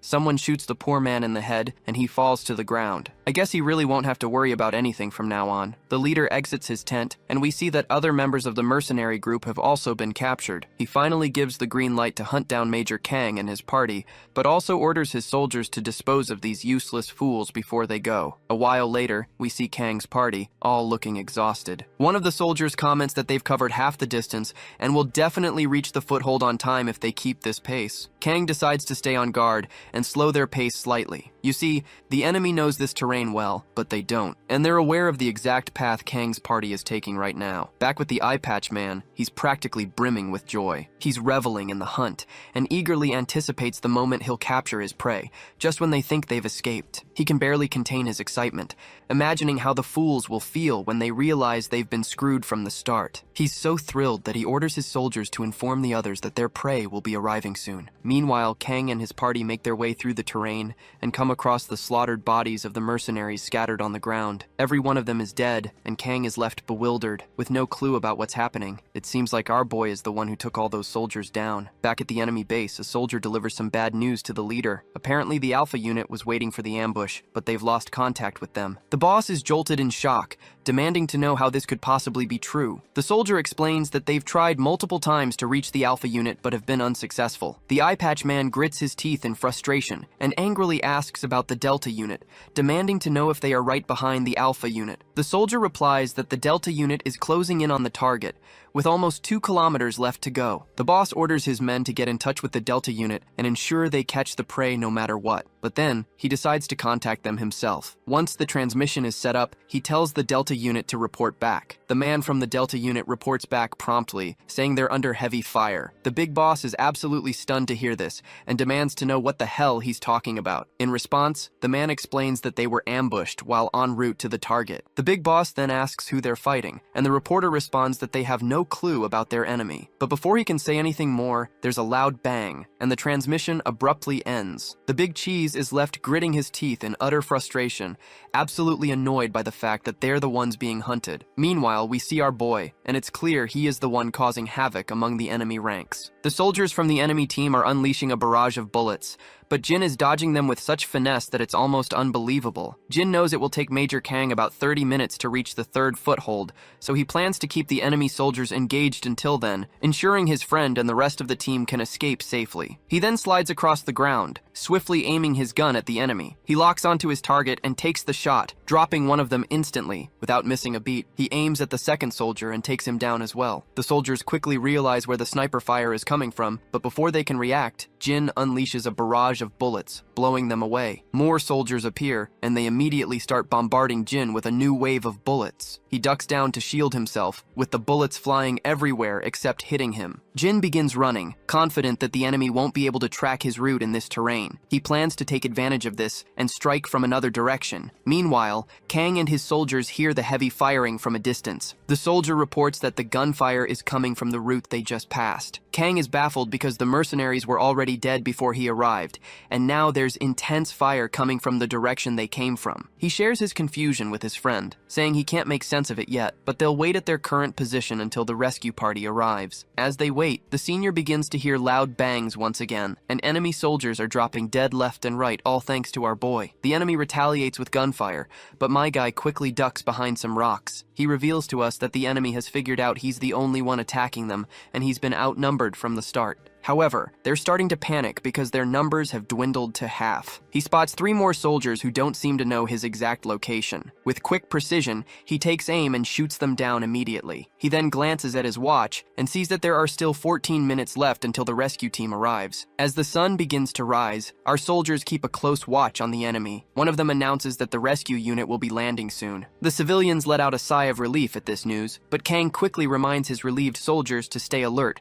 until they're safely out of this mess, especially given his bad feeling about how the gunfire suddenly stopped. Suddenly, their transmitter crackles to life. From the other side, they hear a man reporting that this is Jin, and he is only 3 minutes away. The soldier notes that the name sounds familiar, and it doesn't take Major Kang long to connect the dots and realize who was behind all that gunfire which abruptly stopped. When he looks ahead, he sees our boy walking toward them with his hands raised in the air. Major Kang peers through his sniper rifle scope and confirms that it's indeed Jin. The other soldiers can also confirm it's Jin, but they have no idea what he's doing here. Major Kang is still in utter disbelief, and he surely does not want to believe his eyes. Right on cue, the rescue helicopters arrive on the scene. Kang rushes over to Jin, grabbing him by his shirt, and sternly demands to know what the hell is doing here and why he came. Jin remains calm and simply says he knows this region better than anyone. Kang reminds him that he doesn't need to be here anymore since he's transitioned from a mercenary life. In response, Jin explains that this is exactly why he came, because he did not want to live a regretful life. You see, ever since our boy heard that Major Kang and his men were in danger,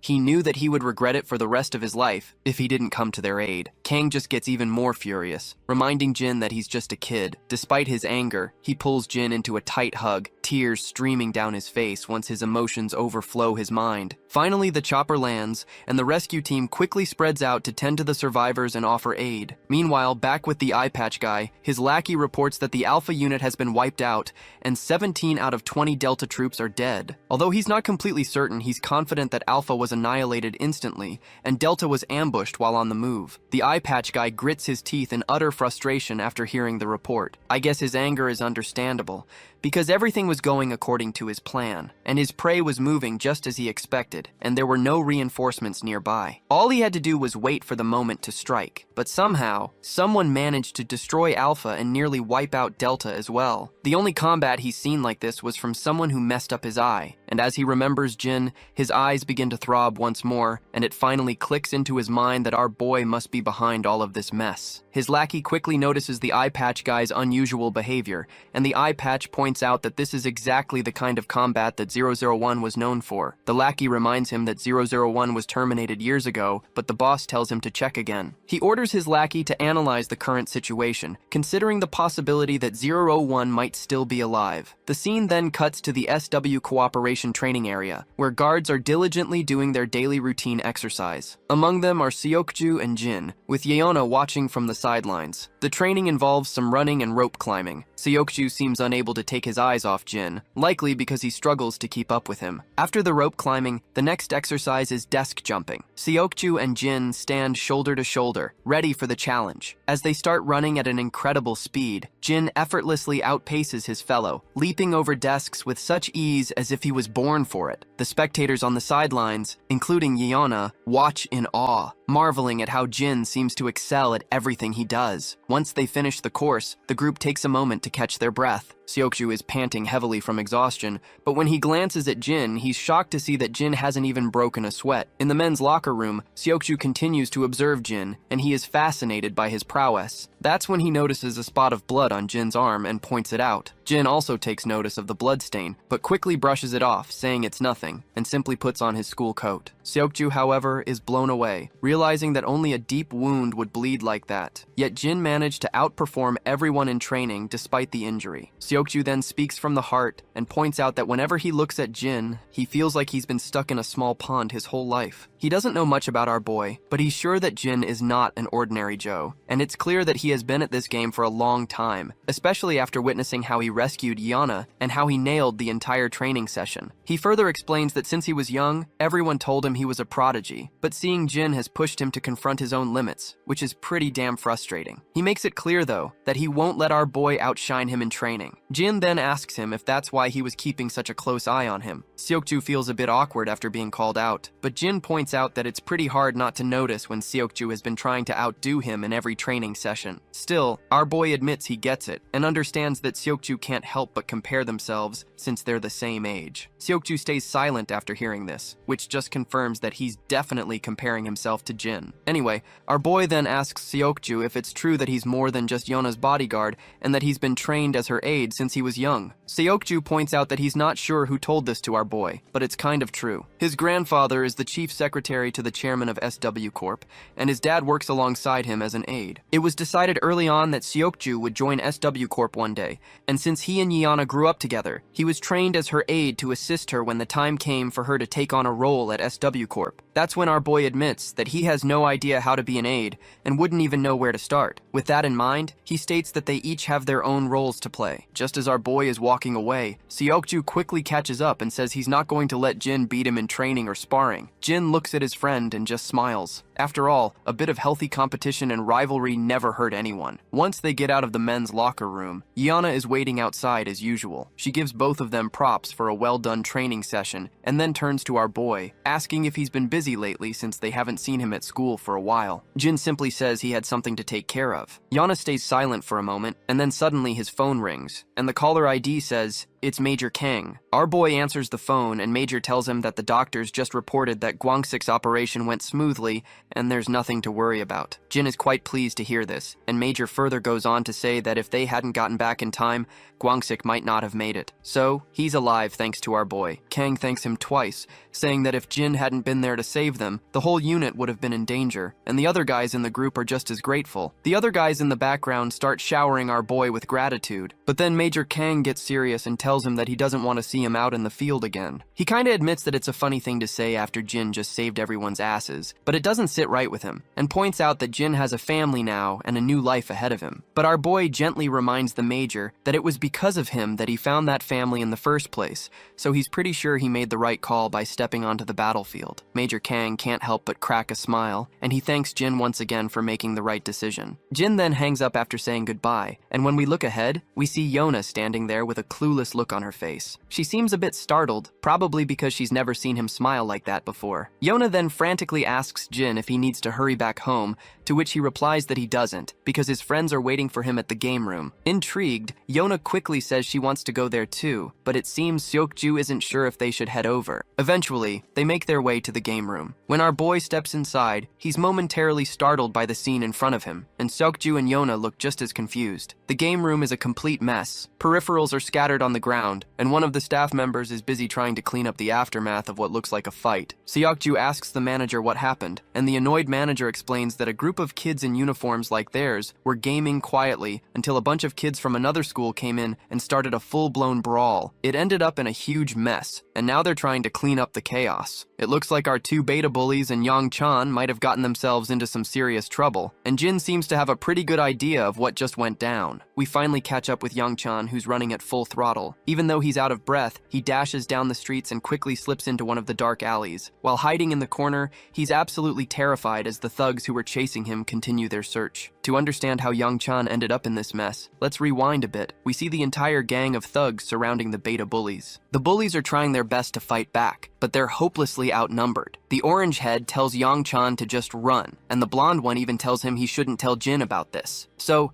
he has abandoned his friends in the middle of the fight and is now trembling at the thought of how those beta bullies are going to handle an entire gang of kids from Gosok Tech. His phone rings abruptly, which scares the hell out of him, and it's our boy Jin calling. Back with the beta bullies, Jae-hyung knocks out a thug with a single punch but then gets hit by another guy. He quickly retaliates with a kick to the gut, sending the thug tumbling backward. Meanwhile, the blondie is also taking down thugs left and right. After taking down a lot of these guys, the duo looks completely exhausted. However, the number of thugs they're facing is overwhelming. One thug stands behind his lackeys and mocks our duo, saying their effort wasn't half bad, and that he finally sees some truth to the reports of his boys getting beaten. Apparently, this man is infamous Incheon Gu, and he is the top dog of Gosok Tech, and even our beta bullies had never thought in their imaginations that they would have to go against the infamous Incheon Gu and his goons one day, while Orangehead continues to taunt him, asking if he's afraid of embarrassing himself in front of his boys. Incheon takes the bait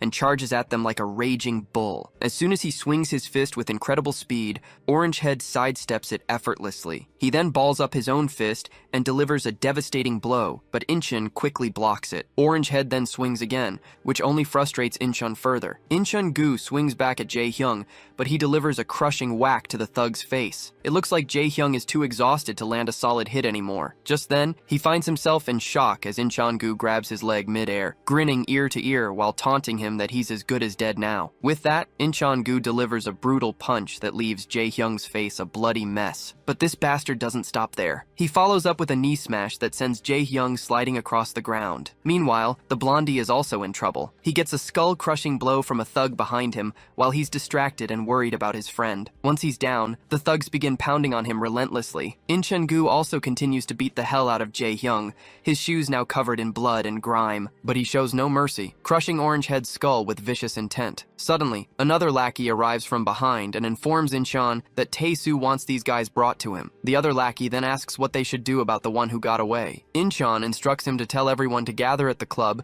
and start chasing that third guy. It seems like they're talking about Young-chan, and it looks like this scaredy cat has finally run into our boy. He fills everyone in on what happened, how the Gosok Tech guys came in and jumped them, and how they seemed pretty pissed off about what went down a few days ago. He further explains that they were caught off guard, but Jae-hyung and Hyuk-jin quickly managed to fight back until Incheon Gu showed up. Jin has no clue who Incheon Gu is, so the scaredy cat explains that Tae-soo Ki rules Gosok Tech, and Incheon Gu is his right-hand man. They're notorious enough to have been recruited by the gangsters even before they graduated. He explains that there were 20 of them waiting to ambush them, and Jae-hyung and Hyuk-jin told him to run away. 2 of them faced off against all 20 and made him promise not to tell anyone. The scaredy cat admits it's all his fault because Jae-hyung helped him when the Gosok guys tried to mess with him. Jin finally asks where he last saw Jae-hyung and Hyuk-jin. The scaredy cat quickly explains that he left them in an alley by the subway station, which is also the usual route to the game room. Jin begins to walk forward quietly without saying a word. Young-chan tries to ask where he's going to look for them, and this scaredy cat still looks afraid, convinced that even Jin couldn't handle 20 guys on his own. The Gosok guys are known for being tough, as most of them go straight into gangs, but then the scaredy cat's mind flashes back to all the pleasant times he spent with his friends. With those happy moments in mind, he steels his resolve, shakes off his worries, and confidently joins Jin in the cause. They both begin to walk away, while Yeona is left unsure of what to do. Seokju, on the other hand, stands quietly, but then, the bodyguard asks him if he's not joining his friends. Seokju is startled to hear this, and the bodyguard repeats his question once more,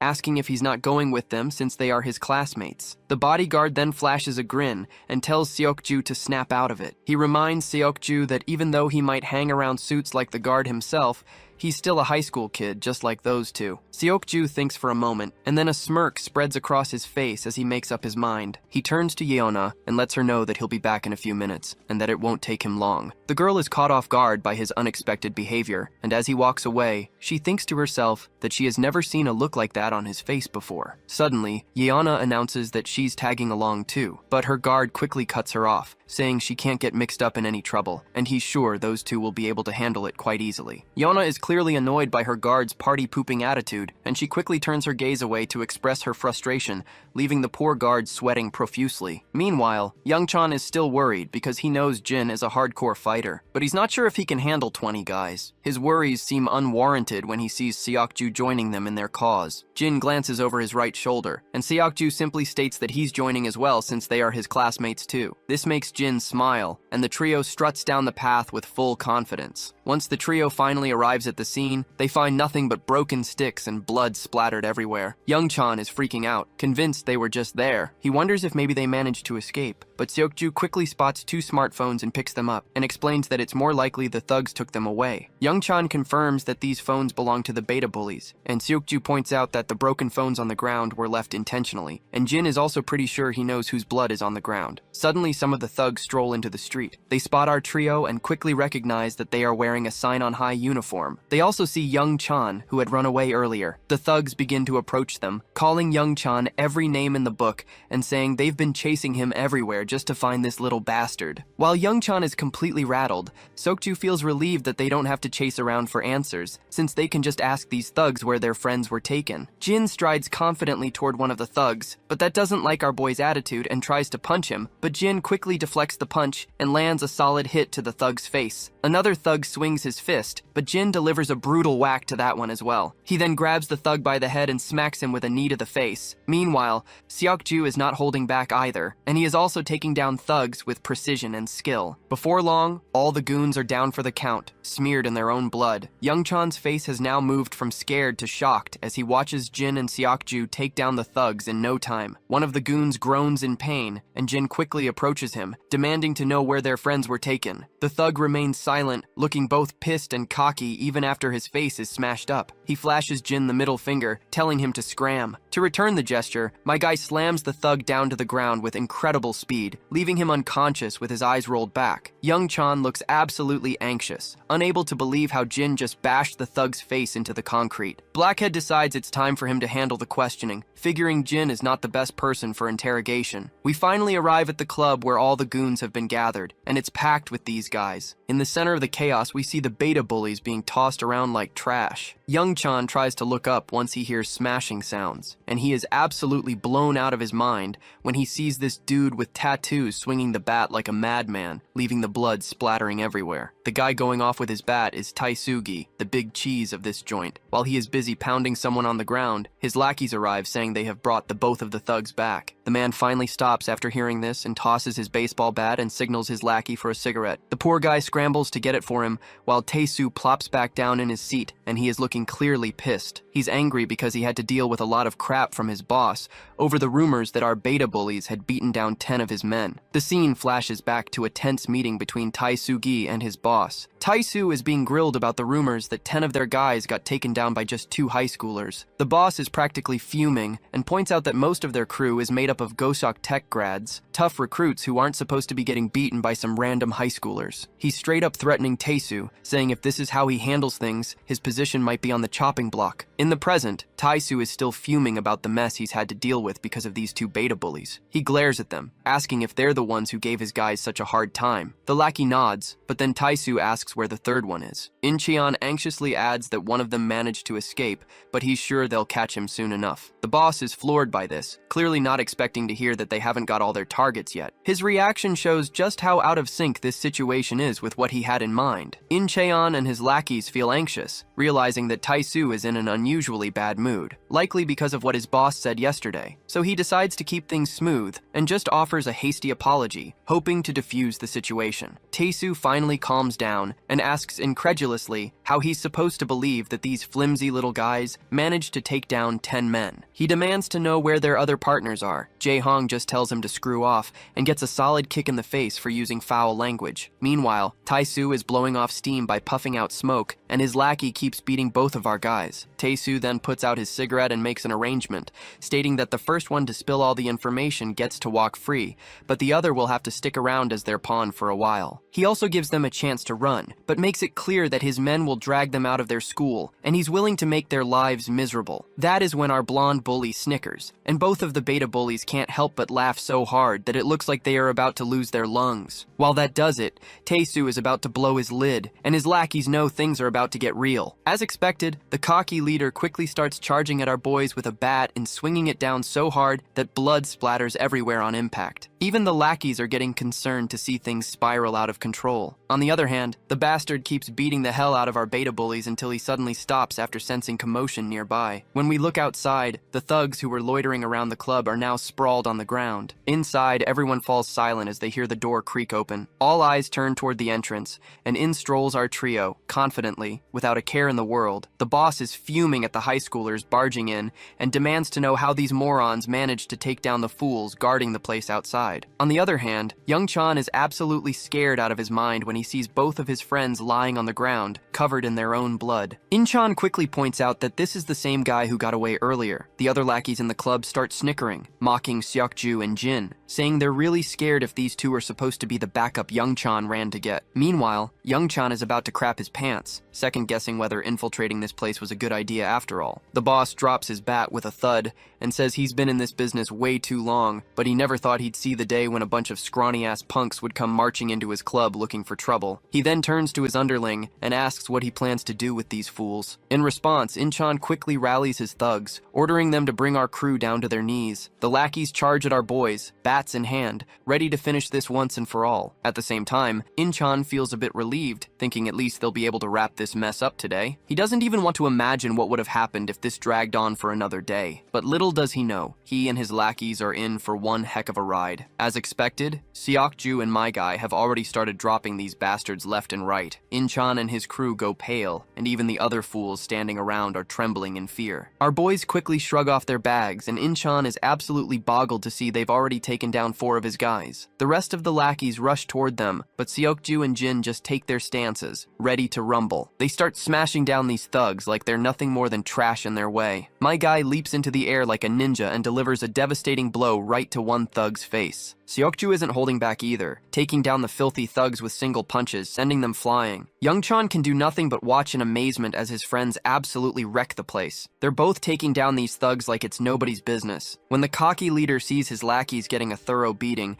his cigarette drops from his wide-open mouth in shock. The beatdown continues, and eventually all the thugs are down for the count. The big boss is in complete disbelief, wondering if this is even possible. He looks at our guys, and it's clear they've barely broken a sweat. Yet they've just taken down 30 of his goons single-handedly. Our boy then starts to walk, and In-chan, standing besides, begins trembling. As Jin quietly walks past him, it seems like he's going to let this one dude slide, or at least that's what I thought, until Seokju steps in and delivers a brutal punch, knocking In-chan down for good. The boss, now in a panic, grabs his bat and takes a firm stance, but Jin just keeps walking toward him. Once they're finally face to face, the boss quickly swings his bat, but Jin responds with a smack of his own. Jin then slaps the boss across the throat, grabs his head, and in his usual style, smashes the bastard's face into his knee, causing blood to gush from his nose. But this cocky guy isn't ready to go down just yet. He knows if his boss finds out about this, he's getting kicked out of the clan for good. So, he decides to play dirty and pulls out a dagger, swinging it at Jin. But Jin just grabs his hand and snaps it, leaving the guy whimpering in pain. To seal the deal, Jin slams the guy into the ground,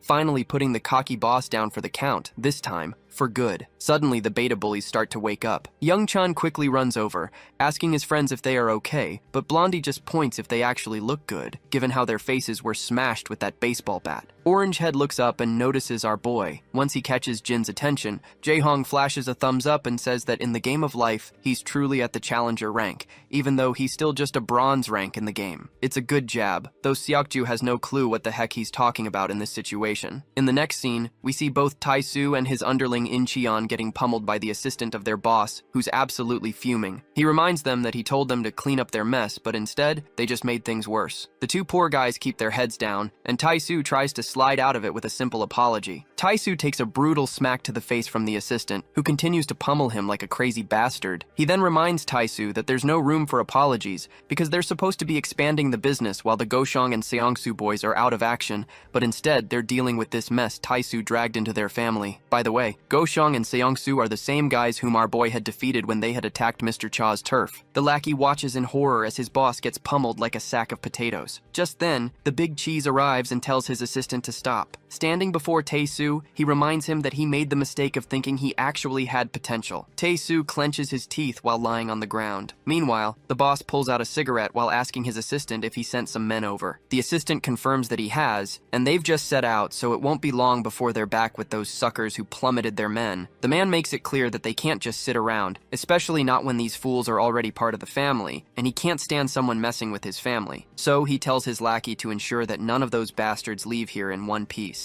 The assistant quickly assures his boss that he'll take care of it. Back on Cha's turf, we see Muscle Man bursting into the club. He reports to Cha that he's figured out why the Hakwon Kim boys have been stirring up trouble. Cha asks for more details, and Muscle Man anxiously reveals that it seems one of their new members got into some trouble with that kid. Looks like Cha already knows who that kid is, and wonders to himself why they had to pick on that guy. By the way, I just figured out that this Muscleman's name is Young-soo, so we will be calling him that. Young-soo then reveals that the kid decimated them, and now the rest of the family is out for blood. They don't want word getting out that their men got beat by some high school kid. Cha lets out a puff of smoke and tells Young-soo to round up some men because things are about to get real. It wouldn't be surprising if he wants to step in and aid our boy. Young-soo quickly states that he's already on it, and with a big smile adds that some of the boys have dropped by to say hello. He mentions that since Cha has already dealt with the Kim family in Goshong, all the former lackeys are back in the game. Cha starts to stand up, chuckling to himself. He points out that these damn fools are back and just looking for an excuse to have fun and get drunk. He opens the door to find all the lackeys lined up, all glad to have their boss back. Cha stands tall, appreciating the crew,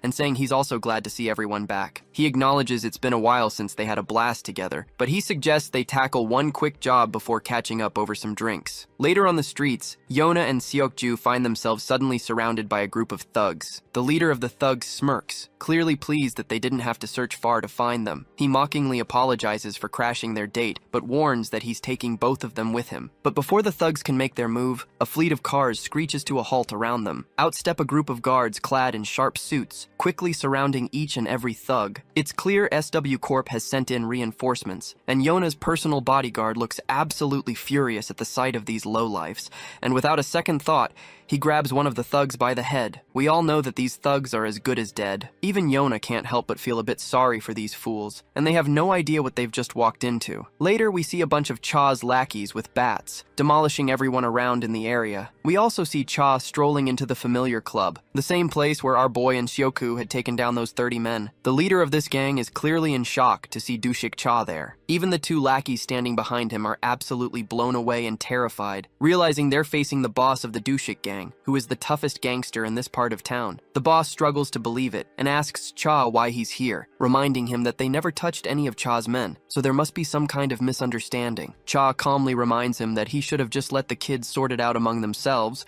because he finds it a bit childish for an adult to get involved in such matters. Of course, the boss of this area is shocked to hear this and asks what the hell that even means. But then, it quickly clicks in this mind, and he asks if Cha is here because of our boy. Cha smirks and replies that since the boss of this turf has gotten involved with that kid, it makes sense for him to step in as well. Later, we find Dayan enjoying some delicious noodles and drinking down all the savory soup. She feels really refreshed and happy. Jin watches her with a big smile, glad to see his sister so happy. Dayan feels a bit awkward after showing too much excitement, and quickly responds that she hadn't had cup noodles in ages, so she was just a bit excited. But Jin reminds her that he hadn't said anything about it. Just then his phone rings, and it's Mr. Cha calling. Jin picks up and Cha immediately asks what he's up to. Jin explains that he's having some ramen outside a convenience store. Cha then highlights that ramen isn't exactly a grown-up meal and offers to treat him to dinner sometime, suggesting they go for some real nice barbecue. Jin replies that he doesn't think that's necessary. Cha teases him, asking if he's hesitant to have dinner with a gangster like him. Jin responds that he prefers ramen at a convenience store, especially since he doesn't like being treated to anything too expensive. I guess Cha has no room for any argument anymore, so he gives up and decides it's ramen then. Once he ends the call, we see that all of the Gosiok tech has been dominated by Cha alone. The next day, as the school bell rings, the beta bullies quickly stand up from their seats and turn to Young-chan, eager to play some games. By the way, did you notice how the beta bullies always wear casual clothes while the rest of the kids in the class follow a specific dress code? Is this a Korean thing, or did the writer just want them to stand out? Anyway, Young-chan glances at Jae-young's fractured hand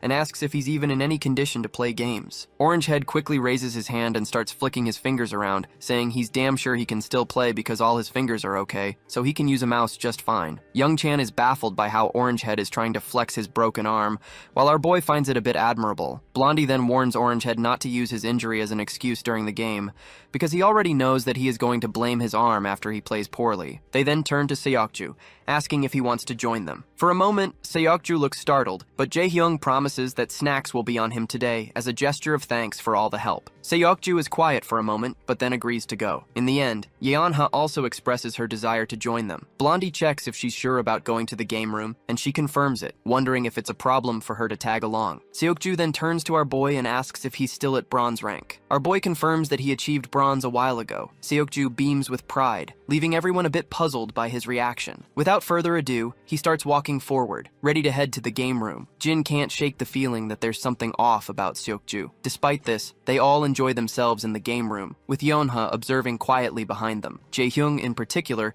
is getting a lot of flack from his friends for being terrible at the game, and he is almost worse than Jin himself. After some intense gaming, they grab snacks from the game room's canteen, continuing their fun while munching on chips and other goodies. Yeonha keeps glancing at Jin, her attention clearly focused on him. It's evident that something about him is capturing her interest. Eventually, they decide to head out. As Jin walks down the path, his phone rings. It's Daehyun calling, and once he picks up the call, the girl quickly asks him if he is going to have dinner outside. Jin tells her he's almost home, and just as he says this, he spots Grandpa and Daehyun standing there in the distance. Jin asks where they're headed, and Daehyun and the old man reveal they're off to pick up some groceries for dinner. Jin decides to join them, but the old man is concerned that he might be tired. Jin responds that he's fine, since he was just hanging out with friends. At the grocery store, they diligently pick out everything they need. Once they're done shopping, Jin volunteers to carry all the bags. As they walk out, Jin's attention is caught by a shady figure standing nearby. The person is wearing a hoodie and exudes a serious, intimidating aura. Jin quickly realizes who this man is,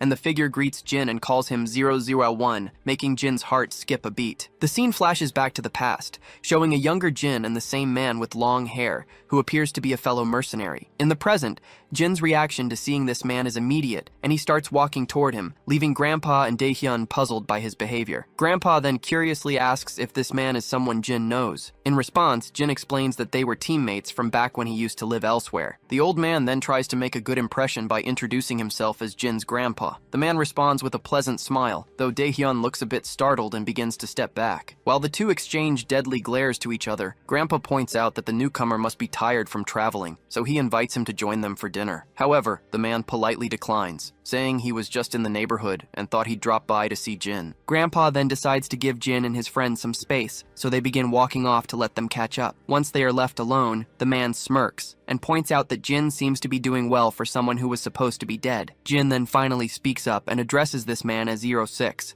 asking how he managed to track him down. That is when the long hair reveals that their camp has found out that Jin is still alive, and they are now searching for him. He reassures Jin that there's no immediate danger since they haven't discovered where he lives. He further explains that he was in the area on a mission and decided to drop by when he heard about how camp was already looking for him. However, he warns Jin that it won't be long before they catch up. It seems like the camp is preparing to send someone to deal with our boy once they have found out his location, and it's only a matter of time before they put 006 on the job. Jin gets alert to hear the threat, but 006 just smirks and brushes off the tension, telling Jin there's no need to get defensive since he's only here to catch up with an old friend. Jin stays quiet, with a mix of wariness and curiosity flickering across his face. 06, meanwhile, suggests taking a bite to eat, because he was so caught up in tracking Jin down that he nearly forgot to eat. After a while, we see the long-haired dude chowing down that bowl of ramen, like it's no big deal, which even leaves our boy Jin a bit uncomfortable watching this guy eat like he hasn't seen food in days. After that hearty meal, the long hair lets out a satisfying burp and can't help but comment on how good it was. Jin agrees, saying not only is it delicious, but it's also convenient and high in calories. The long hair then points out how Jin still seems to pay so much attention to efficiency,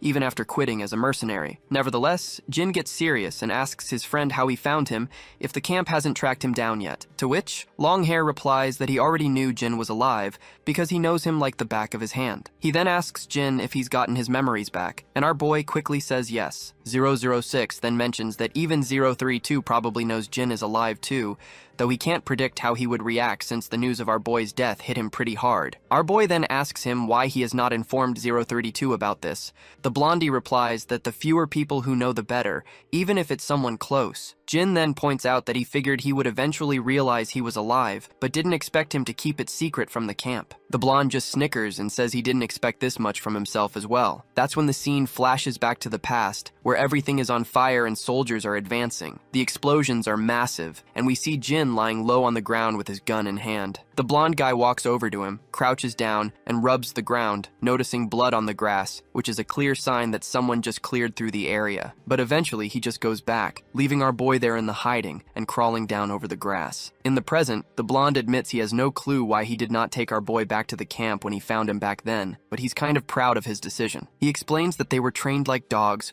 forced to obey the camp's commands, but he felt a strong camaraderie with Jin. But then the blonde gets pretty annoyed, crushing the can he's holding, and demands to know why Jin didn't stay hidden for good. Jin responds that he had no choice. The blonde then wonders if getting his memory back has changed him, or maybe living in a place like this did. He just can't quite decide if it's for better or worse. Suddenly, Blondie's phone rings, and he promptly pulls his phone out of his pocket. After picking up the call, he doesn't say a word, and after listening to the caller, he simply puts the phone back. The smile on his face makes it seem like the camp might have already tipped him off to take Jin out. As expected, he grabs that chopstick from that empty bowl, and after snapping one and sharpening it, he swings it down at Jin. But Jin quickly grabs his hand, stopping the sharp piece of wood just an inch away from his eye. The bastard then tries to swing his other hand, but my guy quickly stops that too. And the second piece of wood halts right before it hits his neck. While they're locked in this deadlock, the blonde apologizes, saying he had only come to say hello today, but the camp found out sooner than expected and just gave him orders to wipe him out. Jin kind of agrees, saying it can't be helped since orders are orders. Suddenly a girl walks out of the grocery store, and when she looks over, she spots these two guys who are, surprisingly,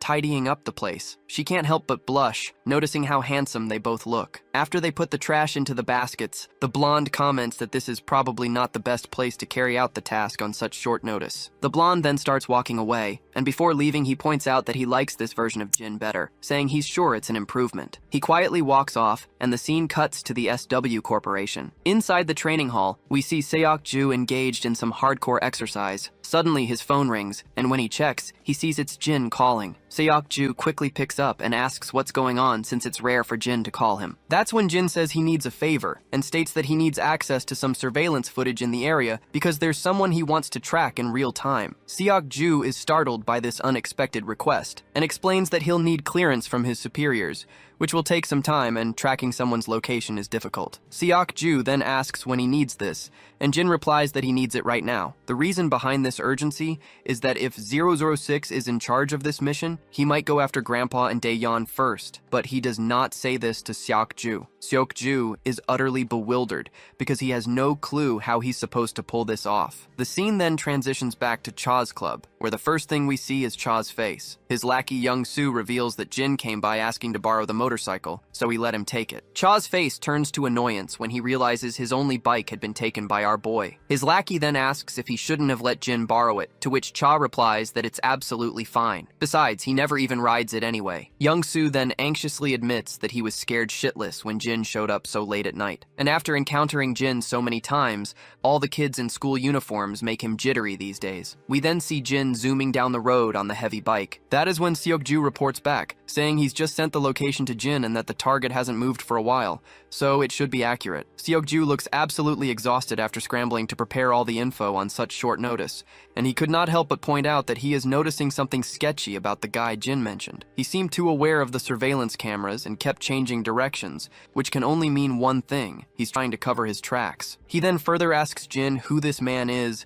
and why they're tracking him down. Jin replies that it's something personal. Seok-ju isn't surprised by this response, because he had already figured as much. Once he hangs up, he thinks to himself that Jin is definitely up to something, and needs to be on the move quickly to save time, as Jin asked for the halfway point of the man's route. Seok-ju also reveals that he tried to gather more info on this newcomer, but couldn't find anything more about the foreigner on his own. Once Jin reaches the location, he stops and looks around, thinking that 06 must have arrived just recently, because if he had more time, he would have already already attacked his family. And just as he thinks about this, the images of Dae-hyun and his grandfather flash through his mind, and he's determined not to drag this out since he has people he needs to protect. Meanwhile, we finally see 006 preparing his guns and loading his magazine. Suddenly, his phone rings with an unknown caller. He picks up, and the caller reveals that they've just found out 001 is alive and in Korea. Before the caller can say more, 006 quickly cuts him off, saying he has been with Jin since their early training years and knows everything about him. He further explains that he just finished a job in the region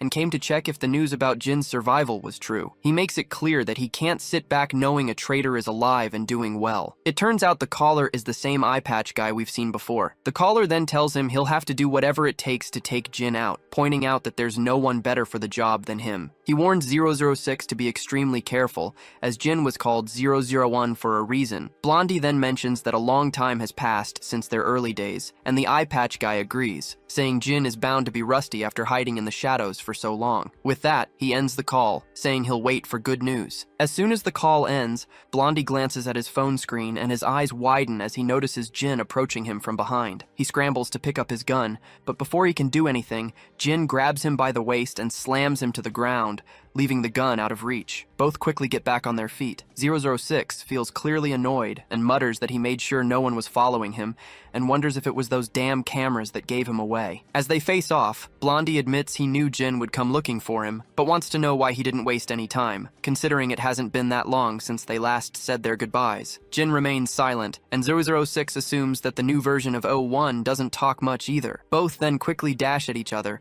exchanging blows with such speed that it's barely possible to see them landing. Jin finally deflects an incoming punch and throws one of his own, but Blondie sidesteps it effortlessly. However, Jin follows up with a powerful shoulder smash that sends Blondie staggering backward. Just as Jin attempts to kick him, Blondie grabs Jin's leg and slashes it down with a dagger, which is a pretty scummy move, not gonna lie. Blondie grins ear to ear, commenting that Jin's skills have actually improved even more since their last training. As Jin tends to his injured leg, Blondie lunges at him again. Jin quickly steps back, narrowly avoiding the dagger as it zooms past his throat. They engage in an intense dance of hack and slash, with Blondie doing his best to tag Jin with the blade. Eventually, Jin manages to take the dagger right into his shoulder, but before Blondie can attack again, Jin ducks down, grabs Blondie's hand, and gives it a satisfying twist, sending the dagger flying into the air. Blondie then kicks Jin in the chest, causing him to stumble. He then quickly reaches for the gun, and once he has it in hand, he tries to take aim. However, he soon gets stabbed by his own blade, which jabs into his shoulder. Blondie continues to fire a barrage of bullets even as Jin dodges and runs around. The pistol eventually runs dry, and Blondie grits his teeth in frustration. He quickly throws the empty gun away, grabs his suitcase, and starts running. Jin is wide-eyed to see this bastard running, because if this man escapes, his family will be in danger. So he pushes through despite his injured leg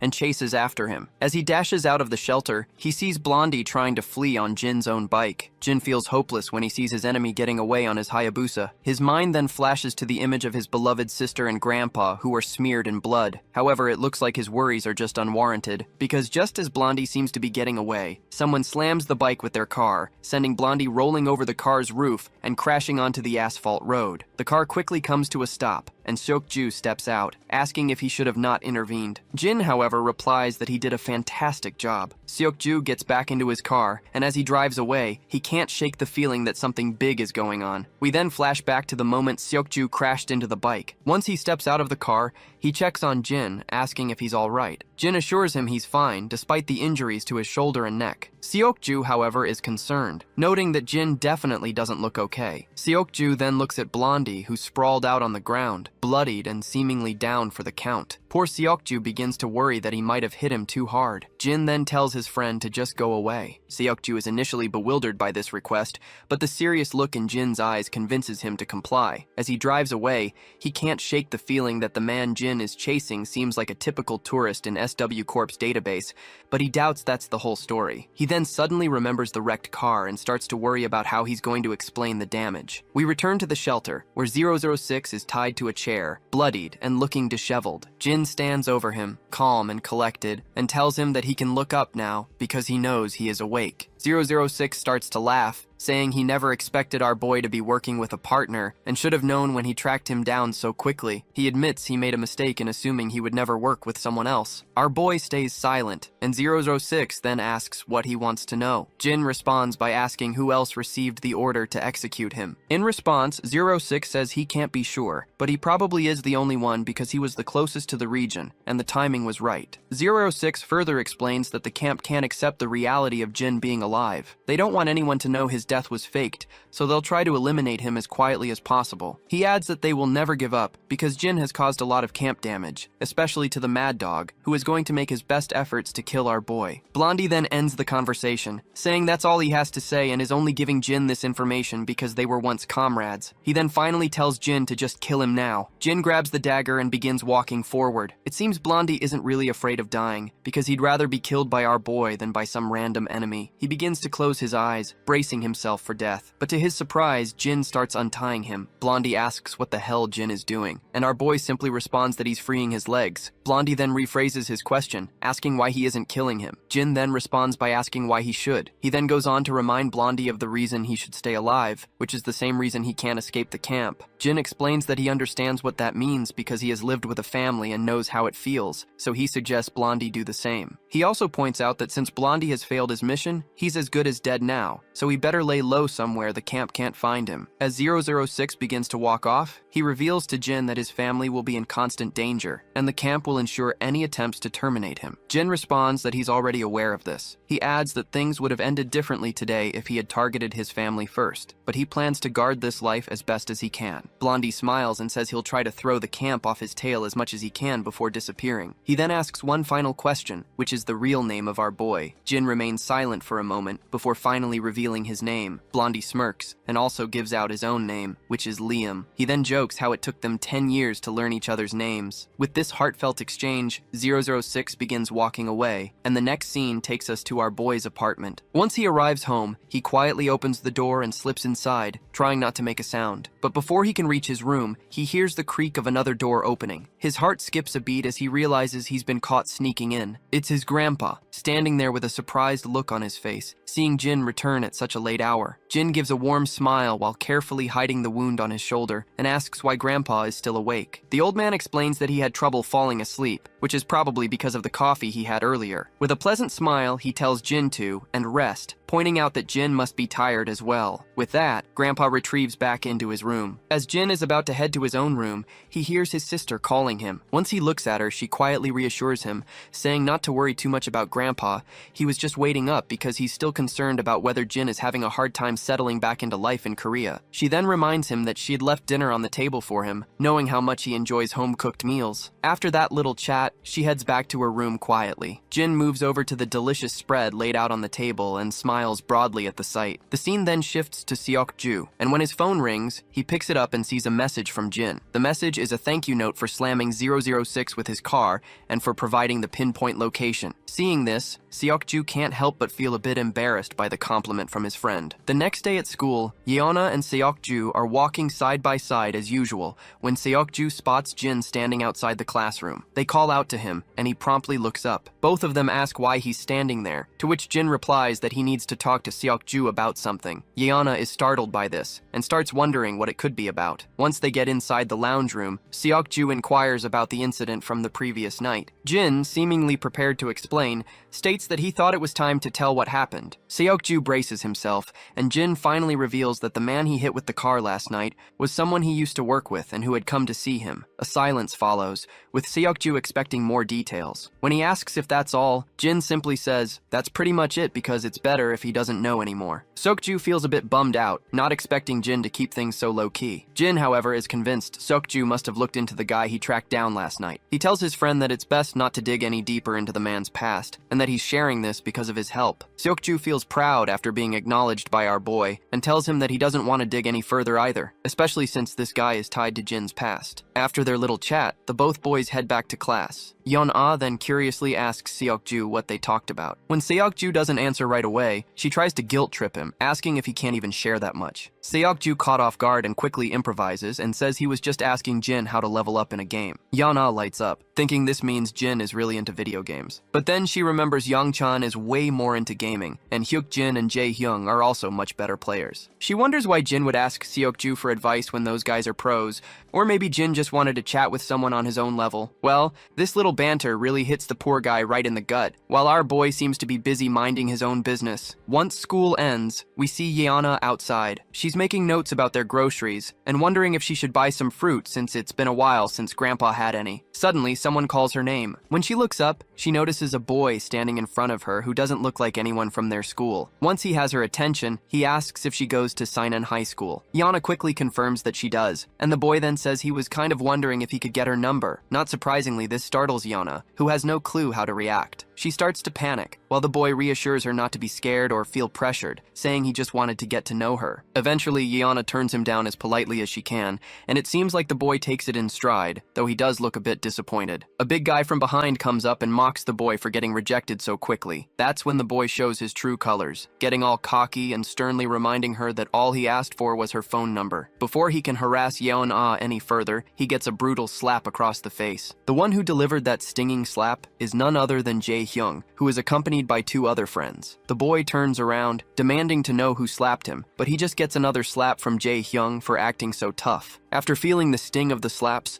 this lowlife realizes that dealing with these guys is a terrible idea. Meanwhile, Hyuk-jin is giving the other goon chills with just his glares, and the two bullies decide to leave, trying to salvage whatever dignity they have left. Orangehead lets out a sigh of disappointment seeing these bullies, then happily turns to Dae-hyun, asking if she's alright. The girl says yes and starts bowing her head frantically, but Jae-hyung feels embarrassed, and quickly tells her that there's no need to say thank you. At the other block of this street, we see people freaking out as they spot a group of thugs strolling down the streets. Surprise! It's Taisugi, along with his underling Inshin and the rest of his lackeys. They're casually strolling down the area, and wouldn't you know it, the same guy who tried to harass Dae-hyun is with them, clearly bringing in Tae-soo as backup to get revenge on our beta bullies. By the way, this harasser's name is Tai Shong, and he apparently is the brother of Taisugi. Meanwhile, Tai-soo is feeling absolutely annoyed, grumbling about how every wannabe tough guy in town seems to think they can mess with them these days. That is when his lackey reminds him that word of their defeat by the bunch of high schoolers is getting around, and they might need to do some damage control. So, they decide to start spreading their terror by taking out the thugs who dared to mess with Taesong. A creepy smile spreads across Taisu's face as he agrees with his lackey, saying they're going to show these guys what Goshok Tech is really made of. Suddenly, his little brother points his finger at Dae-hyun and states, "That is the girl who got me smacked by a bunch of guys." Well, it looks like these punks are in for one hell of a ride again because our boy is strolling down the street with his sister. The harasser quickly points out that the guy walking beside her isn't the one who slapped him earlier. Tai-soo, on the other hand, feels like he's seen this person before. When he takes a closer look at our boy, he's absolutely devastated to recognize who it is. His lackeys also start trembling as they remember that this is the same guy who beat them up after infiltrating their turf. While Tai-soo is trembling in fear, his little brother asks, "What's the matter?" Tai-soo asks if the girl next to that guy over there is the one he was trying to hit on. His little brother nods, only to receive a devastating slap across the face. Tae-soo angrily asks his brother if he's trying to get them all killed. The poor kid is in absolute tears, clueless about why his brother is coming down so hard on him, but he ends up getting even more of a beating. Later, we find ourselves back at the apartment, and Daeyeon is really amazed at how good Jin is at peeling fruits. The brother smiles and asks if she thinks so. She nods, saying she could never get them this smooth and round, no matter how hard she tries. Suddenly, the phone rings, and the sound echoes through the living room. The voice seems to be coming from Jin's room, so he heads over and finds his phone on the table. When he checks it, he notices it's an unknown caller, but he answers anyway, and it turns out to be 06 on the line. 06 reveals that he has left a trail for the camp to follow, as far away from Jin as possible, and that's where he'll be for the next few days. Once he's out of the country, he plans to leave more traces in other countries to throw them off, which should be quite helpful in confusing them. Jin agrees and adds that he'll set up a separate trail as well. Blondie then strikes a banter, pointing out how Jin was supposed to be a dead man, and now they are trading places, so he doubts that they will ever be able to cross paths. So he wishes him him best future before ending the call, and our boy wishes him as well, and with that sweet note, their call ends. The next day at school, Jin hears about his sister getting harassed after school yesterday, but his friends quickly reassure him that Jae-hyung handled it, with Orangehead confirming that he knocked the guy in the head a couple of times and sent him on his way. Suddenly, Seokju pops into the scene and quickly asks what the harasser looked like. Youngchan explains that he was in a Gosok Tech uniform. As soon as they hear this, Seokju perks up,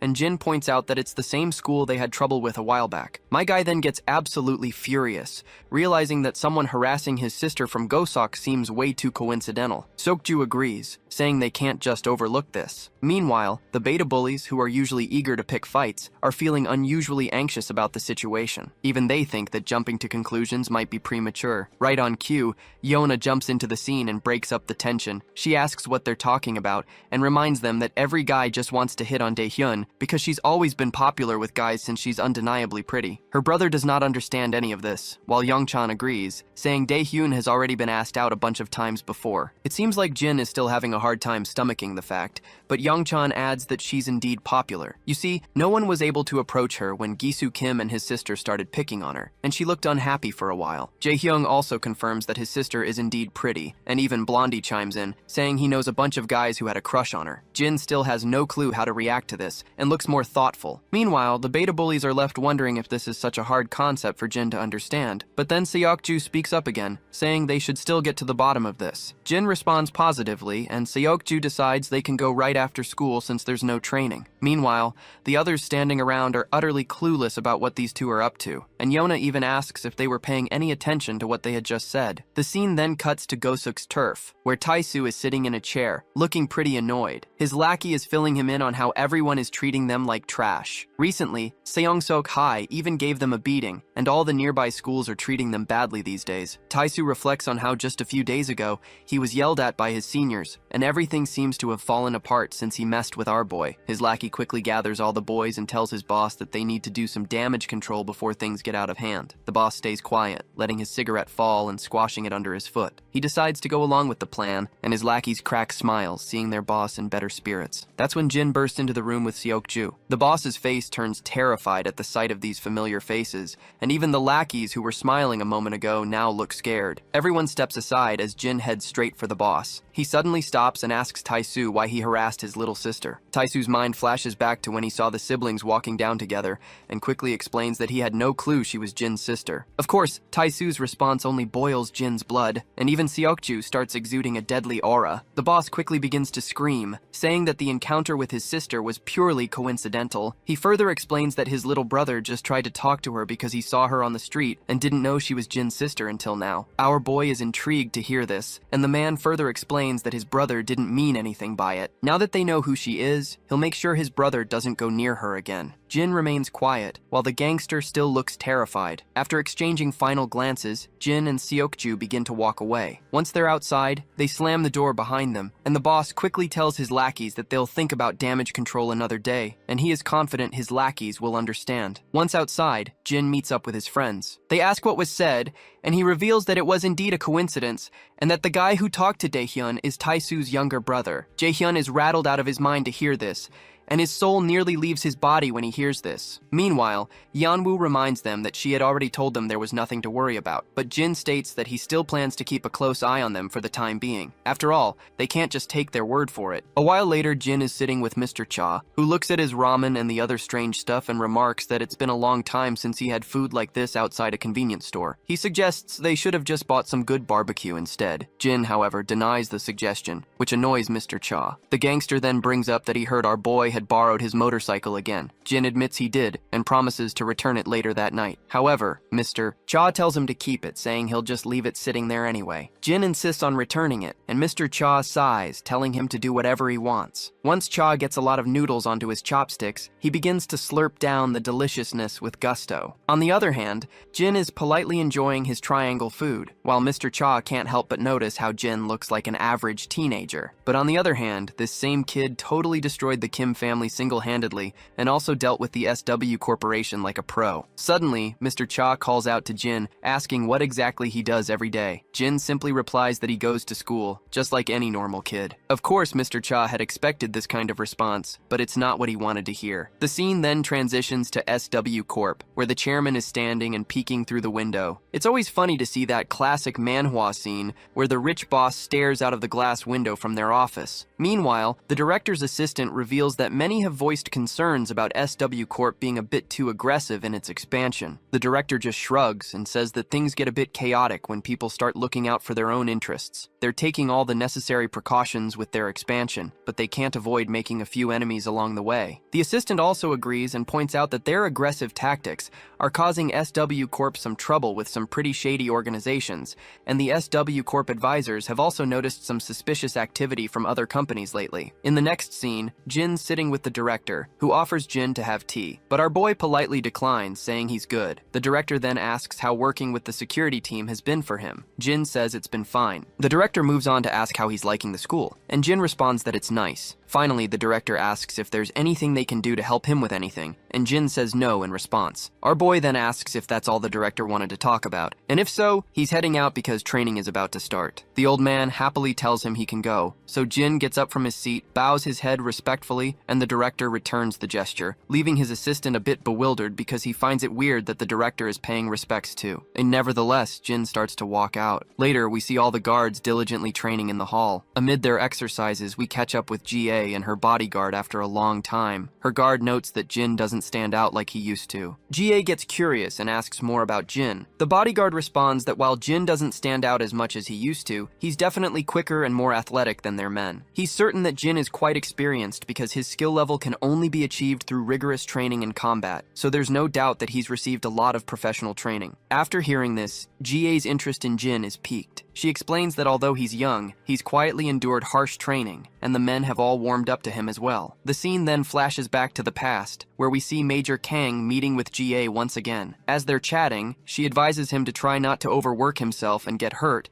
and Kang responds that he won't. Then he asks her if she's still looking into that student she asked about. At first, she has no idea what he's talking about, but then a bell rings in her mind. She pretends to be uninterested and asks if he means that kid named Jin, but in her thoughts, she is blown away to see how Kang still remembers Jin's name from that day, and she also can't shake off how he looks so anxious after asking about Jin. Eventually, GA smiles and says she's no longer interested in Jin, which visibly brightens Major Kang's mood. GA notices this shift in his mood, and she can definitely see there's more to the story. In the present moment, when she looks at our boy, she wonders if Jin might actually know her fiancé. After a while, we see her car zooming down the road, and Jin is also sitting beside her. She casually brings up the idea of Jin joining their talent agency, and suggests that he could benefit from their top-notch training programs in acting or singing. Jin, however, promptly declines, saying he's simply not interested. GA can't help but be intrigued by his immediate and firm response. She wonders if he could at least pretend to consider it, finding his lack of hesitation a bit puzzling. She then finally asks him if he happens to know Major Kang, and then further reveals that he's her fiancé. Of course, this news surprises Jin, and his mind flashes back to the past when Kang mentioned he had to meet his fiancé. Jin has absolutely no doubts that she definitely knows Major Kang. When she looks at him,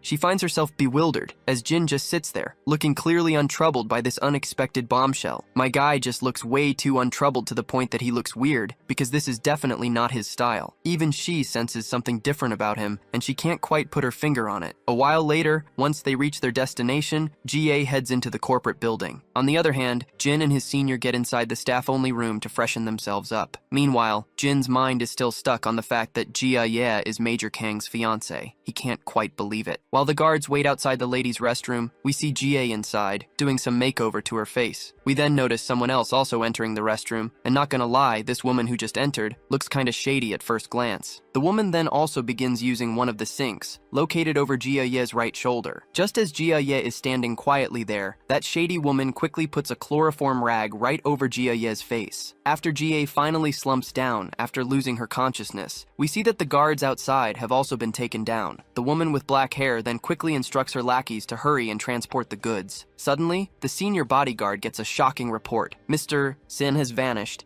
and Jin-soo and Kei Yong-woo, who were supposed to be escorting him, have been found unconscious on the ground. Wasting no time, the senior orders his soldiers to seal all exits and secure the surveillance footage immediately. Our guy bursts out of the restroom the moment he hears the news and races through the corridor, thinking that the intruders have disarmed security and secured their target, so it's only a matter of time before they make their getaway via car. After rushing down the stairs, he finally reaches the parking lot. He spots a man getting into a car and quickly moves to block its path, only to realize it's just some clueless guy inside. Meanwhile, the real criminals are speeding off in their getaway car from the other side. Jin takes off after them, sprinting at full speed. Without hesitation, he jumps in front of their car, but those bastards don't even slow down, and they try to run him over instead. As those bastards make their getaway, our boy quickly radios in that he's spotted the suspect's vehicle, which is a black minivan. Jin does not waste any time and leaps over those parked cars and tries to grab the minivan. Meanwhile, the other guards swarm the exit, and they're ready with puncturing tools to stop the van. But it's too late, because the driver floors the gas pedal, running over the guards and everything in front of the car, and they zoom out without a hitch while our boy is still hanging onto that van. The minivan swerves wildly, and Jin is struggling to hold on as the vehicle juggles around. Just as he's fighting to keep his grip, his mind flashes back to a conversation with Major Kang. In the memory, Jin is sitting with Kang, who's explaining what family means. Kang says that while family is different for everyone, it's something truly precious. Jin's still not quite getting it, so Kang gives him an example. His dedication to serving his country might be so strong because it's also where his family lives. Innocently, Jin asks if someone would give their lives for their family as well. Kang is caught off guard and doesn't know how to respond at first. Then he smiles and says that if it came to that, he'd gladly do it. Back in the present,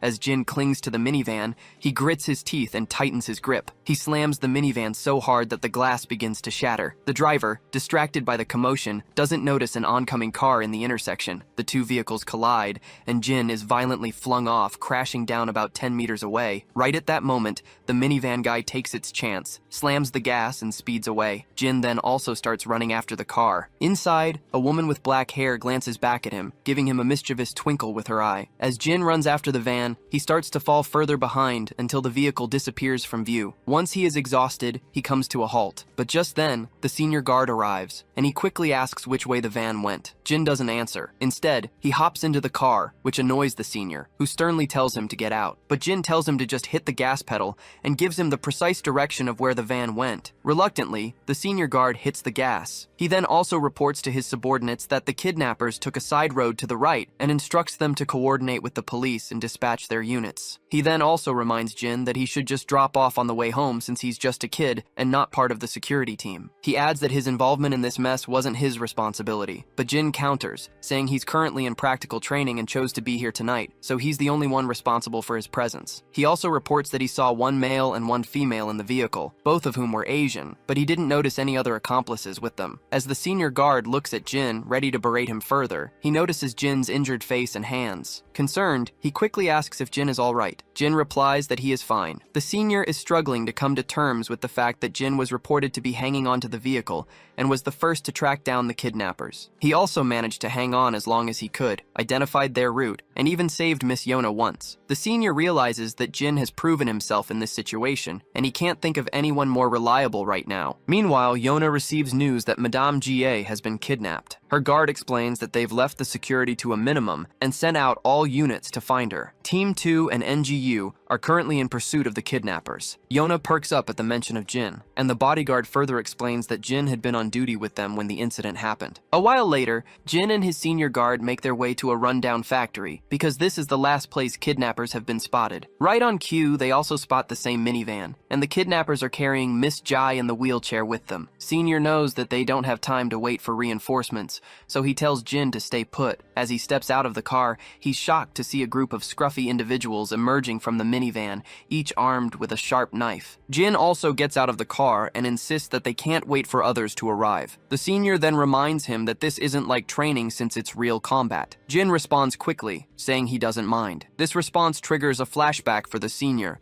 who recalls the shock he felt when the team leader of Team 3 revealed that our boy is a professional fighter. The gorilla even confirms it once again, saying that based on everything he's seen, this is at least his conclusion. Back in the present, as our boy strides forward confidently, the bodyguard finally decides to head down further. He tells Jin that he'll take care of things inside the shelter, so he better not let those filthy swine beat him. Just then, one of the goons tries to stab the senior, but our guy quickly sneaks up on the bastard from behind and delivers a devastating blow to his face, causing the dagger to drop from his hand. But before he can catch a break, another sucker swings his dagger at our boy. But once again, my guy throws this sucker down this sucker backwards, and Jin himself quickly grabs that fallen dagger from the ground and stands back to face off these stupid heads. The thug who lost his dagger scrambles back to his feet, only for his boss to start berating him, because he is not thrilled to see his grown men getting beaten down by a punky punk like this. He then berates Jin, questioning if they even let kids carry knives in their security detail. The other goons start to walk off, telling their buddy to handle Jin while they go after the senior, but it looks like they've seriously underestimated him. Their jaws drop when my guy grabs another thug and snaps his hand with a satisfying crunch. One guy tries to stab Jin, but he quickly flips the script, grabbing the thug and slicing his belly open before driving the dagger into his shoulder. As the thug drops to the ground, the others start to feel a little scared. When Jin gives them a deadly glare, they finally get the message that this kid is a bodyguard for real. Jin charges at the remaining goons, slicing through them left and right. One by one, he takes them down until only one thug is left. The last goon quickly blocks Jin's attack. As he swings back at Jin, my guy grabs his hand, slashes his belly with the other hand, kicks his leg out from under him, and holds the knife to the thug's throat. But instead of slitting his throat, he uses the back of the dagger to knock the thug out cold. Meanwhile, the kidnappers inside the shelter are still hauling Miss Jai along. The lady is frustrated that security is catching up faster than they expected. Her accomplice reports that they've alerted the client that they've secured the target.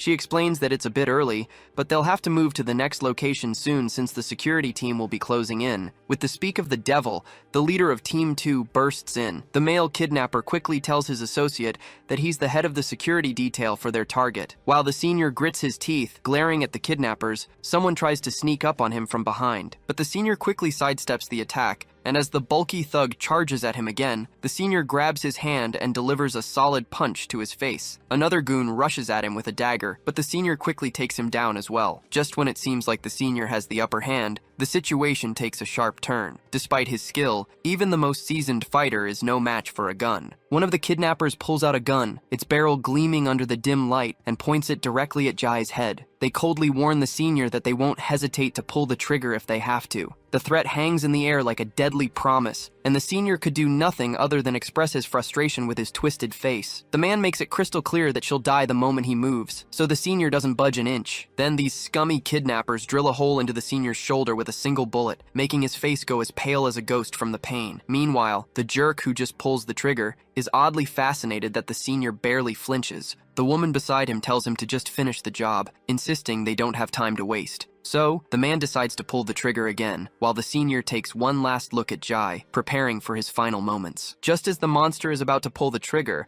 the senior asks Jai for forgiveness, but before he can die in this dramatic scene, two daggers come flying out of nowhere, piercing the man right in the hand. On the other hand, the woman in black is dodging left and right, while Jin rushes toward Jai, grabs her wheelchair, and starts dashing down with full throttle. The goon is completely bewildered by this, and the other senior's face also goes pale. Meanwhile, the goon starts shooting bullets again as Jin tries to get as far away as possible. At that moment, the senior takes the happy soldier down with him, and they both crash to the ground. Jin glances at his senior, who quickly tells him not to look back and just run. Without wasting any time, Jin speeds up with the wheelchair and keeps moving forward. A while later, Jai begins to groggily open her eyes, but before she can react, someone covers her mouth from behind. Thankfully, it's just Jin. He tells her to stay quiet, and once she nods in agreement, he moves his hand away. The woman then asks where she is here since she was just in the bathroom. Jin points out that she'll feel dizzy for a while because of the sedative. That's when her mind flashes back, and she remembers she'd been kidnapped. Jin confirms it, saying that he and the team leader arrived first, and that security is on its way with the police. Jin looks around to make sure no one is nearby, and he is kind of relieved that she's awake, which will make it easier to move her. But he knows they won't have long before someone finds them in this dead-end corner, and the worst part is that the enemy is armed. Meanwhile, Gia wonders if her kidnapping has something to do with the new acquisitions in the SW Corporation expansion, though she had nothing to do with those deals. She looks at Jin and yells that he's hurt, but Jin brushes it off, saying he's totally fine.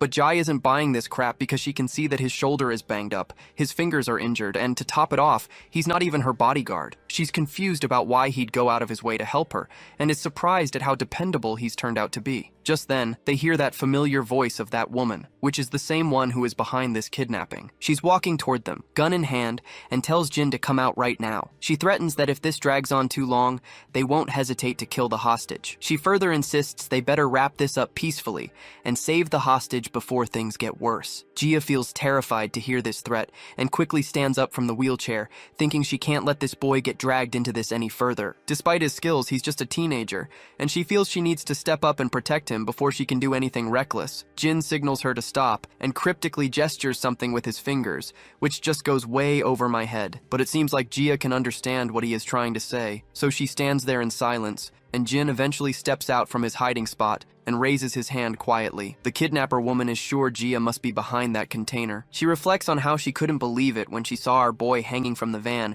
even though he is just a kid. She then mocks him, saying he's probably seen too many action because in reality, even a hero can get killed. I guess she's right, because no matter how brave you are, you're no match for a gun barrel pointed straight at you. But Jin remains calm even with the gun trained on him. Gia eventually comes out, yelling for her to wait. As soon as the kidnapper woman looks in Gia's direction, Jin takes his chance. He throws the blade over at her hand, injuring it badly. Before she can catch her breath, another dagger zips past her, and right at that time Jin jumps over her, and they both fall off to the ground, and her gun also slips from her hands. She quickly grabs one of the daggers tucked near her thigh and tries to swing it at Jin, but he backs away just in time, and they both put some distance between each other. The woman then launches herself at Jin, and their deadly dance of hack and slash begins. After a fierce exchange, she takes a brutal hit to her gut and goes tumbling backward, her gun falling to the ground. She quickly spots her gun, grabs it, and aims it at with a smirk, thinking she finally has the upper hand. But Jin moves fast and grabs the gun, twists it out of her grip, and now the gun is pointed right back at her. The woman is sweating and utterly confused about how this just happened. Meanwhile, Gia is blown away by Jin's moves,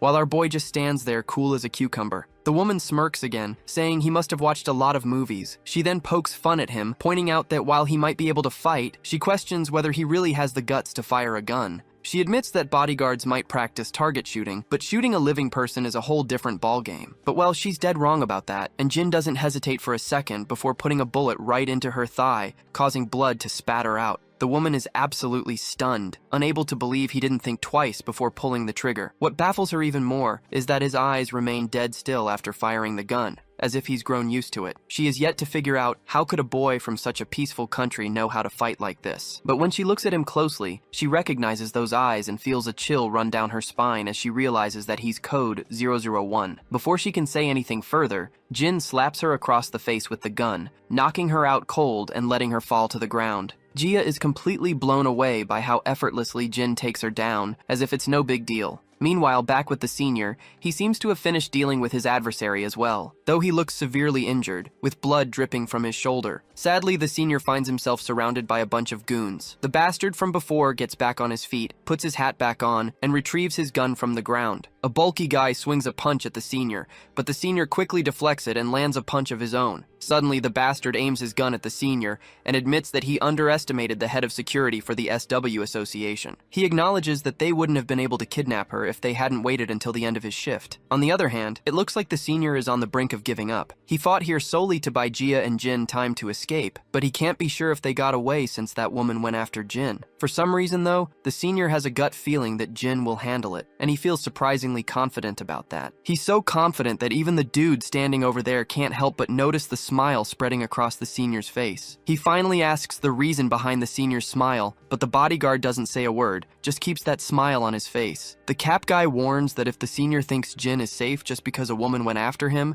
then he is underestimating that woman gravely. He claims that no man here can defeat that woman, and now that she's angry, Jin will soon be begging for her to put him out of his misery. The senior's smile finally fades, and he grits his teeth out of frustration. The kidnappers also states that he did not send any men after Jin, because she'll be done with him before they even get there. The cap guy then starts to squeeze the trigger of his gun, telling the senior to focus on saving himself because he's about to die. Suddenly, a bullet drills a hole into the cap guy's hand, and blood splatters everywhere. He staggers backward and his gun falls to the ground. The senior quickly turns into the direction to see where the shot came from, and is shocked to find Jin standing there, gun in hand. The cap guy is sweating profusely, his blood pouring out, and he's furious, trying to figure out what the hell Jin is doing here. He's also panicked, wondering what might have happened to his friend Priscilla, who went after Jin earlier. I guess he was just way too confident about her. On the other hand, Jin shoots another bullet and puts it into the cap guy's thigh, then turns and aims the gun at the senior. For a moment, the senior's heart skips a beat,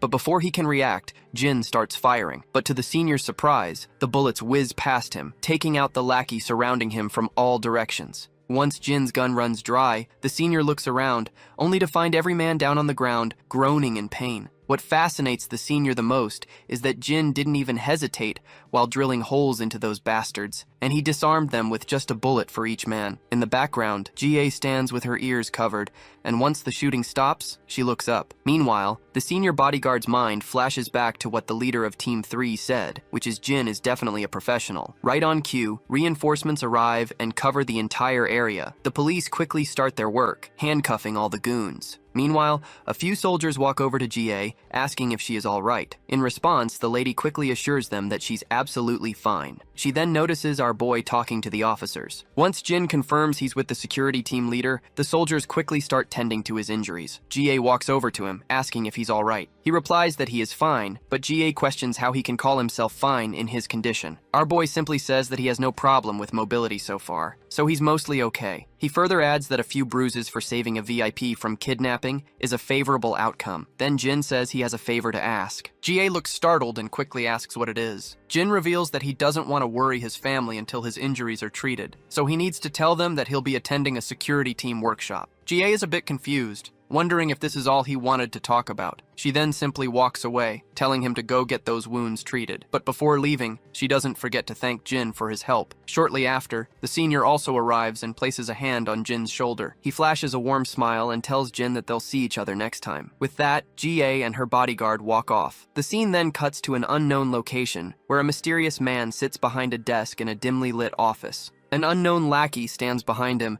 delivering the sad news that their attempt to kidnap GA has failed. The boss smiles to hear this, and explains that success in kidnapping her was never the real objective, because it was merely a way to deliver a message to SW Corporation. He elaborates that they will start to watch their steps more carefully once they realize the trouble their expansion can cause, and that's all he's after. The scene then cuts to a chamber where that same woman from the kidnapping is sitting. She appears annoyed while saying she never expected a beast like Jin to be on their payroll, and she's talking about the mercenary who's really a force to be reckoned with. The man just stays quiet, so the woman goes on, saying if she'd known he was working with SW Corporation, she would have handled things a lot differently. In fact, she probably wouldn't have taken the gig at all. The man acts all clueless, but the woman tells him not to play dumb. She points out that Jin, the mercenary, always keeps his face covered, but she recognized his eyes because she'd crossed paths with him before. She mentions that about 6 months ago, Jin vanished off the radar, and there were all sorts of rumors about him retiring or even being dead. She never thought he'd end up working for SW Corp. The man's response remains the same, and he further states that he can't make sense of any of it. You see, he's heard a thing or two about that mercenary, and thinks it's pretty hilarious to imagine one of their guards being a top-notch mercenary. The woman eventually just stops arguing because, let's be real, talking to this guy is like trying to reason with a brick wall. A bit later, we're at the SW Corporation's medical center, and the first person we see is Lady G chilling in one of the wards. I used to think she was a total villain,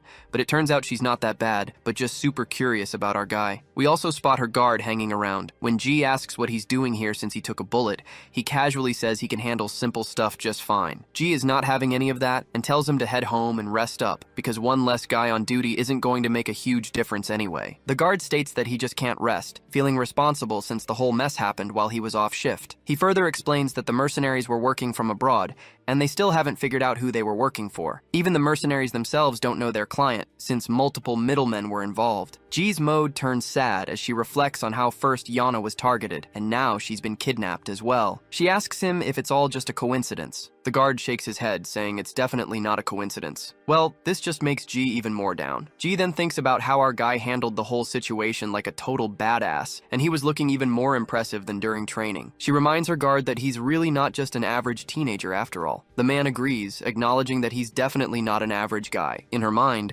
she thinks to herself that Grandpa must know Jin's real identity since he put the kid on their security team. She then recalls that Jin had multiple fractured ribs and detached fingernails from fighting off the kidnappers, not to mention a deep cut on his shoulder from a missed bullet. The guard then points out that Jin had been clinging to their vehicle during the attack and must have gotten those injuries when he fell off. Ji's face goes pale as she realizes that Jin managed to fight off all those thugs, even with all those injuries, and even took on 5 men with knives while she was unconscious. Well, that just adds another layer to the situation, and her face looks even more shocked than before. The guard agrees that it doesn't make much sense, but it's surprisingly true that Jin was able to pull all that off. Ji quickly stands up from her bed, rushing toward the door and heading straight to the ward where Jin is admitted. As soon as she bursts into the room, she finds him getting suited up again in SW uniform. When Jin looks around, he spots Ji and her guard. The lady doesn't waste any time and immediately asks him what the heck he's doing getting dressed. Jin explains that he's going home since he hasn't been there for 2 days. Jai reminds him that he has serious injuries and can't leave until they're done treating him. Jin explains that he'd rather rest and heal at home. Ji starts shouting, telling him not to be ridiculous, and asking who gave him permission to do something so rash. In response, our boy simply says it was the doctor who told him. Despite all of Ji's protests, Jin simply packs his bag, and the lady further asks him how he plans to explain this to his family. Jin in response points out that the bruises on his face can easily be explained by saying he got hurt during training. Ji is annoyed to see how this guy has an answer for everything. She then tells her guard that she needs a moment alone with Jin. Once the guard steps out, she tells Jin that she wants him to come work for her after he graduates. Our boy looks at her and Ji states that there's nothing in it for him if he stays with Yeona because, as she puts it, she's just a child. She goes on to explain that Yeona only has her inheritance from her parents, but she doesn't have the means to secure her own future. Ji, on the other hand, claims she can guarantee our boy a safe and secure future. After a moment of silence, Jin says he has one question. Hearing this, Ji assumes he's probably curious about the salary, so she quickly tells him not to worry, as she'll make sure he's paid more than he can imagine, with plenty of extra benefits on the side. But Jin flatly refuses to have such thoughts, and instead asks what she meant by him staying with Yeona. The woman remains quiet for a moment, then abruptly asks if he's dating Yeona, to which Jin flatly says he's not. But Ji thinks to herself that Yeona always waits for him during training, which probably means she has a serious crush on him. Anyway, she tells him to come and work for her when he graduates, promising to make his family happy and get him a good job right away. Jin seems to find the offer tempting, but he doesn't say much in response and just tells her that he'll think about it. Later, back at the apartment, we see Yeona and Grandpa, and they both get utterly shocked when Jin explains that he got hurt during training. Grandpa asks if it's something serious, to which Jin reassures him that it's not, stating that it's just blisters on his fingers, and the doctor said it wasn't anything to worry about. The old man then asks his grandson if the security team he's working with is really what he wants to pursue in the future. Jin doesn't give a definitive answer, only saying that it's what he's interested in for now. Grandpa reminds him that even if it's what he feels like doing right now, he can always change his course if he finds something else he's passionate about down the line. Since Jin is still young, Grandpa adds that he'll support him no matter what he chooses to do. Jin smiles in response and agrees with his grandpa. Grandpa then feels a bit awkward and asks if he suddenly jumped into a heavy topic. He mentions that high school seniors are often worried about their future careers and wonders if he might have busted his chops. Yeona snickers at this and reassures Grandpa that he didn't say anything wrong. Jin, meanwhile, has no idea what busting chops even means. The scene then transitions to a familiar camp where we see that same eye patch guy. His lackey reports that 032 went off course without notifying anyone and suspects it might be because he heard the news about 001 being targeted for elimination. The eye patch guy just scoffs, calling 032 a fool. He says that no one should let their emotions dictate their actions when one of their brothers gets killed, which is precisely why he believes that having a family is absolutely useless. Meanwhile, we catch a glimpse of a mysterious man who might very well be 032. It wouldn't be surprising if he came to Korea to meet our boy. The scene then cuts back to Jin, who is stretching his fingers to make sure they're working properly. His mind flashes back to a memory of the kidnapper woman, who seemed to recognize him as someone familiar. He has no clue who she was, but if she knows him by his mercenary name, maybe she isn't related to the camp. Suddenly, his phone rings, and when he looks at the screen, he sees that it's Yeona calling. A while later, Jin finds himself outside a convenience store. Not surprisingly, Yeona is there too, and they have heaps of triangle kimbap spread out on their table. The girl then quickly points out that she didn't have dinner and was craving triangle kimbap, but 032 still thinks to himself that this much food seems like a lot. Nonetheless, she also invites him to dig into the meal, since she is sure that he also did not have dinner either. She quickly opens one of the kimbaps, while mentioning that she heard he got hurt pretty badly, and asks if he's okay now. He replies that he is. She then explains that she went to see him at the hospital, but they said he couldn't have visitors and wouldn't let her in, and GA also told her not to visit him right now. She admits she was really worried since he was absent from school yesterday. Jin explains that Grandpa told him to take the day off. Yona finds it touching how he really listens to his grandpa, but then she gets a bit dejected while mentioning how he had to rescue GA single-handedly from the life-threatening danger. In response, Jin says that's not entirely true, and clarifies that the leader of Security Team 2 was the one who did everything. Team 2's leader tracked them down, acted as a liaison with the police and SW security team, and even created a diversion when he was shot so that Jin could escape. The leader stayed behind until the very end to ensure Jin could get to safety. Without his support, our boy admits he wouldn't have been able to do anything for GA. Yona looks a bit awkward hearing the truth, probably because she wasn't expecting our boy to explain everything thoroughly. Seokju agrees that if what Jin says is true, then the team leader was indeed the one who carried out the rescue. Jin quickly agrees with his friend,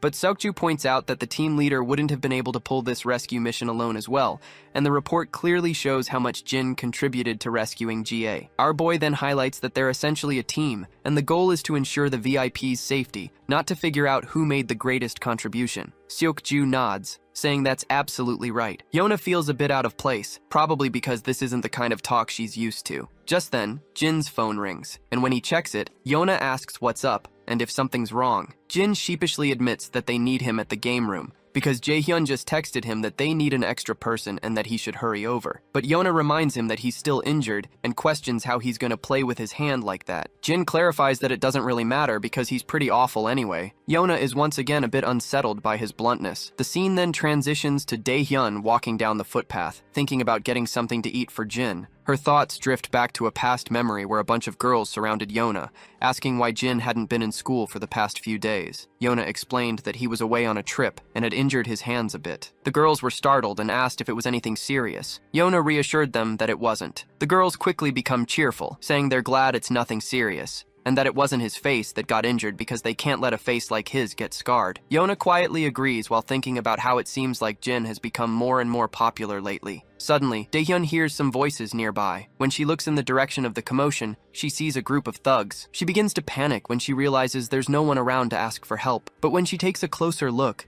she recognizes one of the thugs as the same guy who tried to ask her for her number earlier. Her mind flashes back to that encounter, and she remembers that he didn't seem like a mean person, so he might listen to her. So, she musters up the courage, approaches the group, and nervously stutters out an excuse to grab their attention. At first, the harasser responds sharply and cockily, asking who the hell it is. However, his face goes pale with anxiety when he realizes it's the same girl he tried to harass. He then frantically starts explaining to her that this isn't what it looks like, and claims that this dude had a run-in with them first while they were just passing by, and this dude just started demanding for some food. Daehyun apologizes on this dude's behalf and asks if they can let him go. The harasser clearly isn't thrilled about doing what she's demanding, but eventually, they start to walk away. She then turns to the hoodie guy, asking if he's alright. The hoodie guy is startled at first, but then quickly asks if she could buy. Shortly after, they're sitting outside, and it's clear the man has devoured a lot of triangle kimbap like a hungry hound, and he still can be seen chomping down over the last remaining he has left.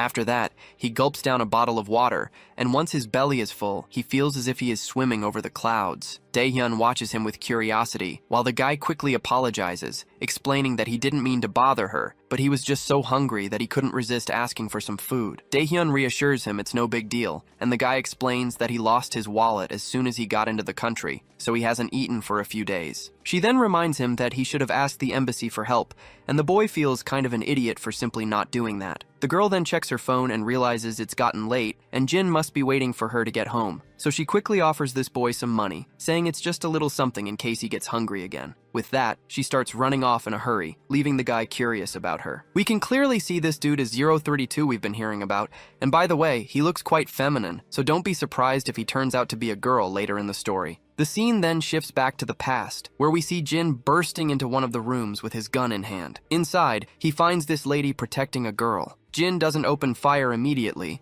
but his transmission tells him to eliminate the target and return to base immediately. The girl in the ponytail's arms trembles in fear. And that is when Jin hears someone calling, and he finds himself jolting awake from this unpleasant dream. He quickly sits down over his bed, and he can literally feel his pulse pound. He then starts hearing the clattering of dishes from the living room. He heads outside and finds Yona and Grandpa there. The old man looks at him and asks why he's up when he should still be resting. Jin replies that it's time for him to get back to school. Grandpa insists that resting and getting better is more important right now than worrying about his studies. Yona then also gestures to him quietly from behind to just do as the grandpa is saying, and without a doubt, Jin agrees with his old man with a pleasant smile. Before heading out, the old man mentions that he'll be home late tonight because his colleague Mr. Lee isn't feeling well, so he's covering his shift. Jin then asks Dan why she's leaving so early. She replies that she got up early and plans to study a bit before school starts. As usual, she reminds him that breakfast is on the table, so he better eat up. Jin gives her a quick smile, and she quietly heads out, leaving behind a delicious spread of food for him. Later, we find ourselves outside, and as Jin strolls down the street, his phone rings with a notification, and it's Jae-hyung texting, urging him to make his comeback to the team as soon as possible. Just then, Yona also joins the chat and tells Jae-hyung to count her in as well, but Jae-hyung brutally turns her down, saying she should start practicing with bots first. Just as Jin smiles at the lively banter between his friends, we see 032 walking down the other side of the road. Our boy's smile fades when he spots him, and he is sure that something about the figure seems familiar. He quickly dashes toward the guy, but 032 slips into a back alley. Jin picks up his pace and dives into the alley after him. Once inside, he can't spot the guy in his sight. He follows the path further and ends up at a construction site. After climbing up one of the buildings, he scans the area and soon spots his old friend, who's now holding a gun and aiming right at him. Femboy doesn't hesitate and opens fire, sending a barrage of bullets toward him. But our boy quickly dives behind a nearby wall for cover while his previous injuries are still hurting. Femboy starts walking toward our boy, and he can't help but remark about how long it's been since they last met. Earlier, he admits that he was a bit startled to see someone trailing him, but he's even more surprised when he found out that it was our boy. That is when it finally hits Jin that this dude is 032. The hoodie guy keeps walking forward and points out that he already knows 006 habits, so it's no surprise to him that our boy is still alive. He finds it fascinating that he did not have to look around to find our boy. Jin then asks if the camp sent him to eliminate him, but this question just goes above the femboy's head, and he has no idea what Jin is talking about. Jin, on the other hand, already knows that the camp would never send anyone to finish the job which 06 failed to complete. But the femboy just tells our boy to shut the hell up since he's not their leader anymore. Despite this, Jin keeps pressing for more info, asking if the camp didn't send him, then he must have run out from the camp without anyone's permission. Femboy simply responds that none of this should matter to a traitor like him. He claims that he doesn't want to hold any resentment towards our boy, but his circumstances are forcing him to do so. But he does mention that 006 was his only family, the only person who looked out for him in that hellish camp. While 032 is rambling on with his sentimental talk, Jin quickly throws a metal projectile at him, hitting the gun in 032's hands. Distracted, 032 loses focus, allowing Jin to jump over him, and they both crash to the ground. 032 quickly tries to break free and aims the gun right at Jin's face, but Jin reacts fast, kicking 032's hand and sending the gun flying. Not missing a beat, 032 pulls a dagger out and tries to slash Jin with it. Their back and forth is so quick that it's hard to follow, but eventually Jin grabs 032's hand, balls up his fist, and lands a punch on his face. But 032 blocks the punch with hands and retaliates with a kick, hitting Jin right where he's already injured. Our boy asks if 032 has reported everything to the camp, but 032 dodges the question, asking since when Jin became so talkative. He reminds Jin that he's no longer their leader, so he doesn't have to answer him. Right now, Jin is just a target. After those words, he pushes Jin back and swings his dagger at him. When they both take a step back, it's clear that Jin has been cut across his belly. Meanwhile, back at school, the teacher is giving the lecture as usual, but Dae-hyun is lost in thought, hoping Jin isn't skipping breakfast. She worries that he needs to eat well to recover quickly. Back in the fight, Jin and his old friend continue their squabble. As the dagger comes at Jin again, he quickly grabs 032's arm and delivers a brutal punch right to his face. The hoodie guy slides backward after swinging his blade, and he is absolutely huffing and puffing. Jin's side hurts from the cut as he asks 032 one more time if he's reporting everything to the camp. Once again, the femboy dodges the direct questions and wonders why Jin is suddenly talking so much. He then makes it clear that he won't tell anything to a traitor who killed his friend 006. Afterwards, he swings his blade again, but Jin quickly jumps over him, landing a brutal punch to his face. Jin follows up with a series of powerful swings, eventually landing a devastating blow to 032's belly, sending him staggering backward. On the other hand, 032 notices the gun over his left shoulder. Before he can grab it, Jin dashes down, but 032 manages to pick up the gun and aims it straight at Jin. Jin reacts quickly,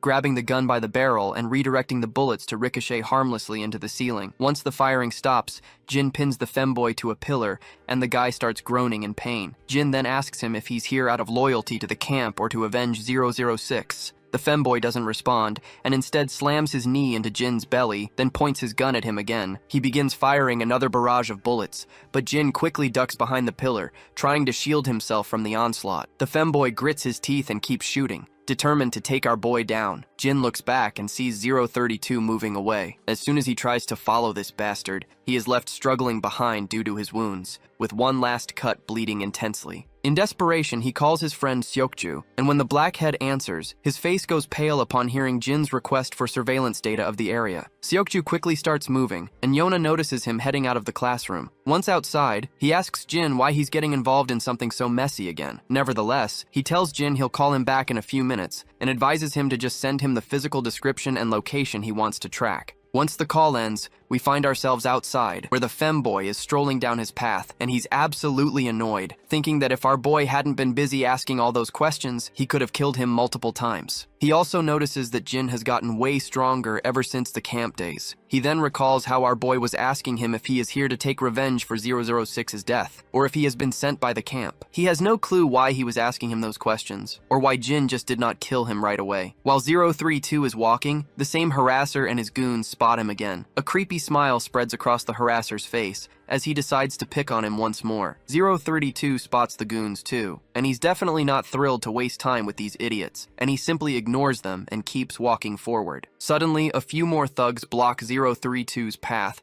towering over him as if they're about to devour him alive. But in the blink of an eye, all of these thugs are piled up on the ground like discarded toys. As 032 walks on, he notices Dae-hyun standing nearby. When their eyes meet, the girl quickly recognizes him as the same guy from before. The man starts rummaging through his pockets, pulls out a note, and hands it to her, thanking her for her earlier help. He says it's all he has right now, but promises to pay back the rest soon. Dae-hyun then tells him he doesn't have to do this, and worries that he might not have anything left for himself. She bows her head and assures him it will be all right. Later, they stop by a restaurant. Dae-hyun comments that he shouldn't have returned the money until he had more saved up. The guy simply replies that not everyone should wait until they have extra to repay someone for their help. She then asks him how old he is, and he replies that he's 17. Yona finds it fascinating that they're the same age, and 032 is also surprised to hear this. With that in mind, Yona quickly decides to become buddies since they're the same age, and 032 agrees to the idea. It's hilarious to see that she's trying to make friends even though she doesn't even know his name yet. She then asks if he's from overseas, and he confirms that he is, saying he's traveling right now. When she asks if he's traveling with friends, he says he's on his own.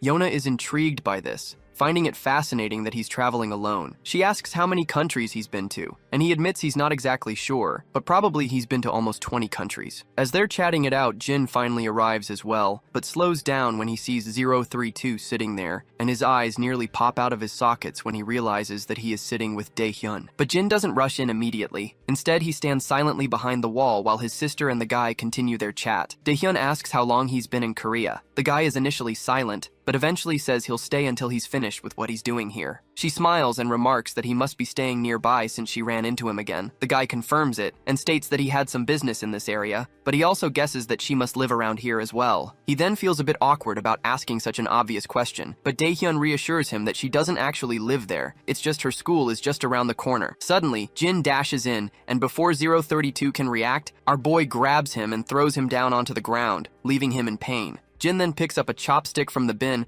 and tries to jab it into 032's face. However, 032 quickly grabs Jin's hand, but Jin responds by swinging a punch instead. After their brief exchange of blows, both of them finally take a step back for a moment of respite. Jin feels guilty for dragging his sister into this mess and stands there, frustrated with himself. Dae-hyun, on the other hand, is bewildered by what's happening. 032, clenching his jaw, tells Jin they should take this somewhere else because Dae-hyun has nothing to do with this. Jin is surprised that 032 wasn't targeting his sister. When Daehyun calls out Jin's name, 032 is also shocked to see that she knows him. She yells at her brother and demands to know what's going on and why he's here. But instead of responding to her, Jin tells her to get out of there immediately. The girl then asks him once again what he is doing here, but she suddenly feels a chill running down her spine by the serious look in his eyes, which is the same look she's seen before. She then points out that he's severely hurt. On the other hand, Femboy finally asks her if she knows Jin, and she responds that he's her brother, her older brother in fact. She also apologizes for Jin's behavior, explaining that he's not usually like this. The guy is initially shocked, but then smiles, seeing how big of a coincidence this is. Jin tells his sister to give them a moment, and Daehyun quickly agrees. As 032 and Jin face each other, 032 comments on how he didn't think Jin was actually her brother, and questions why he's suddenly using this disguise. Jin makes it clear that he'll only answer if 032 answers him first. With that said, our boy asks him if the camp sent him here,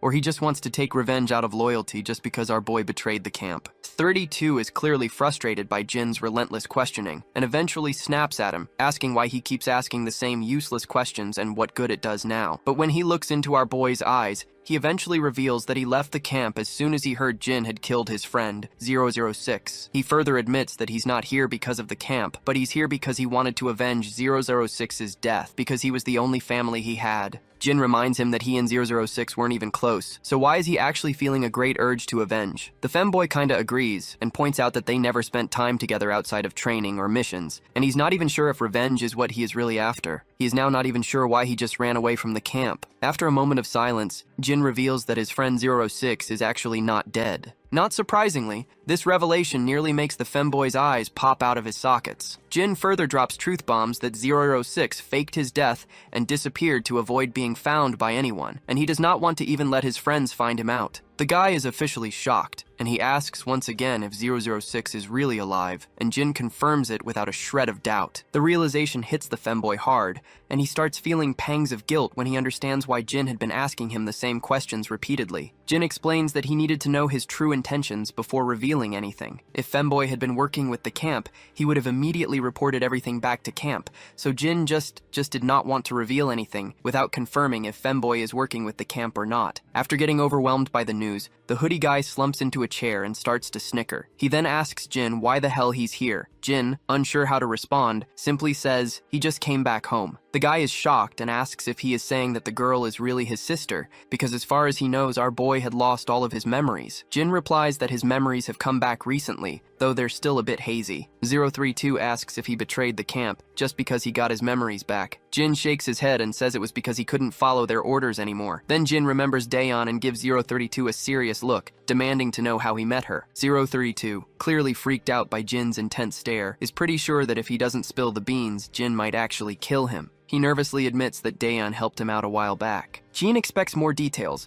but 032 just turns away and says that's all there is to it. Jin finally chills out, and 032 is relieved to see him calm down, though he's still a bit rattled by how Jin looks even way more deadlier than he looked while fighting. Despite everything, Jin starts cleaning up the mess, and his friend also lends his hand in cleaning the area. While they're cleaning up the mess, femboy asks if 006 is okay. This question triggers a flashback for Jin, and he remembers the brutal hit 06 took from the car and how he was tossed around afterward. Keeping that in mind, he doesn't go into details and just says his friend is kinda okay. Femboy shrugs and says it doesn't matter as long as his friend is still alive. After all, he did try to kill Jin, so it's expected that he might be hurt. Jin then turns to him, asking how he can trust someone like our boy, especially since he is a traitor to the camp. Femboy replies that it's because Jin has never lied to any of them. Even though he betrayed the camp, 032 believes Jin wouldn't betray his friends. He mentions that 006 had the same opinion about our boy as well. Upon hearing this, Jin then says that he understands everything. His friend gets curious to hear this vague line, so he asks what he means by that. Jin reminds him that on the day the entire camp was mobilized to track him down,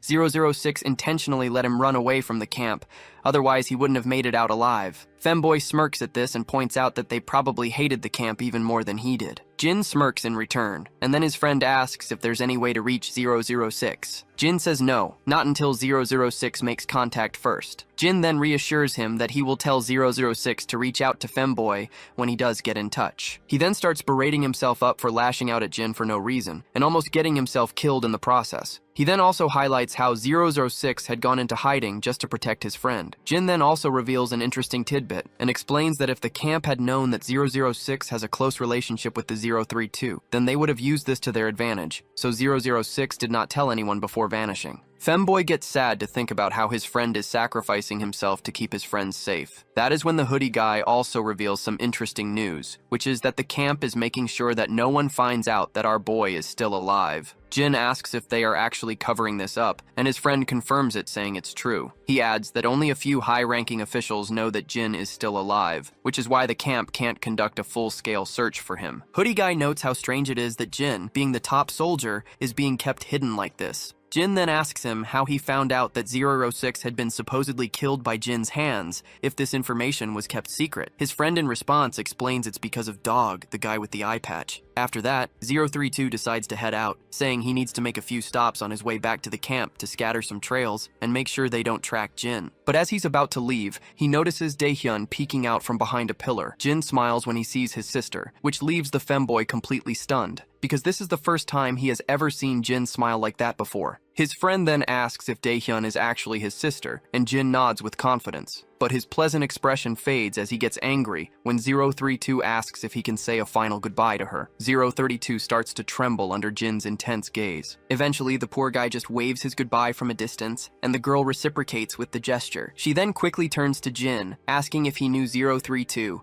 and Jin responds with a simple yes. She then questions why he was so harsh if he knew him. Well, Jin has no clue how to counter this question, but then he remembers Yona mentioning that Daehyun has always been popular with guys and is pretty. Keeping this in mind, Jin makes an excuse, saying he thought some weirdo was trying to hit on her because she's pretty. Daehyun is startled to hear his explanation, and a cold silence settles between them after Jin's awkward comment. Later that night, Jin is back at the apartment, secretly tending to the wounds he got from the fight. Once he's patched up, he sits quietly, reflecting on how the camp is covering up the fact that he's still alive and wondering what their next move might be. We are back with our femboy once again, and he is still preoccupied with thoughts of Daehyun, trying to figure out if she really is Jin's sister. Suddenly, he notices something in his apartment and quickly pulls out his gun, aiming at the front. A voice calls out, telling him to take it easy. Once this mysterious man appears from the shadows, femboy sees a bald guy standing there, which leaves him momentarily stunned. The bald guy tells him to put the gun down before they talk. Femboy finally relaxes his muscles while the bald man looks around and asks if this is where he is living right now. He then questions if he has managed to kill our boy.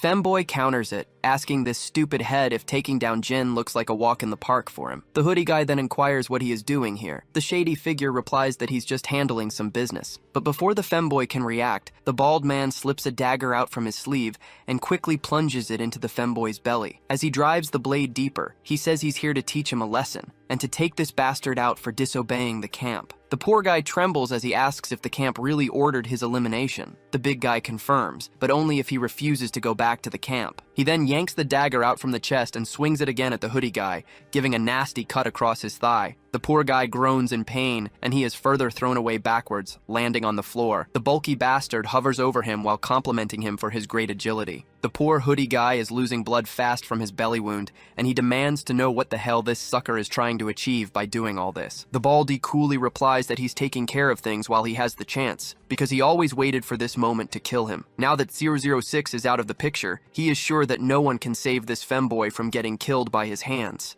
Hoodie guy then throws a jab at this bastard, stating that he did not know he was too scared of 06, and he finds it hilarious that this baldy had to ambush him like a coward. Of course, this little jab really ticks off the gorilla, and his anger takes over. He quickly swings his dagger at the boy, but then femboy pulls out his own dagger and lands a nasty cut on the gorilla. Now the gorilla is even more enraged, and swings back at the femboy, and while the poor guy is doing his best to keep up, his wound starts to throb. The gorilla then lands a punch to his face, sending him crashing to the ground. As the femboy quakes in pain, the gorilla strides over to grab the gun from the ground. He aims it at the boy and reminds him how much effort the camp put into training him, and how it's all about to go to waste as soon as he pulls the trigger. But the boy just mocks him, telling him to stop being jealous and get better instead. With that, the gorilla pulls the trigger, and the gun drills a hole into the boy's thigh, leaving him collapsing to the ground like a rag doll. Seeing him in shambles, a creepy smile spreads across the gorilla's face. It's clear he thinks no matter how many jabs are thrown, he's the one who's going to come out on top tonight. But surprisingly, despite all the cuts and bruises, the femboy retaliates. He's back in action and throws his dagger at the gorilla's face. While the gorilla is momentarily distracted,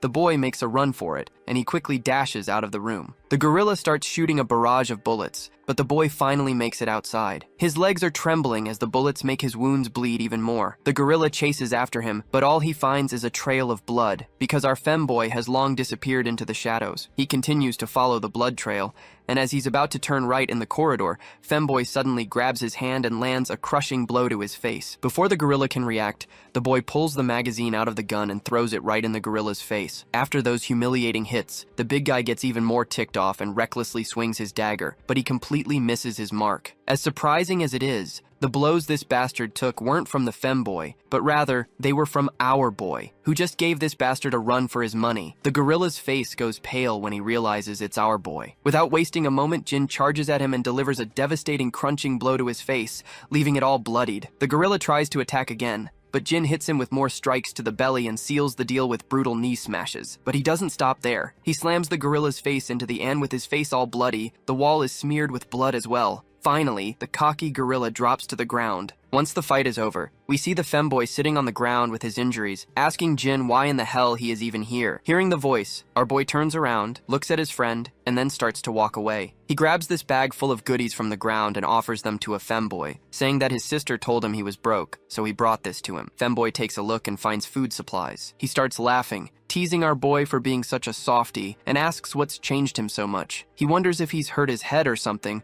but then realizes that our boy has been like this all along. The scene shifts to the SW Corporation. We see our boy sitting before the director. The old man points out that the man he brought in turned out to be an international fugitive. He mentions that arranging what was requested will be straightforward since many countries want to claim him. He wraps it up by saying they'll make sure he spends his days imprisoned, isolated from society. It sounds like they're talking about the gorilla who attacked them, and I guess that bastard really deserves for all the mess he has caused. The old man mentions he presumes the gorilla is connected to our boy's past. For a moment, Jin stays silent and admits he wasn't directly involved, but yes, the connection is there. The old man says he won't dig any deeper, but assures Jin to come to him if he ever needs help. Jin simply nods, stands up, and leaves without saying much more. The assistant chimes in, saying he was startled when our boy called for help, especially when it involved such a serious criminal and gunshots on the scene. As Jin walks out of the corporation building, his mind drifts back to his injured friend, who is barely hanging on. Jin quickly pulls out his phone, saying he knows someone who can get the femboy treated somewhere safer. But the femboy insists he can handle it himself because he just needs to stop the bleeding and disinfect the wound. Jin, however, points out that he needs proper treatment. The femboy mentions it'll take too long and the camp might get suspicious. Jin is shocked to hear this and asks if his friend is returning to the camp. The femboy confirms he is, but Jin reminds him that the camp gave orders to eliminate him. In response, femboy explains that the gorilla did mention that he was tasked to bring femboy back. But since this gorilla doesn't like 006 or any of the numbered guys,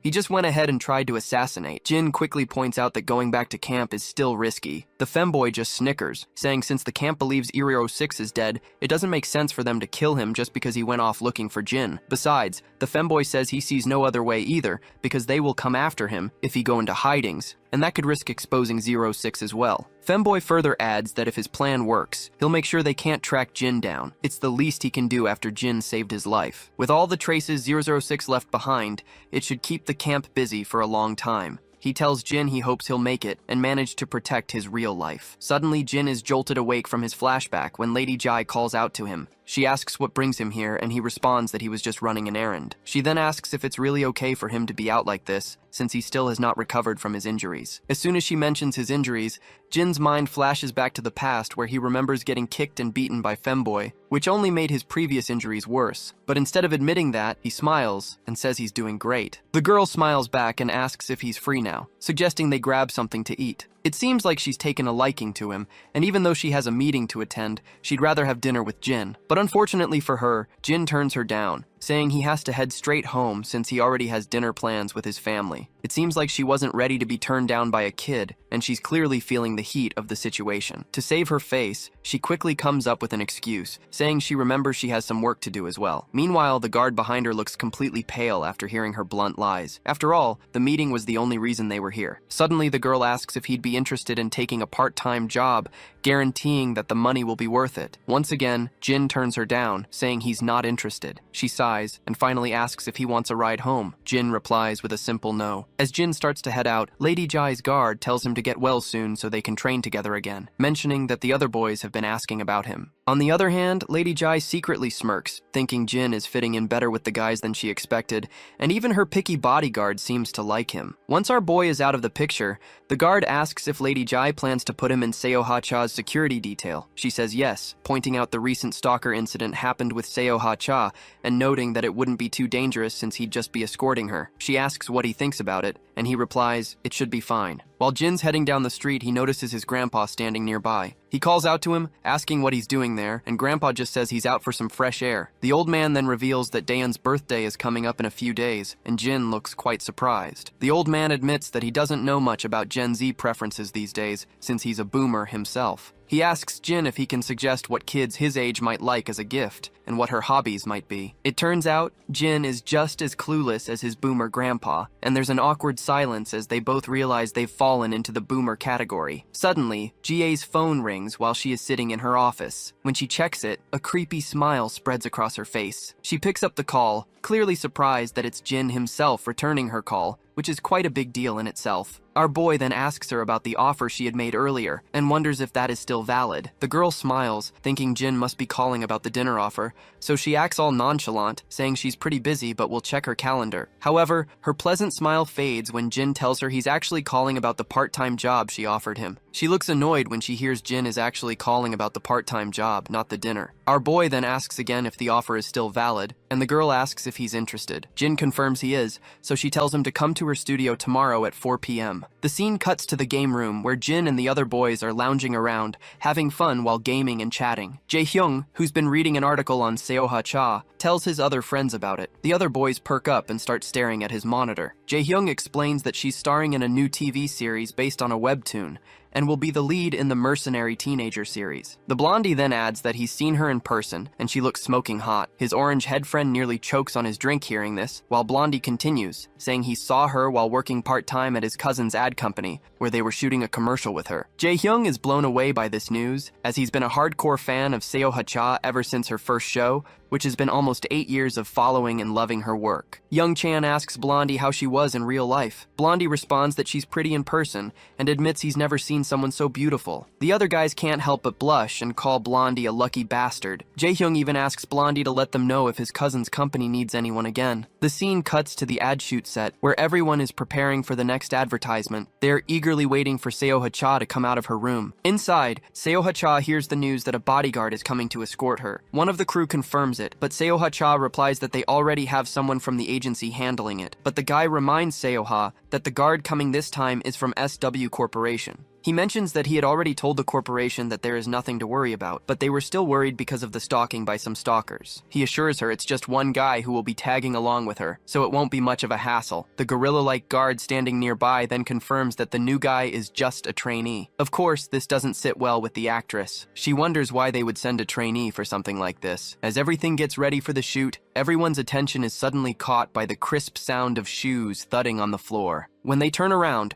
they're blown away by the elegance this man exudes. Even though we don't get the chance to see this elegant man, I can confidently state that it's our boy crashing the party here. Back in Seo Ha-cha's dressing room, the gorilla-like guard mentions that SW sent the trainee to get some experience, and he assures her that he will keep an eye on him to make sure he stays out of her way. Seoha's assistant thanks the guard for his help and apologizes for the extra trouble, saying this whole situation is way above his paycheck. The guard reassures them, saying there's nothing to worry about. He adds it's SW's fault for sending a rookie, and he personally finds it rather humiliating to work with someone below his level. Suddenly, there's a knock on the door. When the guard cracks it open, he finds Jin standing there, and our absolute handsome boy in his suit looks totally lady killer, and he quickly states that he's from SW. The assistant is totally bewildered, wondering if he's really a bodyguard or just trying to pull a fast one on them. Jin formally introduces himself and confirms he's indeed the guard sent by SW. The man finally acknowledges it, though he almost thought Jin was some kind of celebrity in disguise, because he just looks too hot to be some random bodyguard. On the other hand, the gorilla perks up to see our boy, and he finds this nothing short of a joke that they have sent a literal kid. Nevertheless, Jin asks if he can come inside, and the assistant gives him the green light to enter. Once Jin is inside, Seo-ha-cha takes one look at him and is absolutely blown away, finding it ridiculous that this handsome kid is a bodyguard. Jin introduces himself personally and tells her he'll be her bodyguard from now on. Seo-ha quickly reciprocates with the gesture and says it's nice to meet him. Jin starts looking around, trying to get a feel for things, while Seo-ha-cha is still wondering if this guy is really a trainee bodyguard. He looks more like a boy band trainee that SW is trying to debut, and she suspects they probably sent him here to get some exposure. Meanwhile, our boy wants to confirm if this is her first day on set. The assistant confirms this, and once the formalities are out of the way, our boy quickly points out the elephant in the room and asks if the stalking began 2 weeks ago with letters. The woman clarifies that it's been going on for longer than that. She explains that the stalker somehow knows her address and keeps leaving strange letters in her mailbox. It's gotten worse recently, but it's been happening for a while now. She adds that this is common in this line of work, so SW shouldn't worry too much about it. After that, the actress begins to ask how old he is, and that is when our boy's mind flashes back to a time when his senior told him that revealing his age would only make people doubt his abilities. So, in the present moment, he simply replies that it's a secret. At that moment, the gorilla from before calls our boy from behind and says he wants to have a quick chat outside. Once they're out, the gorilla starts by asking if he is a security trainee from SW. Once Jin hears this, he realizes that this is what these guys must have been told, so he just rolls with it, confirming that it's exactly right. The gorilla tells Jin to simply stand aside and watch how it's done. He's confident that he already has things under control. He then starts berating our boy, saying he has no idea why SW would send a runt like him because security is no joke, and practice drills won't cut it in real-life situations. So he tells him he better stay out of the way until his shift is over, and then go home. Jin finally speaks up, asking if the gorilla is Chayol Young Kim from the Security Brothers agency. The man grabs Jin by the neck, telling him not to dodge the question. He warns Jin that if he thinks they're messing around, he'd better listen up if he wants to get out of here in one piece. With that, he flings Jin against the wall and walks off, clearly annoyed. Just then, the actress steps out of the room, asking if Jin's okay. He says he's fine, and she apologizes for this goofball gorilla, saying he's from her agency and can be a bit rough around the edges. She even mentions that she told them she didn't need a bodyguard. Jin doesn't say anything, and the actress enthusiastically starts to ask if he's still in school. Jin responds that it's confidential. Suddenly, her assistant calls out, telling her it's time to head to the set. Before heading out, the lady reassures Jin to just take it easy, saying that nothing's going to happen. With that, she leaves him standing there as she walks out of the scene. The next scene cuts to GA, who's wondering if he made it to the studio okay. The guard asks if she's talking about Jin, and she confirms. The guard then explains that he received word that Jin has actually made it into the studio without any hitch. GA then asks if sending him there was a good decision since he hasn't fully recovered. The guard says it's alright, pointing out that threats and stalkers are pretty common for celebrities. With Seo-ha-cha's level of fame, she's had her fair share of them. Her agency recently assigned a personal bodyguard for her so Jin won't be too busy. GA agrees, explaining that this is precisely why she sent him there, to let him take it easy while he recovers. And who knows, he might even complain about how boring it is. The guard then smiles at GA and says he doesn't think Jin is the type to let himself get bored. GA finds this good news and uses the term cakewalk to emphasize how easy this job is going to be for Jin. The guard reluctantly agrees, saying she's precisely right. GA, on the other hand, feels proud of herself for using Gen Z slang, which makes the guard awkward as he watches her bask in her own sense of accomplishment. As people are gathering in for the shoot, we also see the gorilla making another appearance. Despite the hottest actress sitting right before them, everyone's attention seems to be fixed on Jin, as they can't take their eyes off him. The big man then asks Jin why he left his post for so long, saying they're not here on a field trip. Jin replies that he was scanning the perimeter. The cocky guy starts fuming, questioning what kind of perimeter Jin is talking about, and what a kid like him could possibly know about this stuff. Suddenly, the director wraps up the shooting. As everyone is taking a moment of respite, Seo-ha-cha's assistant offers her some water. Just as she's about to take a sip, her attention is grabbed by Jin, who announces loudly that he needs everyone to remain inside. The entire staff is all ears after after hearing this request, and Jin continues, saying that the police will be arriving soon and everyone in the studio must cooperate with the investigation. The actress is now thoroughly confused and asks what's actually going on. Jin then shows her an envelope with a tiny camera inside. She asks Jin what this is, and he explains that it's a spy camera he found in the waiting room. The news hits like a thunderbolt out of the blue, shocking both the gorilla and the actress's assistant, as well as the actress herself. Even the people standing all around start murmuring, wondering how a spy camera ended up hidden in her waiting room. The actress begins to tremble, and Jin continues, saying he checked the surveillance footage, but didn't find any security cameras at the entrance of the waiting room. This makes it difficult to figure out who installed the spy camera. As usual, the gorilla is fuming, berating Jin for not revealing this sooner. But Jin doesn't give a damn about the gorilla's rage. He continues, saying that Ms. Cha didn't use the waiting room after he found the camera. He was just waiting so as not to disrupt the shoot, and no one has entered the room to retrieve the camera, nor has anyone left the studio. The gorilla's frustration reaches its peak. His nerves are practically popping out, and his mind is on the brink of exploding, and he's convinced Jin is trying to screw him over. He tries to snatch the camera from Jin's hand, demanding he hand it over, but Jin just steps back with such a nonchalant flair that it's almost unbelievable. The gorilla, clearly fed up, asks Jin what the hell he's trying to pull. Jin just says it'd be best if Ms. Cha's assistant took the camera. The gorilla turns to the assistant and demands he let him take the camera so he can have his team stage it with the police. The poor assistant, clearly flustered, hesitates but eventually agrees. The gorilla snatches the camera from Jin's hand without a second thought, and everyone around is pretty unsettled by how this giant guy is throwing his weight around. As they step outside, the gorilla starts laying into Jin, asking why he didn't come to him first with something like this. Jin shoots back, wondering why he should have, especially since the gorilla had already said he did a thorough investigation when Jin asked if he'd checked the waiting room. The gorilla's rage hits a new level as he demands to know if Jin was aware of the camera when they spoke earlier. Jin confirms he was. This sends the gorilla into overdrive, yelling at Jin for not immediately reporting to his superiors. Jin makes it crystal clear that the gorilla is not his superior, and that's the last straw. The gorilla tries to slap Jin around, but Jin's not the kind of kid to just take that. He quickly stops the gorilla in his tracks. Fuming, the gorilla finally backs off, muttering that Jin would have been dead if it weren't for SW Corporation. Later, we see the van speeding down the highway. Inside, the lady and her assistant are having a chat. She asks how long it's going to take to figure out who planted that camera. The assistant says the forensic team is on it and should have some answers soon, but the lady isn't so sure. She mentions that they seem to think she was overreacting about something as little as this camera. The big man, ever the reassuring presence, tells her not to worry. He insists he will run his own investigation into the matter. While the actress looks sad and all, Jin glances at her but doesn't say anything. When they arrive at her home, she gets out of the car and Jin follows, but the assistant tells him to stay in the car as he'll drop Jin off at the nearest station. Jin, however, says he'll head back on his own. With the final exchange of goodbyes, the assistant drives off, leaving Jin standing there. Once the car is out of sight, Jin walks around the actress's house. That's when we see her sneaking out of her own house, wearing a mask and a cap. As soon as she steps out, she finds herself startled by the presence behind her and looks around, finding him standing by her side. She quickly asks how he's still there,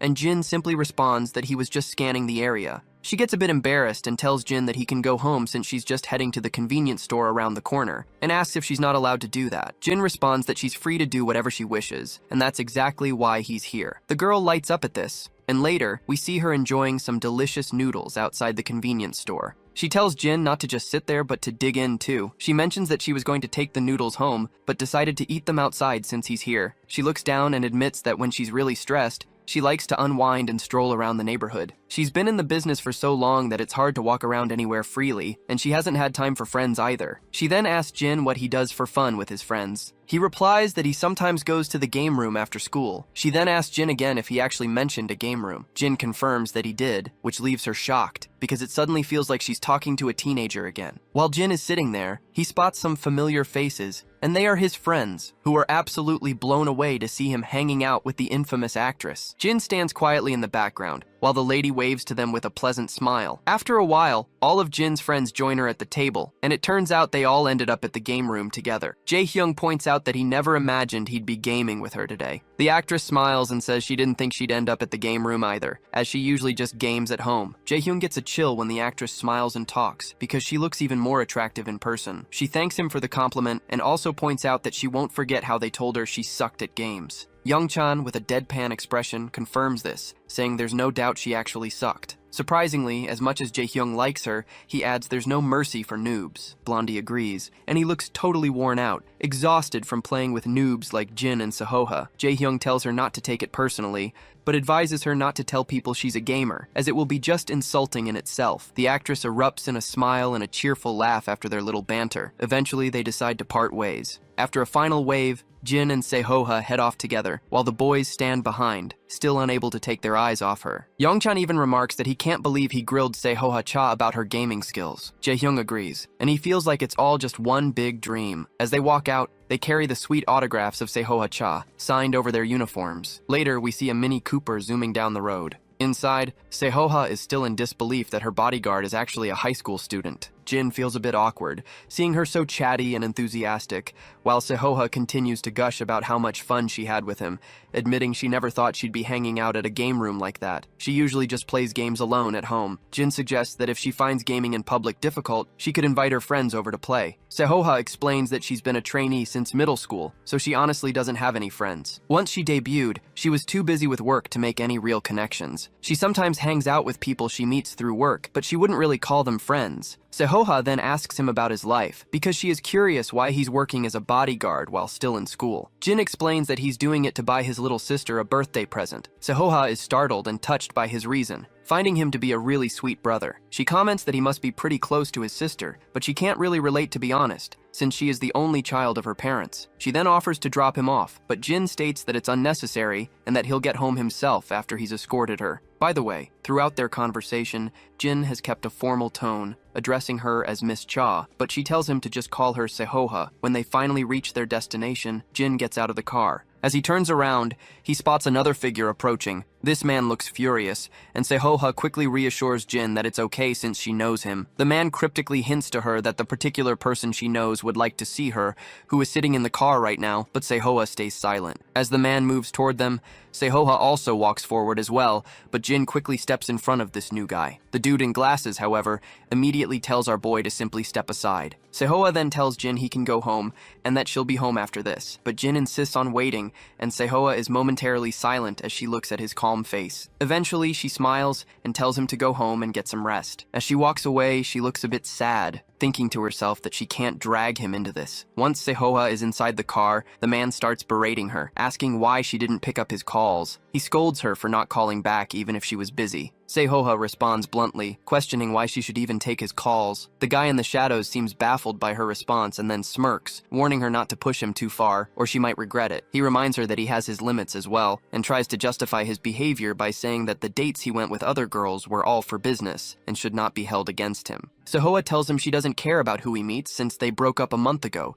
which means he needs to stop contacting her and showing up like this. She firmly says she would prefer if he didn't call or drop by anymore. She starts to open the car door, but this jerk lunges at her, grabbing her hand and saying he's going to teach her a lesson about her place. He makes it clear that just because she's got a little fame doesn't mean she's some hotshot starlet now. Then he goes on about ruining a little actress like her and threatens to expose who her parents are. He then questions if she's really getting a reality check in the state she's in, but before he can say any more crap, my guy smashes his luxury car window. Glass shatters everywhere as our boy grabs the rich dude by the collar, yanks him out of his comfy seat, and throws him onto the asphalt, leaving him getting scraped up pretty badly. The girl is completely stunned by the scene, and our guy quickly tells her she can get out now. Once she's out of the car, he checks if she's okay. She says she's fine, but she seems more worried about the rich guy he just threw out. So, you're a fan of this manhwa and can't wait for the anime, right? Let me know what you'd rate this story in the comments. I really enjoyed the cold main character starting to explore other emotions. Give me your rating from 1 to 10. Honestly, I'm still trying to figure out my own score.